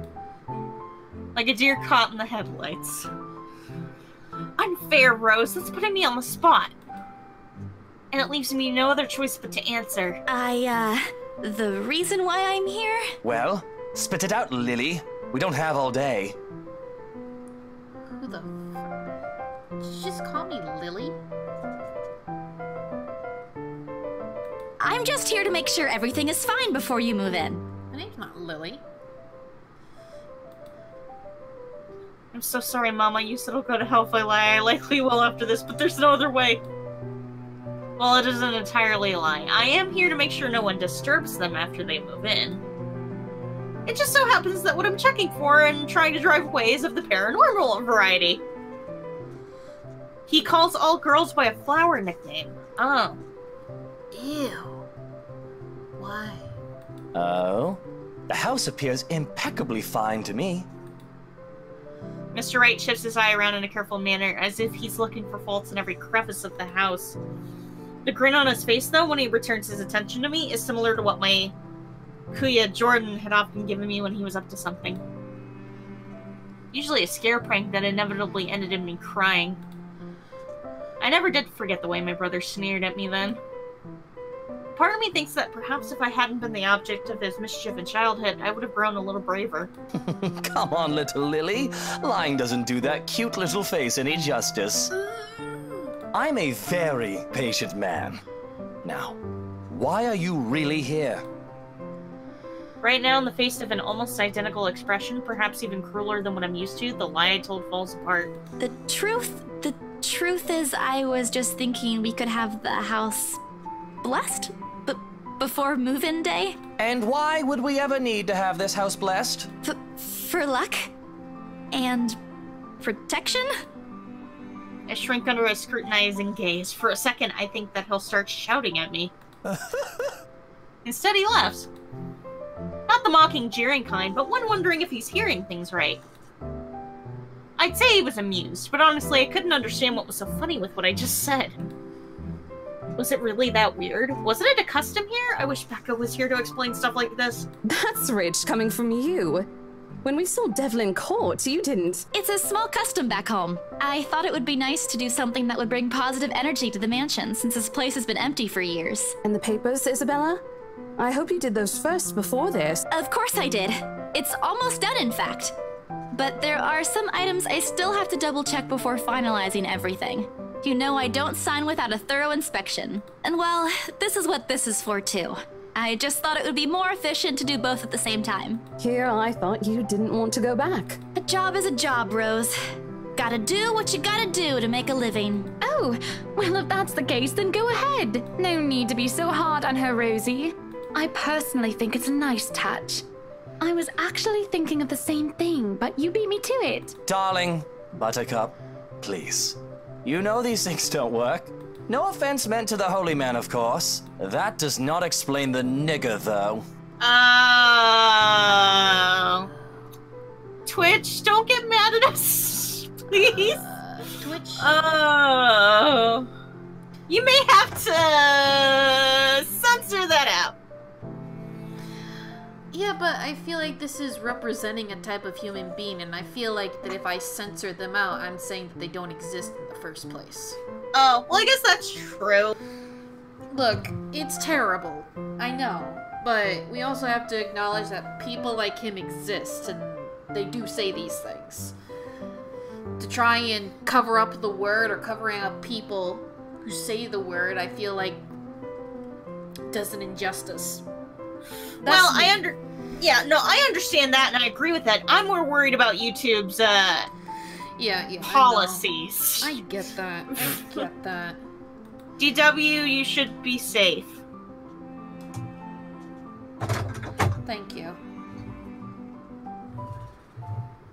Although a desire to do so is evident in the way her eyes nervously shifts to Mr. Wright.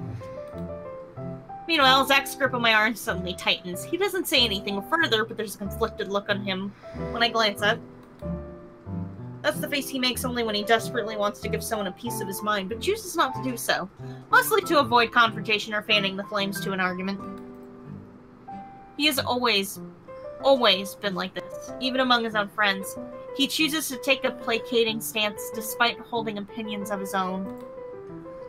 Not that I won't say anything. I know Mr. Wright's a client, but you can't just say that in front of other people. In front of Zach, no less.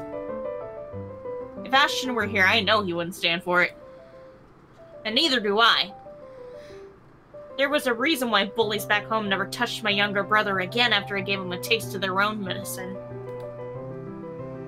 He might be inches taller than me, but I'm pretty sure I can still land a hit or two. Maybe, if I'm only going to get in trouble with BRC for it. But before any punch could be thrown, Ma'am Hannah cuts in. Lucille Mitchell Wright. More racist terms pop up in Luke's chapter, which is the last chapter. Oh, fun! In a voice too firm, demanding his complete silence. What? Instead of answering, she merely crosses her arms and shoots her husband a sharp, disapproving glare.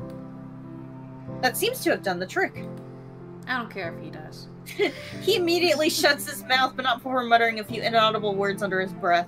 I mean, before he even said the term in the first place, I wanted him dead anyway. Oh yeah, It's no, kinda like, just he's an absolute prick. just say it.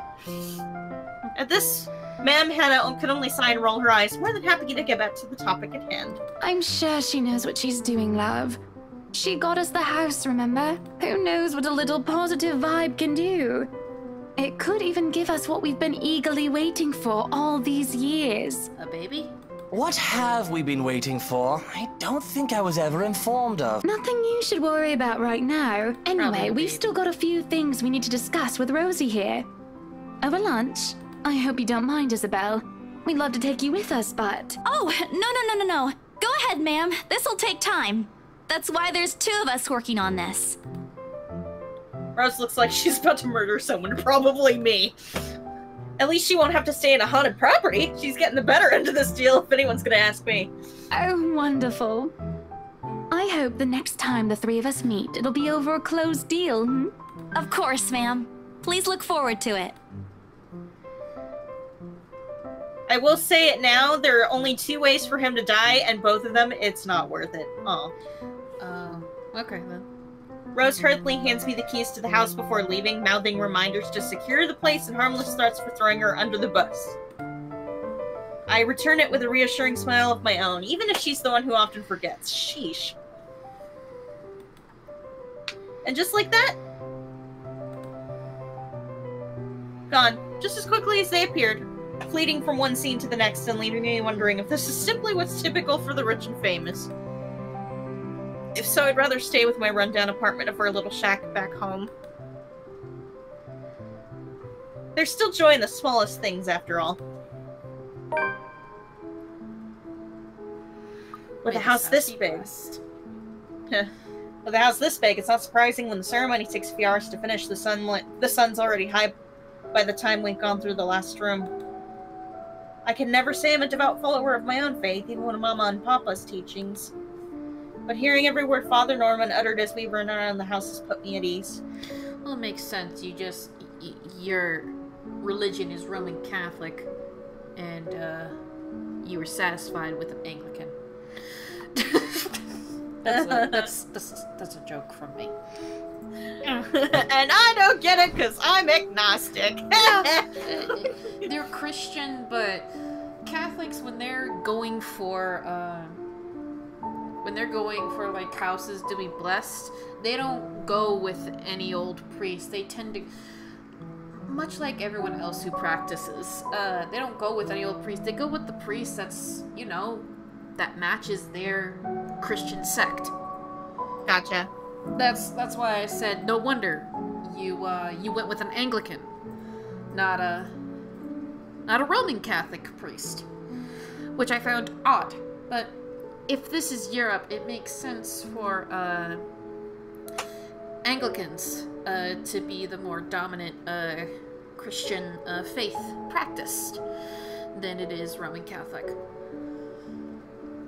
That's just a little thing. Yeah. No offense. That's just I'm pointing it out. All of a sudden, the mansion doesn't seem so scary anymore. Maybe this is what you needed. Maybe there is an end to this? Or perhaps this is the end. Please. Father Norman bids us goodbye upon exiting the mansion grounds. He has business in the village nearby, he says. A minute gesture to reach out to the members of their parish every once in a while. It reminds me of a distant memory of helping hands and a few kind smiles that helped my family pull through when times were tough. But before he leaves... Isabella, a word before I go? Zachary hasn't been really forthcoming with your situation, and it is something I understand it wasn't his to share. But whatever burdens you, know that it's not a permanent fixture in your life. Besides, you have people to bear it with. I bite back the harsh retorts before they come out, masking it with a smile as we wave the good priest off. Rolls credits! Yeah. Why would you give a harsh retort? Probably something along the lines of, well, what's the fucking point? None of my friends believe me, kind of thing. Ah, okay. Because he said, you know, you have other people to bear it with, and she's like, who? No one believes me. Okay, I got it. Yeah. Oh, we have His words, though, meant to comfort, has only left a bitter taste in my mouth. And if they don't believe you, what am I to do? Oh, okay. Yeah. A hand lands briefly on my shoulders, taking me out of my thoughts before they take a sullen turn. But my smile doesn't quite reach my ears when I turn to him. Say, do you want to go somewhere? Right now? Where to? Anywhere in the city. I'll leave it up to you. Hang out with Zach maybe some other time. Dude, let's hang with Zach, boy. Let's hang with Zach. Okay. Be good boy. We don't actually have a lot of people to like vote, but what do you think, Lunar? Should we hang out with Zach? Tyler? Or maybe we should end it here. Zach gotta prove he's best boy. Hang out with Zach. It wouldn't hurt. I've got some stuff I need to buy. Groceries. Yes. Yes, yeah. There's a shop I want to check. Is it real food this time? Let me guess. Rebecca? She's just worried about you. Even I can't eat that much instant noodles. Think of it as a talent. Let's just go, Zach. A smile. I smile, a real one this time, devoid of any unpleasant thoughts. Regardless of what happened between us these past few days, I don't want to think harshly of them.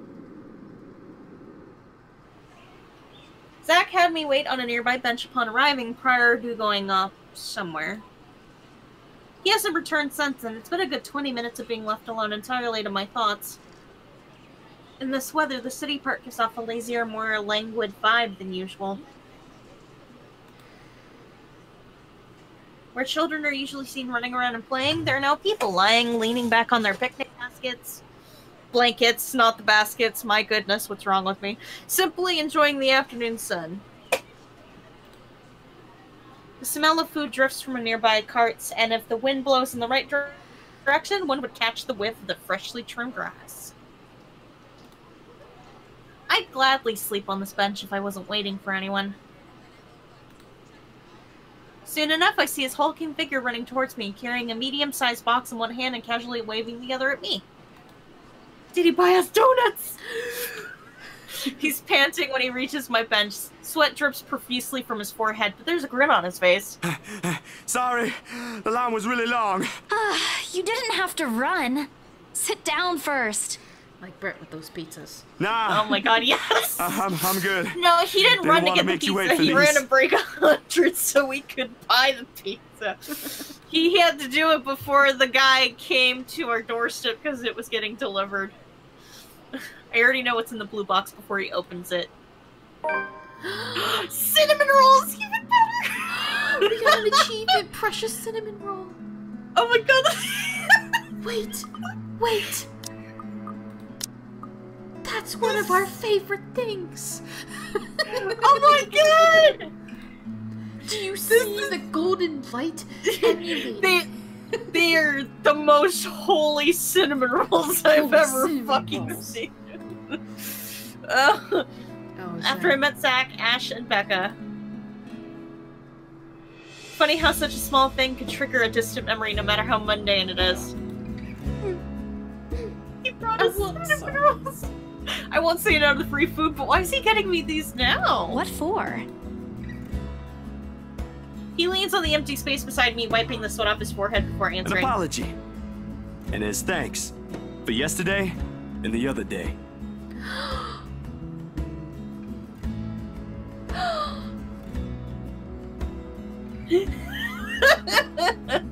I'm partially wondering if we shouldn't ship these two.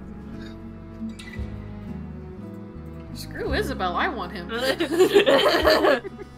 don't have to buy me anything, Zach. You were upset. You haven't been yourself recently, and people kind of miss that, you know? Are you just saying that, or... No, really. Rebecca told me. You know how she is. Ashton, too. Ashton was an ass. He should have been named Ashhole instead. He went a little overboard, yeah. I can talk to him if you want. He'll still tease me about it, even if it's Rebecca telling him to stop. Aw, Besides, unfortunately we I can can't. They're handle strictly brother-sister type friendship. Okay, I can live with that. You know what? That's fine. It's a little bit sad because I was hoping that Ashton and Isabel could, like, you know, get a little bit closer, but he's best. You always do. He's so good. And yesterday, when you talked me through my little slump, I thought, hey, I want our old Isabella back. Are you Are you still upset? Not after these cinnamon rolls enter my stomach. Heck no. How could we be?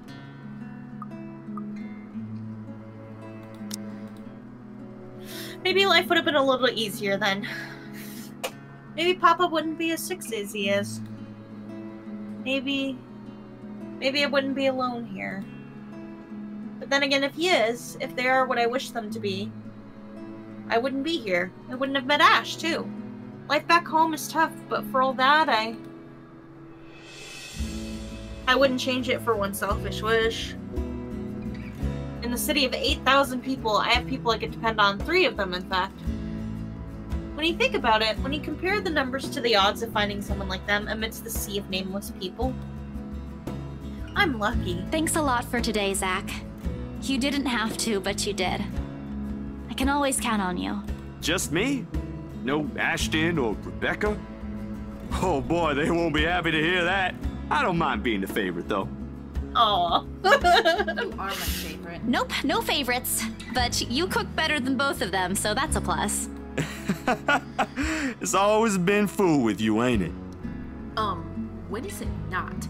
Don't put it like that! You're making me sound like a glutton. I don't freaking mind. Look. Zach, we're perfect for each other. You're big. I'm big. We both enjoy good food. Yeah. He's so sweet. I'm not saying you are, but it does feel good to know there's someone I could invite for food to be able to eat all of it. Only that? I thought we were also art buddies. Oh, that too. But the food thing really stands out when you think about it. You do eat a lot for someone your, size. Clearly, you don't understand. Filipinos have very good food. Low blow. They have I take pride in my height. They have good appetites. So, they probably have a good metabolism okay running in there. Do you feel better? I don't know. Does it still scare you? A little. I'll be okay. I'll figure it out somehow. But I can speak as a Latin American that we have good appetites. If you're Latin, you're gonna have a good appetite. You have to. Hells yeah.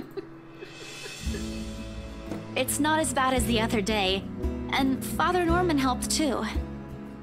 I should have brought something to thank him. And from the Filipinos in my church, they also have a very good appetite. So this is where I'm making my assumption. Sorry, Yeah. Biddy. Sorry. Oh, we could visit him anytime. He loves hearing from the young ones. He isn't that old, is he? Don't know.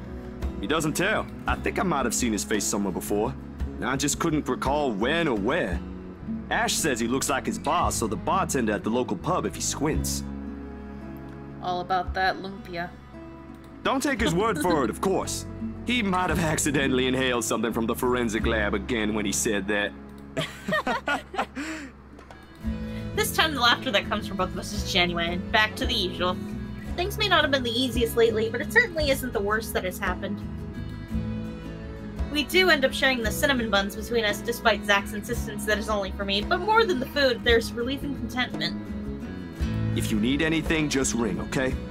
Like when Ash annoys you too much. I'll help you with him, best friend or not. No way. I can take him on. Still an extra muscle wouldn't hurt, yeah? Just let me know, and I'll back you up. My sister knows this one thing to shut him up when he's being his usual self. Ask me what it is whenever you want, and I'll spill it. Ooh. Wait a frickin' minute. The priest, the boss, and the bartender are triplets? Ash's boss, not Isabella's. I don't think that's necessary, but thanks. I'll keep Wow. that in mind. I guess we're gonna meet a bartender at one point. Added by a backer on the Kickstarter. Interesting. He leaves with a smile and a wave. Off to some new gig again. As for me, We still need to talk. Becca, Ash, and I put petty arguments aside like the adults we all are. This, however, is a start, no matter how small it may be. I just hope I can keep them safe. The light wind blows again, sending dried leaves swirling and the distinct smell of earth into the air. For the first time, the sunlight feels less harsh. Maybe a walk is good? I need to visit the grocery, too. Come to think of it, wasn't there an art store that opened recently near the park?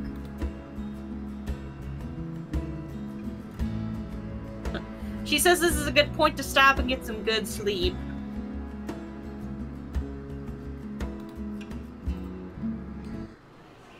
You know what? Let's do that. Yeah, go ahead and save now.